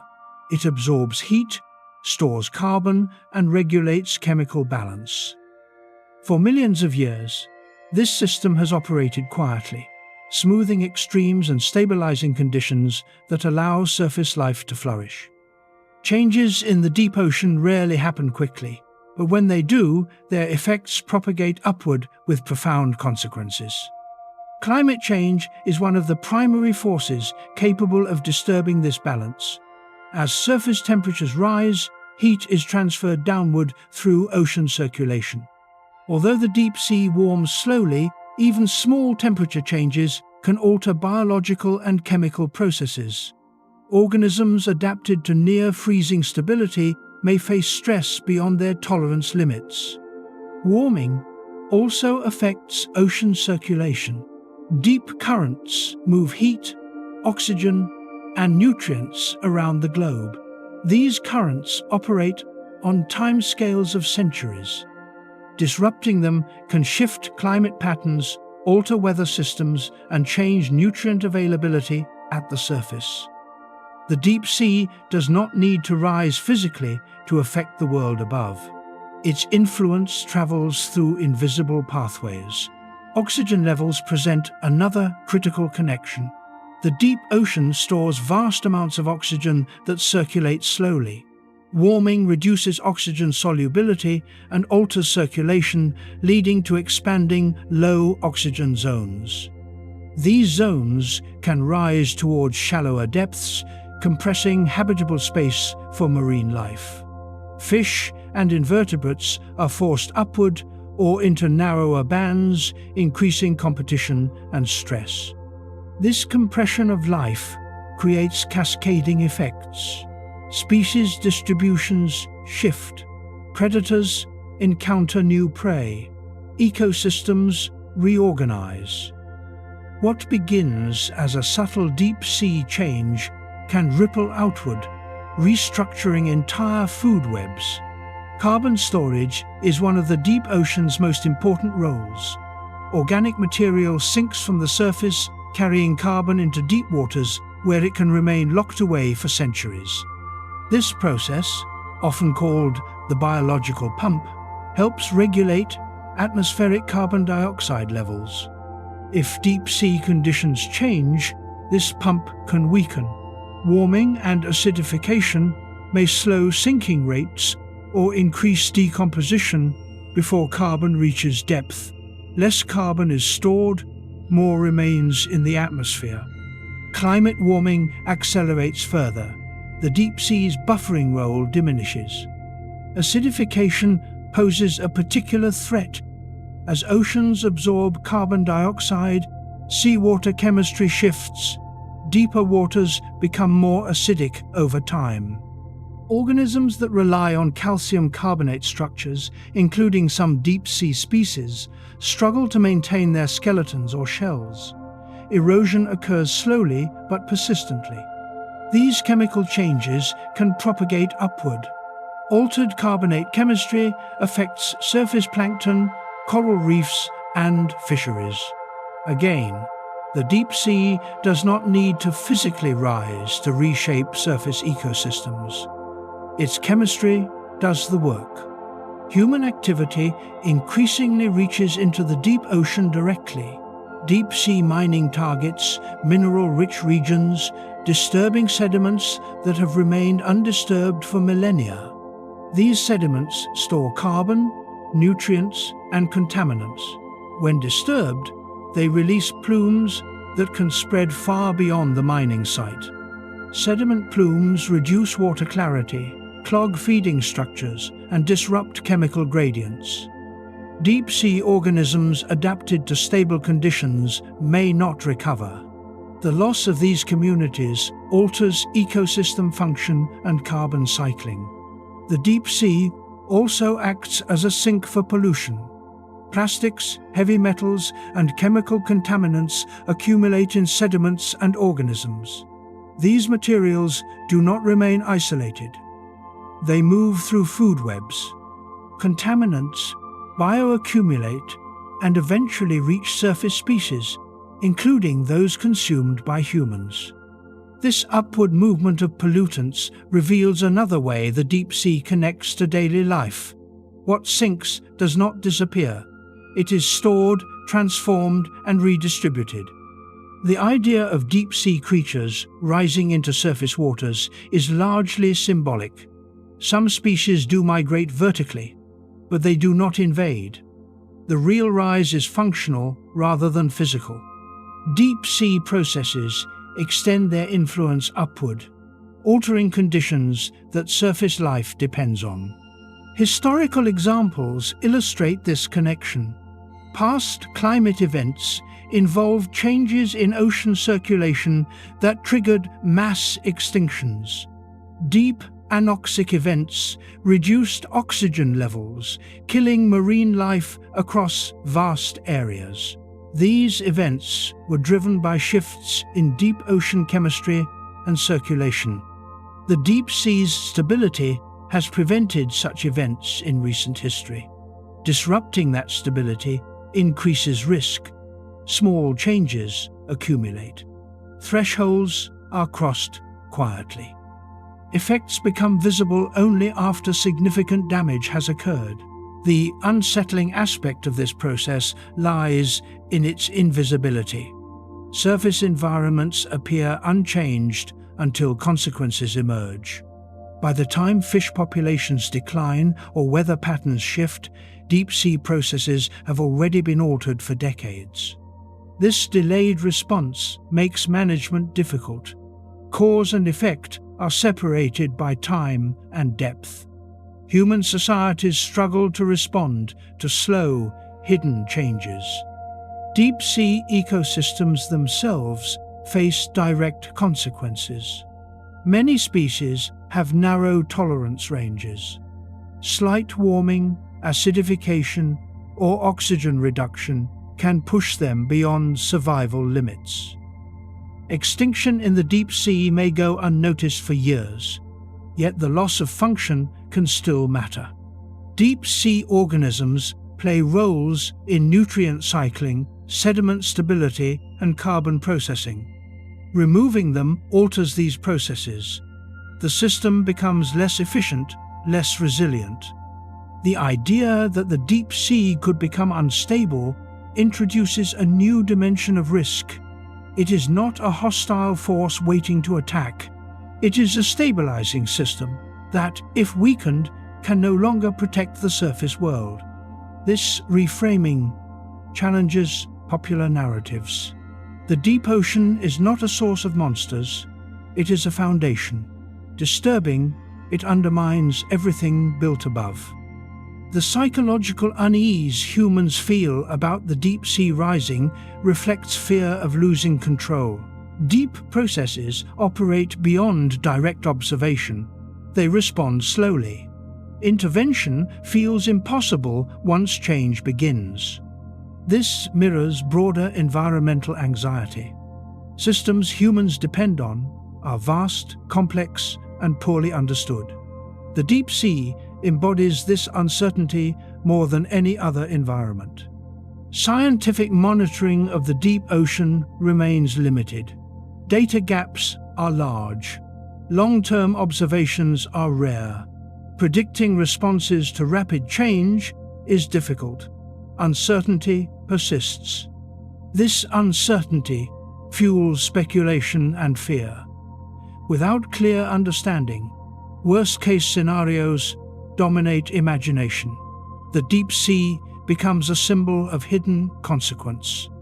Yet science also reveals opportunity. Protecting deep sea stability protects surface life. Limiting disturbance, reducing emissions, and managing pollution preserve the buffering capacity of the ocean. The deep sea does not need to be feared. It needs to be respected. Its influence is powerful precisely because it is subtle and persistent. Human history has focused on the surface. Cities, agriculture, and industry developed without consideration of deep ocean processes. Only recently has awareness grown. This delayed awareness creates urgency. Damage done now may not manifest fully for generations. Decisions made in the present shape conditions far in the future. Deep sea rise, in a functional sense, is already happening. Heat, chemistry, and pollution move upward through interconnected systems. The process is gradual but real. This gradualism makes the threat harder to grasp. There is no single moment of catastrophe. Change unfolds quietly, then suddenly becomes undeniable. The deep sea teaches a lesson about scale and patience. Forces that operate slowly can be the most powerful. Stability maintained over millions of years can be undone in centuries. This imbalance between human timescales and ocean timescales is unsettling. Actions taken quickly have consequences that persist far longer than human lifespans. The idea that abyssal life could affect surface ecosystems also challenges assumptions about hierarchy. The surface world feels dominant because it is visible.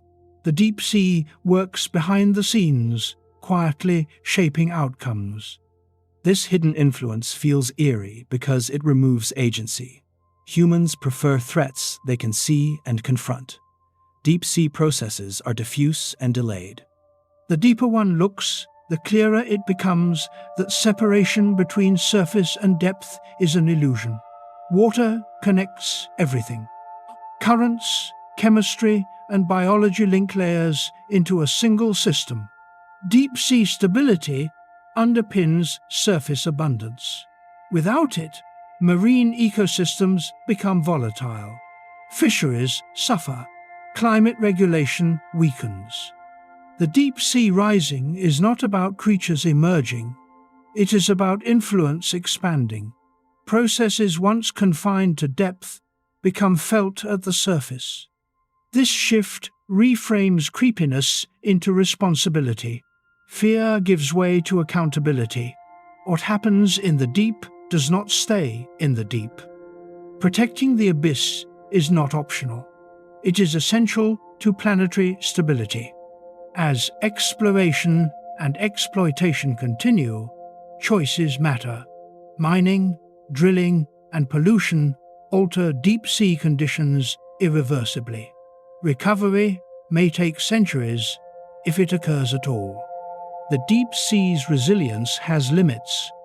Once crossed, systems may reorganize into less stable states. Reversing such changes is difficult or impossible. This fragility contrasts with the deep sea's reputation as indestructible.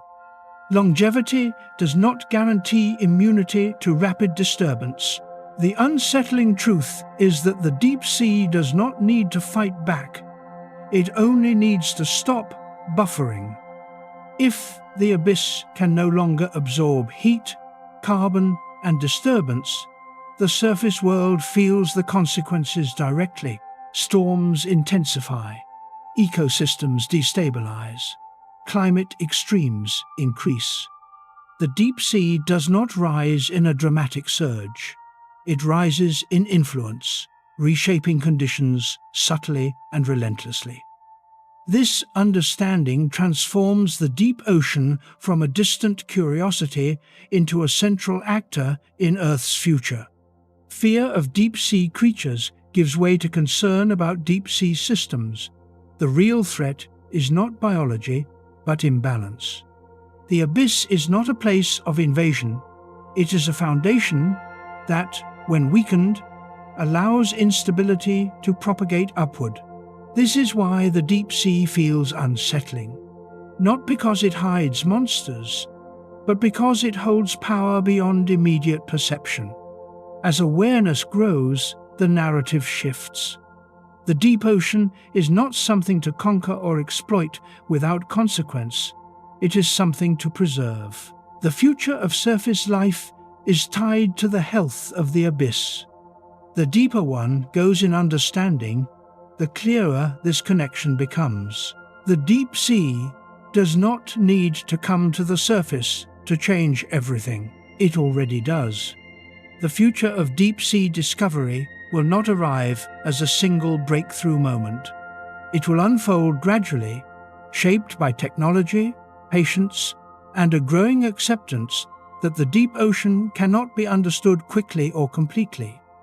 Each advance will reveal more questions than answers, reinforcing the idea that the abyss is not a puzzle to be solved, but a system to be approached with humility.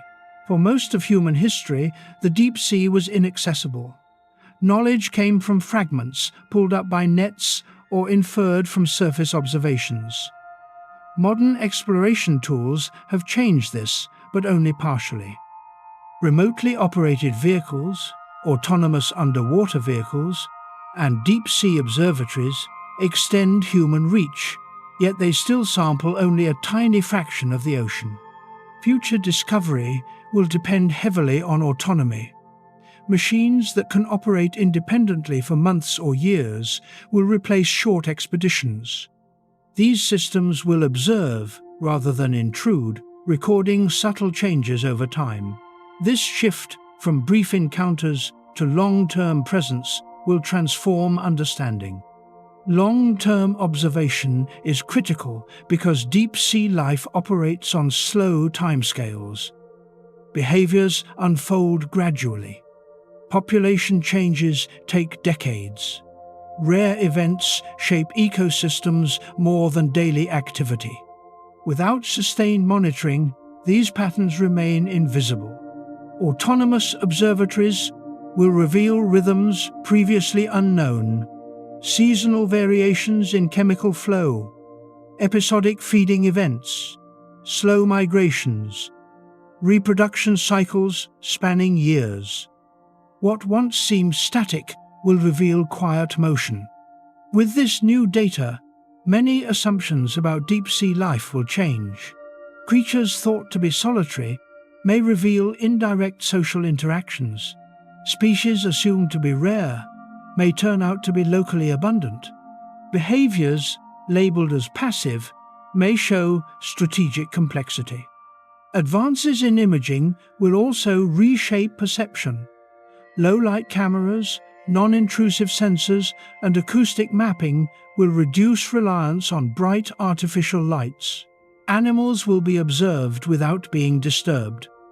Their natural appearance will replace the distorted images that shaped public imagination.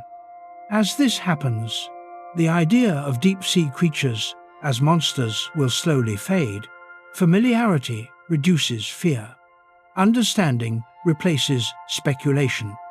The abyss will still be strange, but less threatening. Genetic technologies will play an increasingly important role. Environmental DNA allows detection of organisms without direct observation. Water samples can reveal which species are present even if they are never seen. This technique will expand the known diversity of the deep sea dramatically. However, increased detection will also highlight how little is understood. Discovering genetic signatures without corresponding organisms creates new mysteries. Life will be known to exist without being visually documented. Presence will be inferred rather than confirmed. This invisibility challenges traditional biology. Classification based on physical form gives way to classification based on genetic potential. Some organisms may never be seen alive. They will exist as data points, further blurring the line between known and unknown. Future exploration will also confront ethical questions more directly. As technology improves, the ability to exploit deep-sea resources increases. Mining, drilling, and bioprospecting will expand unless restrained. Discovery and exploitation will advance together, forcing difficult decisions. The deep sea's slow recovery rates demand caution. Damage done today may persist for centuries. This reality will pressure policymakers to balance economic interests with long-term stability. The future of deep-sea discovery will be shaped as much by restraint as by curiosity. Public perception will influence these choices. As people learn more about the deep ocean's role in climate regulation and biodiversity, support for protection may grow. Storytelling will matter. How discoveries are framed will shape whether the deep sea is seen as a resource or a responsibility. Future documentaries and research communication will move away from shock and fear. Emphasis will shift toward connection and consequence. Deep-sea life will be presented not as alien threats, but as integral components of planetary systems. This reframing will not eliminate the uncanny nature of the abyss. Unfamiliarity will remain, but fear will be contextualized rather than sensationalized. Scientific collaboration will also expand. Deep-sea research is expensive and complex. No single nation can explore it alone. Shared infrastructure, open data, and coordinated missions will become essential. Discovery will be collective rather than competitive. This collaboration will accelerate understanding but also reveal disparities. Some regions will be studied extensively while others remain neglected. Political and economic factors will shape where discovery happens. As a result, knowledge will remain uneven. Some ecosystems will be well characterized. Others will exist only as blank spaces on maps. The deep sea will continue to contain unknowns by default. Artificial intelligence will increasingly assist in discovery. Pattern recognition algorithms will analyze vast datasets from cameras, sensors, and acoustic monitors. Behaviors humans might miss will be detected automatically. Rare events will be flagged. Subtle changes will be tracked. This automation will expand perception beyond human limits. Machines will see patterns across years and across basins. Understanding will become more abstract, less tied to individual observation. Yet this abstraction may also increase distance. As knowledge becomes data-driven, emotional connection may weaken. Balancing analytical insight with human engagement will be a challenge. Future exploration will also force reconsideration of what discovery means. Is a species truly discovered when it is named, when it is observed alive, when its role is understood? Many deep-sea organisms may never reach the last stage. This incomplete discovery will remain a defining feature of deep-sea science. Understanding will always lag behind existence. The abyss will continue to resist closure. Even as tools improve, scale remains overwhelming. The ocean is too large, too deep, too complex to be fully mapped. This resistance is not failure. It is a reminder of limits. Not everything can be known completely. Deep-sea discovery will increasingly focus on processes rather than individual species. Nutrient cycling, energy flow, and system resilience will take priority over cataloging forms. The deep sea will be understood as a dynamic system rather than a collection of curiosities. This systems view will reveal how deeply interconnected the abyss is with surface life. Discoveries will emphasize function over appearance. Creepiness will give way to consequence. Yet appearance will still matter. Visuals shape emotion. Deep-sea imagery will continue to evoke awe and unease. These reactions will not disappear, they will evolve. The future will also bring surprises that defy expectation. New forms of life will be found in places thought uninhabitable. Novel metabolisms will be discovered. Boundaries of habitability will expand again.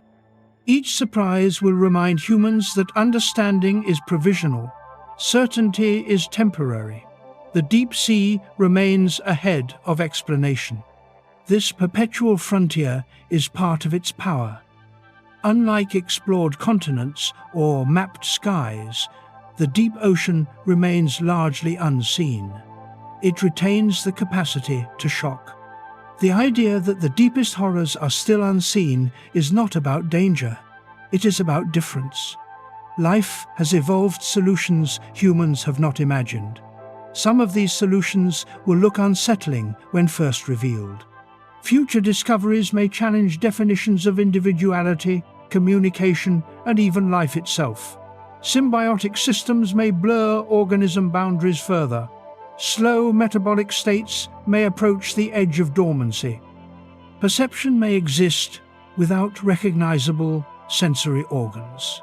These possibilities feel disturbing because they stretch human categories, yet they reflect natural outcomes of evolution under extreme constraint. The deep sea will continue to function as a mirror for human limitation. Each discovery reveals not only something about life, but something about human expectation. As exploration deepens, humility will become more important than conquest. The narrative of domination will give way to coexistence and protection. This shift is already underway. Scientific language increasingly emphasizes stewardship. Policy discussions include deep-sea sanctuaries. Awareness grows that some places should remain untouched.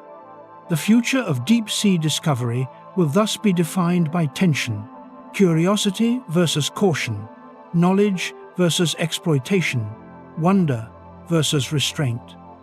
How this tension resolves will shape not only the fate of deep-sea ecosystems, but the stability of surface life as well. The abyss does not exist in isolation. Its future is tied to human choices.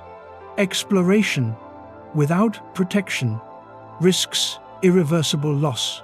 Protection without understanding risks mismanagement. Finding balance will be difficult. Mistakes will occur. Some damage may be unavoidable. Learning will continue through consequence as well as insight. The unsettling nature of the deep sea will not vanish with understanding. It will change form. Fear of monsters will become awareness of complexity. The deepest discomfort may come from recognizing responsibility, knowing that actions at the surface influence life far below introduces ethical weight. The deep ocean forces humans to confront scale, time, and interdependence. It reveals that no part of the planet is truly separate. Future discovery will deepen this realization. Connections will multiply. Feedback loops will become clearer. The abyss will emerge as a central component of Earth's life support system. This understanding may reshape how humanity views itself, not as rulers of the planet, but as participants in systems far larger than individual societies. The deep sea's mystery will persist because mystery is inherent in scale, but ignorance will no longer be an excuse. As tools improve, responsibility increases. Knowledge brings obligation. The future of deep-sea discovery will not be defined by what is found alone, but by how that knowledge is used. The deepest unseen horrors are not creatures waiting to be revealed. They are consequences waiting to unfold if balance is ignored. The abyss does not threaten humanity with intention. It responds to disturbance with physics and chemistry. Understanding this removes fear and replaces it with respect. The deep sea will continue to surprise, unsettle, and inspire. It will remain strange because it operates under rules humans do not experience daily. But strangeness does not mean hostility. It means difference. As discovery continues, the deep ocean will become less of a mythic underworld and more of a complex, vital system. Yet it will never become familiar. Distance, darkness, and pressure ensure that. This balance between understanding and mystery will define the future relationship between humans and the deep sea. We will know more, but never everything, and that is not a failure. It is a reminder that life on Earth extends far beyond the boundaries of human comfort, perception, and control. The deep sea will always hold secrets, not because they are hidden, but because the world is larger than any one species can fully grasp. In that sense, the deepest part of the ocean is not just a place, it is a lesson, and it is still being written.